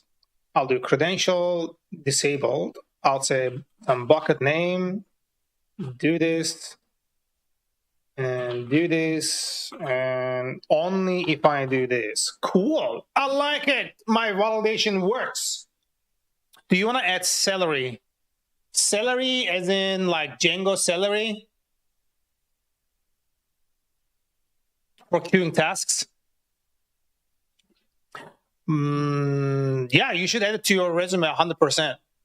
Because that means that signifies that you know about like queued and background tasks. Yeah, you should definitely, RabbitMQ, Redis. Yeah, you should definitely like put that on your resume. And bread for breakfast. All right. My favorite carbs are potatoes and pasta, but I sometimes also eat rice. Yeah, I like them too. I pretty much like everything you listed there, aside from like meat not being pork, right? Yeah, Tarek, you shouldn't have a hard time like finding a job, my dude. I'm porting Twisted Library to Golang. I don't know what that means. I mean, I don't know what Twisted Library is. My current choice of vegetables include broccoli, romaine, and iceberg lettuce, carrots, tomatoes, and cucumber. TCP library? Okay. Is it like an open source project that you are doing, or is it like something private? And avocado for the bread. I fucking love avocado for the bread. Especially guacamole is like my favorite dipping for anything. And guacamole has onions in it, you know what I'm saying? Private and making SMPP server. All right. Yeah, you should put that in your resume too. Dude, you look like you're very knowledgeable. Like you should be able to, like all the skills you listed are like very marketable skills. Like, are you having a hard time finding something? Like, what exactly? Hold on, you didn't tell me you were asking for help or anything. Yeah. But regardless, in Turkey, you should be able to find something easily, like remote from the Europe, at least. How are the prices of avocado in Sweden, Nick? Where are you located? I'm currently residing in Canada. I moved here from the US.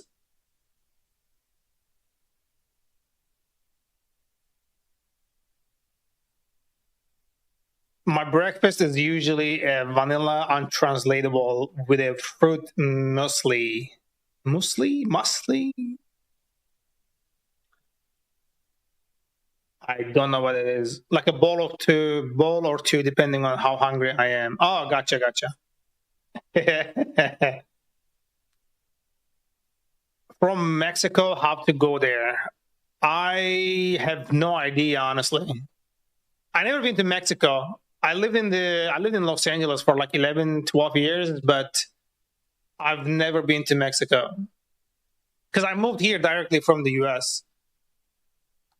But what you can do is you can apply for jobs that sponsors people, and then when they sponsor people, they help you get work visa, and then you can enter here with that visa and work for your employer. It's called Global Talent Stream. You can do that. Look, I'm going to type it in the chat so you can look it up.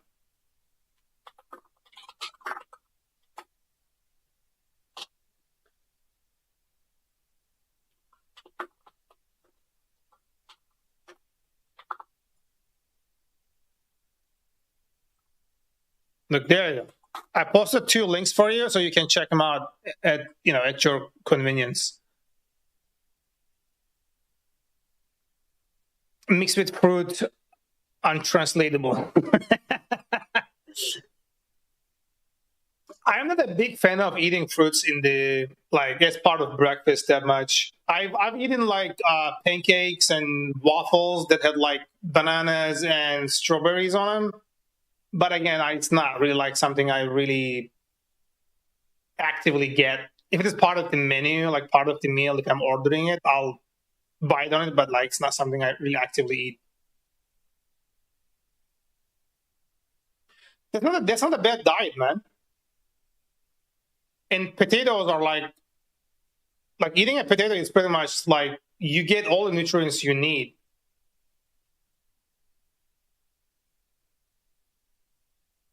Why using Django? Because the application I'm creating is a web-based API. It's a SaaS, software as a service. More like, okay, SAP, software as a platform. And I'm most efficient in Django, and I like Python a lot. So, you know, it gives me a headway on just getting started and creating things.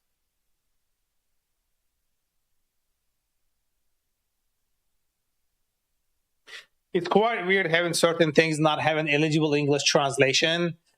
Yeah, it makes sense. I experience it here and there. Python is so slow, also Django. Eh, I think it's like not at a rate that it's a deal breaker for the service I'm creating.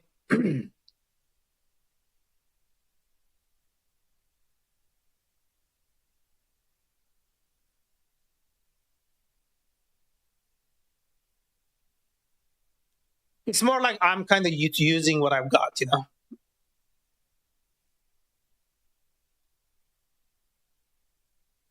And Nick, like sometimes even though like there's like translation for certain things, it's still the meaning sometimes gets lost during translation. It just doesn't really like fully passes the message across, you know? You kind of guesstimate it some you had to guesstimate it sometimes. Maybe after finished project you can compile with C Python. I could. I could try doing that. That actually wouldn't be bad.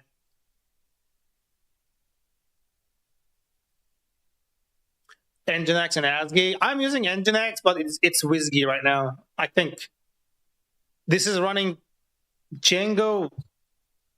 What version of Django am I? Am I on 4? I don't fucking remember what version I'm on. All right, let's check. Django. Oh, I'm at Django 4.1. Damn, I didn't know that. I should upgrade that, honestly. Django 4.2. There you go. They released it here, which is cool. Psycho PG3 support. Oh, yeah. Me like it.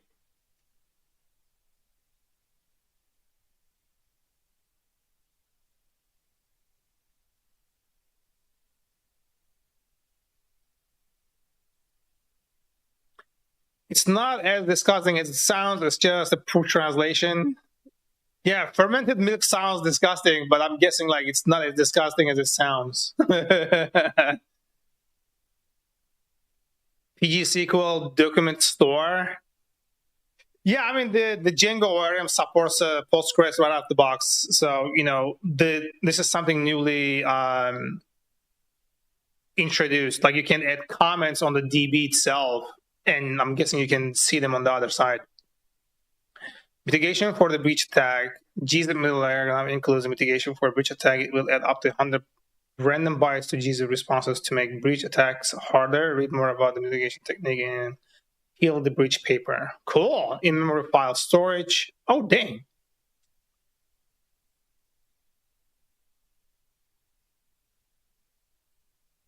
Generally, I just hope I get all the nutrients I need in my diet.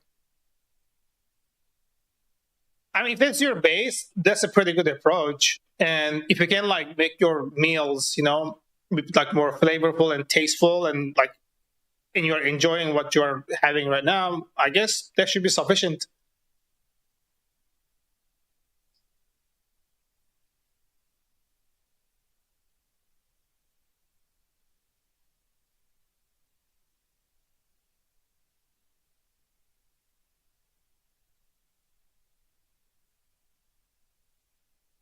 There is some good shit here. The debug page now shows exception nodes and fine-grained error locations on Python 3.11. Maybe I might also go up to Python 11. Python releases. You can add Discord bot with Discord Pi. I can. It's just like, it doesn't really bring any value to me, you know? It's like, imagine unsweetened melted ice cream that's rough with the taste and consistency. Okay, now that's kind of like feeling weird.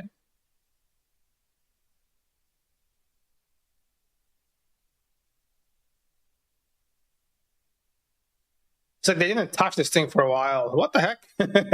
It's not listed over here. Okay. I am currently on this one, and it's only on security.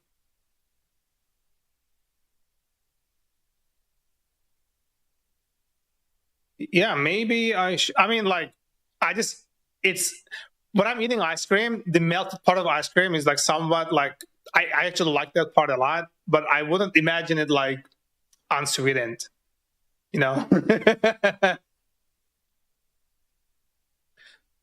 Truth about supporting concurrency, like without the pill, sorry, without the gel, why I say like pill, without the interpreter lock, or is it still present?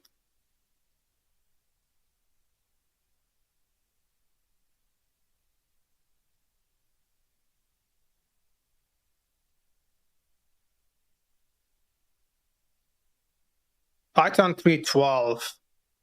I kind of want to go up to this, honestly. Yeah, let me do this. No, I just want to go to fucking GitHub. Every time I search something, I don't want to complete everything that I'm doing, bro. Jesus Christ. Okay. Let's go over here, and then let's create a new task here, new issue.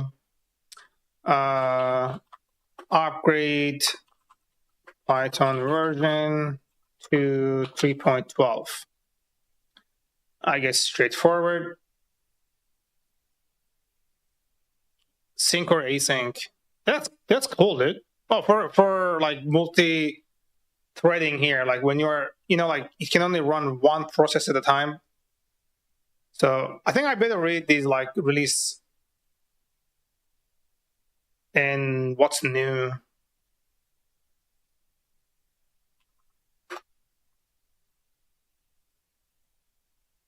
Ungel removal. Let's see if this is gone already. Fair enough. I can imagine it's weird, but I grew up with it. It's very traditional Swedish.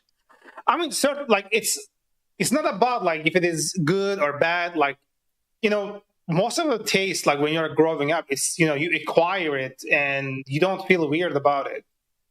So, it's not going to be the same for everybody, obviously. Like people from Philippines, my girlfriend, for example, they eat something called bagoong. It's kind of a fish sauce. It smells absolutely horrific to me. But every Filipino I met so far, they say, "Yeah, I love it. I love it. I love it." Right? Like, but I can't bring myself to eat it because of the smell.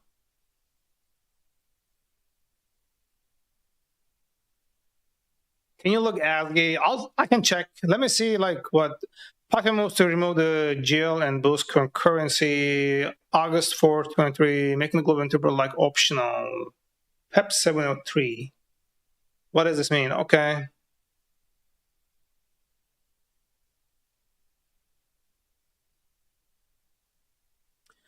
Yes, this is a thing from efficiently. This PEP proposes adding a build configuration. This is GL to see Python to let it run Python code without the global interpreter lock and with the necessary changes needed to make the interpreter thread safe. This is January 9. Okay, so it has been a little bit since this came out.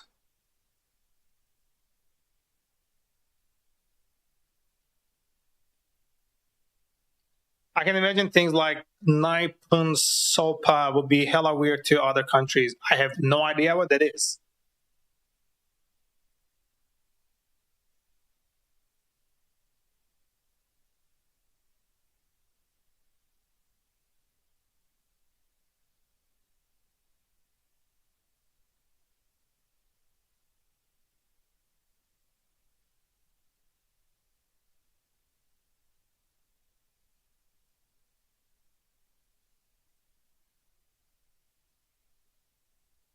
Let me try again.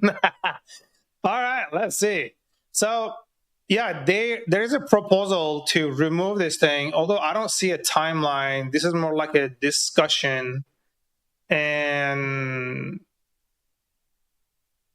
you can build it with a flag. However, I'm not sure if it is actually working though.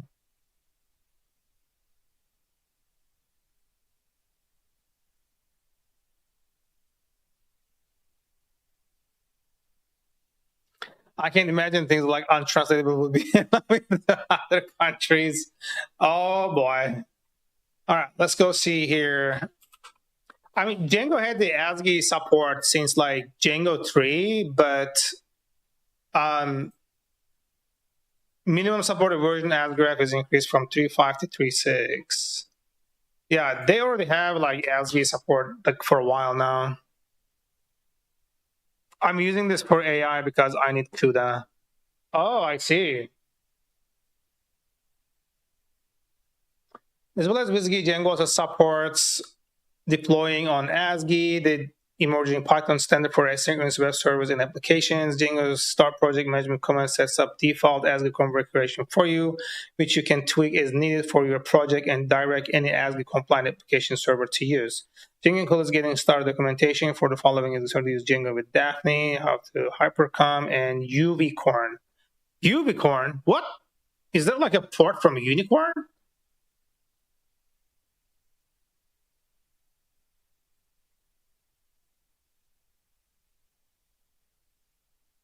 I think I'm using shit. What the fuck am I using? Hold on. Where's my thing here in Docker entry point? I'm using UWSGI. I wonder if UWSGI has ASCII support. Let's check. UWSGI ASCII Python. Let's see. WSGI and ASCII are no. Okay. UWSGI. Okay. Yeah. Let's see if these guys are doing anything for ASCII here. Here's an image. All right, let's see what it looks like. What are those little balls? Are they like chicken, fish, or something else? Like, what are the balls?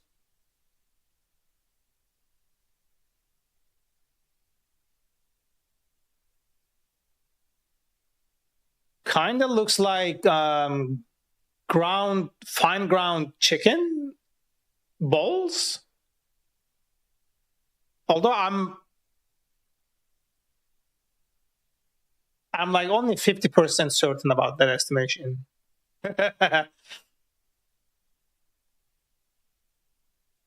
I'm using this for AI because I need CUDA, and that's a limitation. Almond sweets. Yeah, I would have never guessed that. Okay, let's do a quick search here and see if these guys supporting ASCII. Honestly, if they're not supporting that, I might switch because the version of Django I'm using right now already supports ASCII, and there is no reason I would be like waiting on that.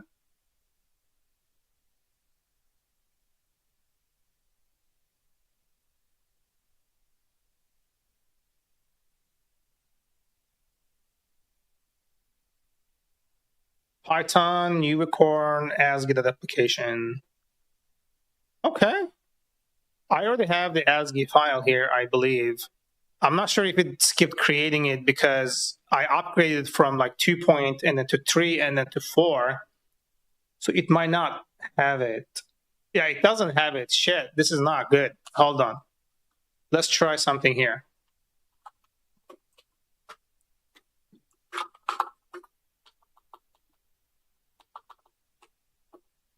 Jesus, bro.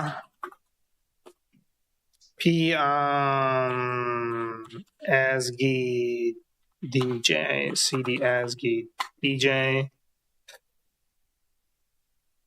We have new. I'm gonna do Python 10 is good, and then I'm gonna do pip install Django. Okay, let's so pip freeze grab Django 4.2. Okay. It's this. Oh no, this is Fish Terminal. I'm using Fish. It's Fish with Powerline fonts.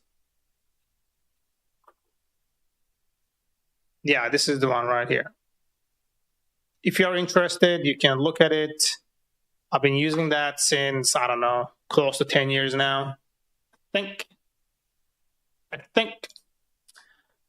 You typically serve it with milk, ice cream, or almond biscuits. You know how Japan is actually called Nippon? What? You are using FreeBSD? Okay.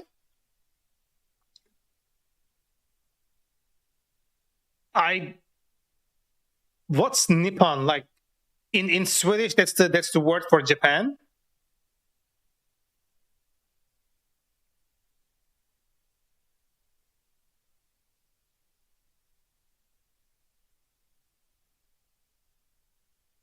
So I feel like I'm missing a key point there. The country is called Nippon. Huh?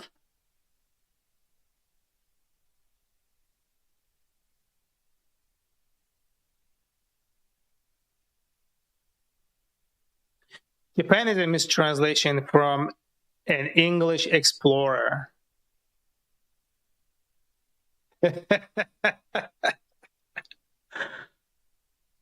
Okay, I'm gonna Google this because I feel like, okay, Japan and Nippon. Okay, let's see what's that mean.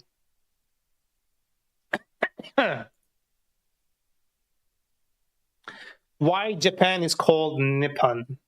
Both Nippon and Nihon literally means the sun's origin, that is, where the sun originates, and are often translated as the land of the rising sun.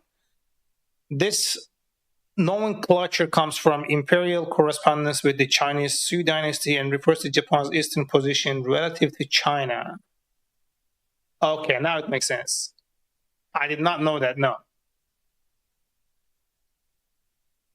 I ain't Wikipedia. I'm not gonna know everything, you know. Give me some room like to learn. I just learned it from you now, thanks to you like telling me that.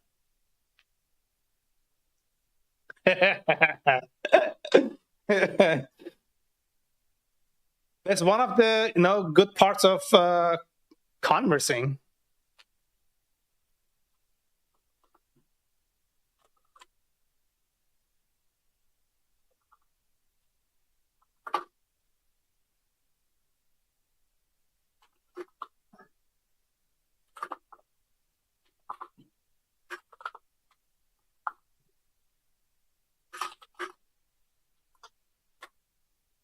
Okay, now we have the ASCII.py right here. Well, the fruit the soup is based is an invasive species from Japan. Oh, invasive species. Whenever somebody says invasive species of like plant or like ocean beings and things like that, I always imagine like some attacking with like teeth out.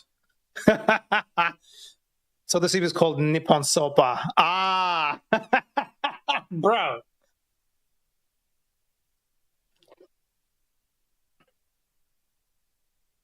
It's literally called Japan soup. Brother. Okay, so I'm going to follow the documentation on this one here. Install UVcorn. Okay.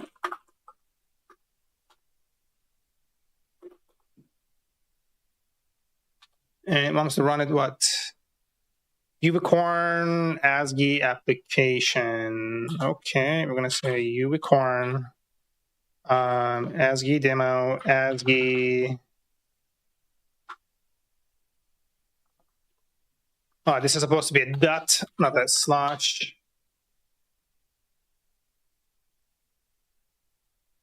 Can you imagine hearing of Japan soup only to be told it's only eaten in Sweden? Bro.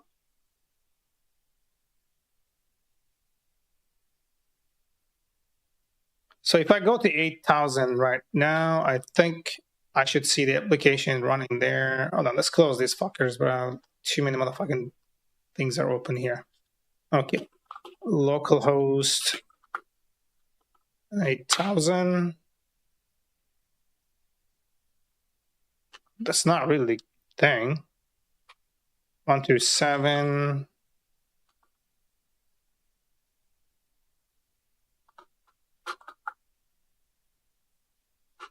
Is it 110? Did I saw? Oh, I saw 1001.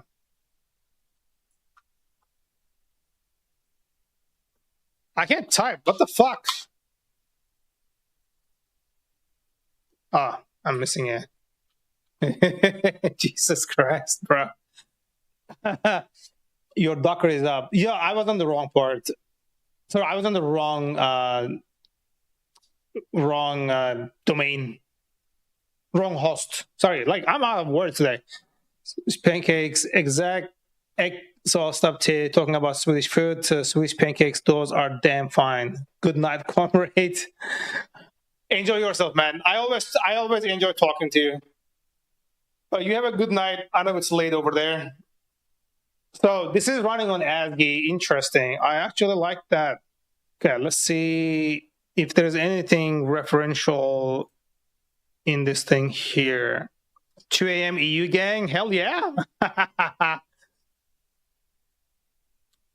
Request headers. Let's make this a little bigger here.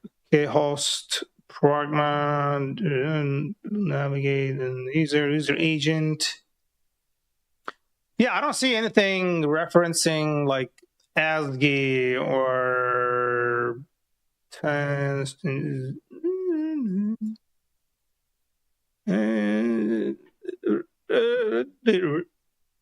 strict origin when cross origin. Okie. Yeah, I mean, I'll probably update mine to this after that, to be honest. So I think one question here is, if that's the case, like, is this production ready?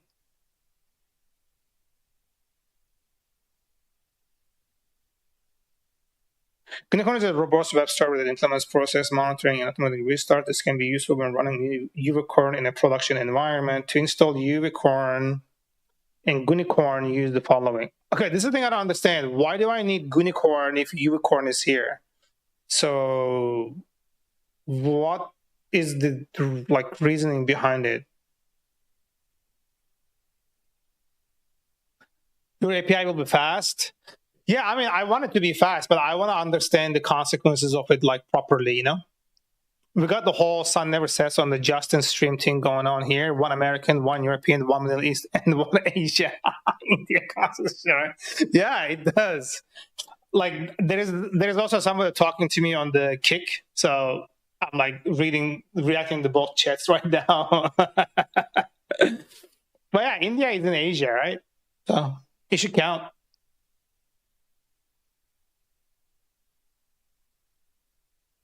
I'm feeling a little too like tired, to be honest. I'm kind of like thinking of calling it for the day and continuing tomorrow. Today is just not, it hasn't been my day. I still made progress, just didn't make the progress I wanted to make. You can test with burp. Do you have a link to that? I don't want to Google burp on streams. It's going to give me weird results.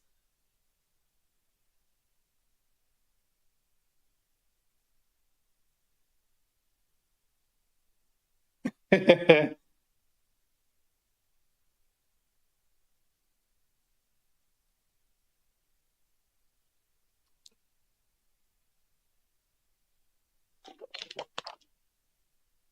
needs additional context just aside from the word burp, because when I just Google the word burp, I'm not going to be happy with the results. I know.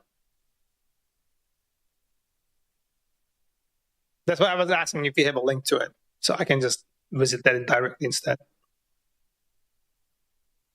Okay, let's say Django deploy ASCII. I keep making these typos like crazy today.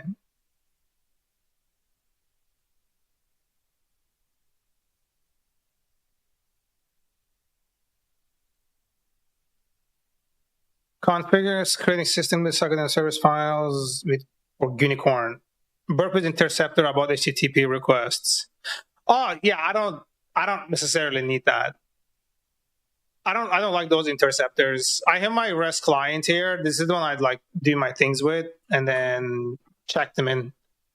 This gives me like insight to everything anyways. I get to see the headers, and the requests, like what went in there, all that stuff. So I'm pretty content with that. If I really have to see like additional details, I'll just look at the developer tools. Otherwise, I would be using like Postman that has the interceptor as well, but I really don't like Postman. It's more like a personal thing, honestly, but still. Okay. A lot of hosts. Okay. Names. Okay. We're not going to be doing a project setup. Memorialization press. Please collect static. 8,000, and Django is ready. Yeah, but testing Unicorn is able to serve the project.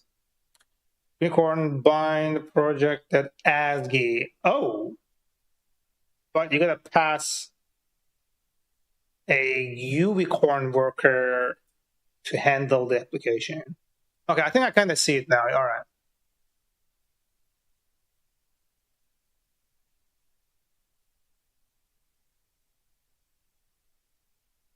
Yeah, that's what I was trying to see. Like, why do I necessarily need unicorn when I have unicorn?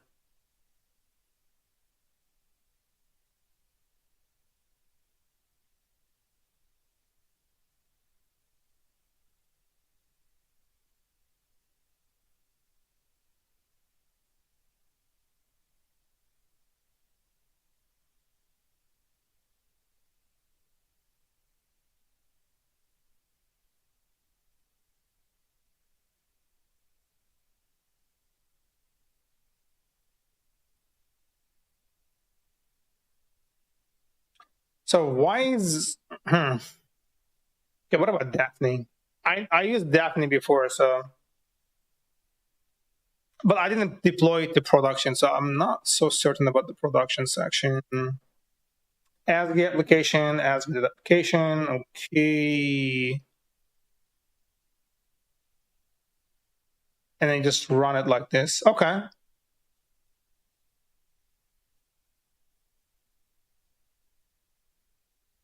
But is it production ready? Is HTTP2, and WebSocket protocol server for ASCII HTTP developed to power Django channels. It supports the negotiation protocols. There's no need for URL prefix and determine where's HTTP endpoints. Input that Daphne to your ASCII application. Option set a bind address and port. Okay. Oh, damn.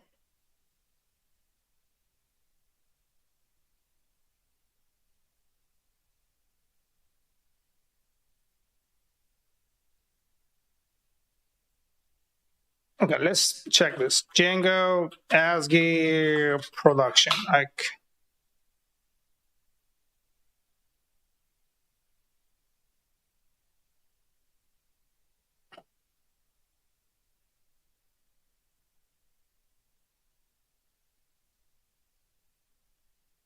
Does this mention anything about ASCII?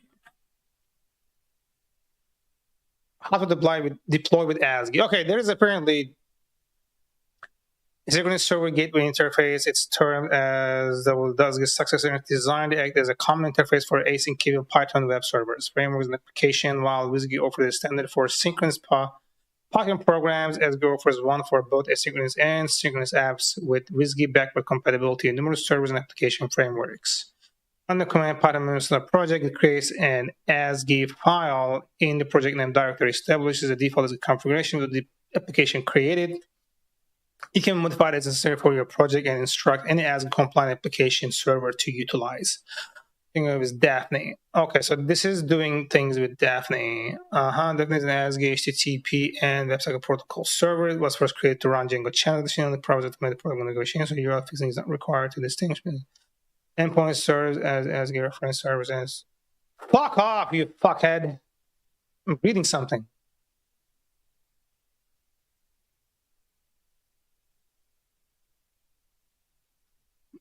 I'm trying to see like, okay, this can't be just, it's probably like production ready, right?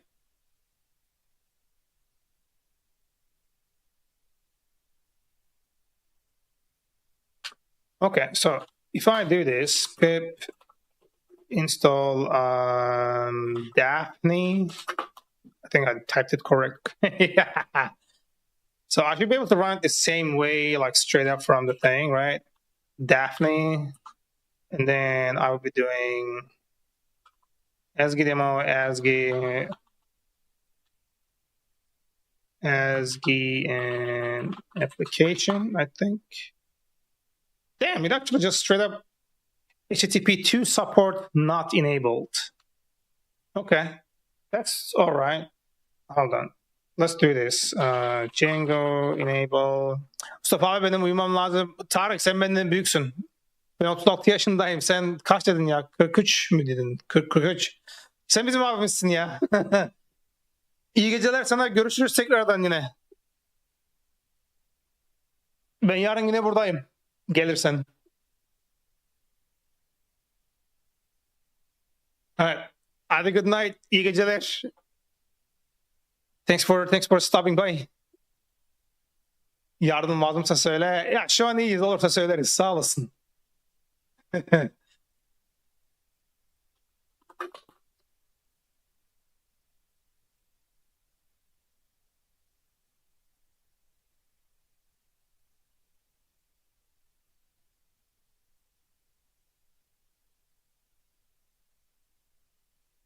Let's check this out.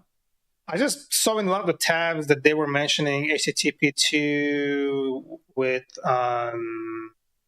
what? It brought me back to the same fucking question. HTTP support in Daphne with Django. This could be the response here. Twist it. All right, let's do this. I'm curious how this is gonna like come out. Okay, you can use your own private key and cert key for testing. Hold on, is it a requirement to have SSL for HTTP2?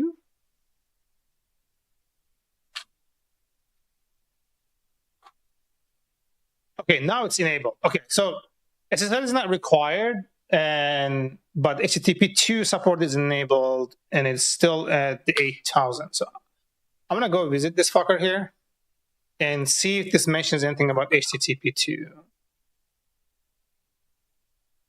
It doesn't tell me HTTP protocol. HTTP1.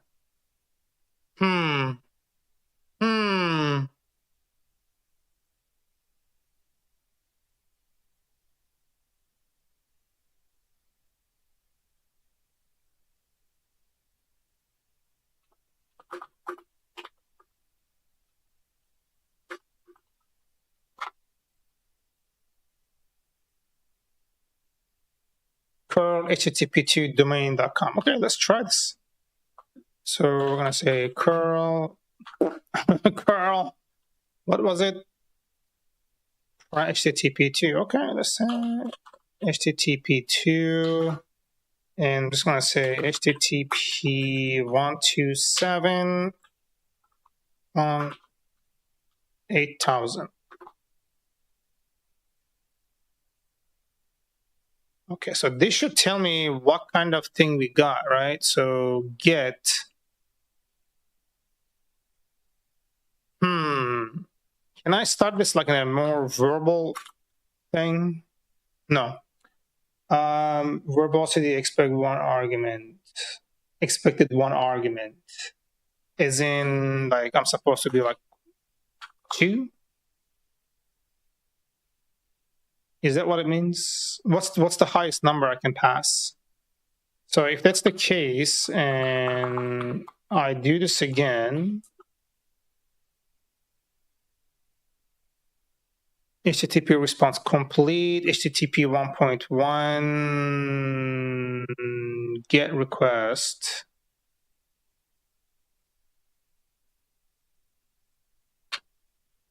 Okay, I think this here is what? HTTP2 with curl.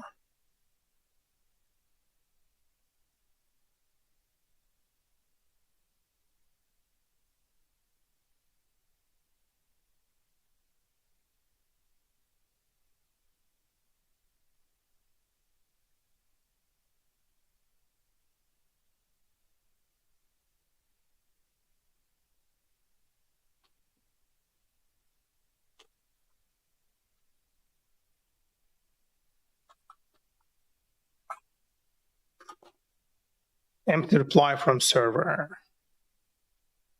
404.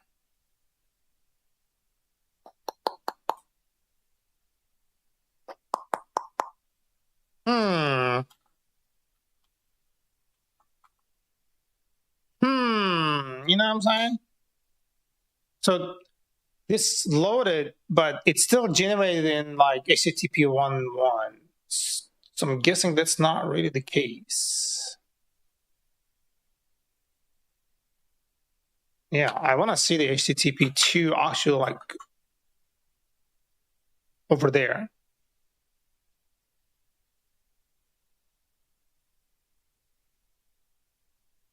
Today, all public browsers already support HTTP technology. In order for your site to load via this protocol, no switches are needed to be made. Make sure that SSL certificate is already installed on your site and AXIOS and provide if your server supports the updated HTTP protocol on a website. Oh, so it requires SSL. Okay. So it will just like fall down.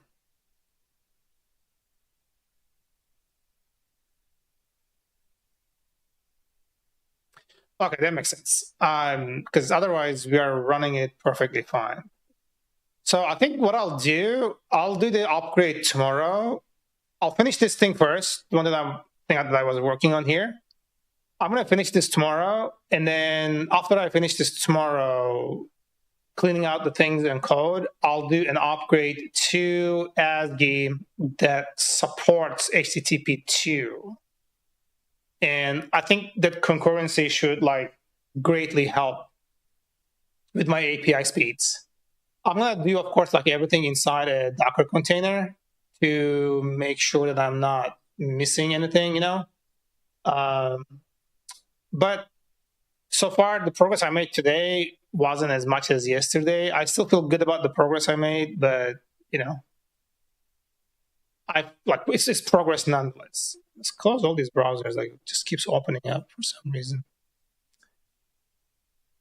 So that's it for today, guys. Sorry I didn't do more, but hopefully it's going to be better tomorrow. Today was kind of rough because I had to go out and deal with some errands and whatnot, which like made me ended up starting late and a bit more tired than usual.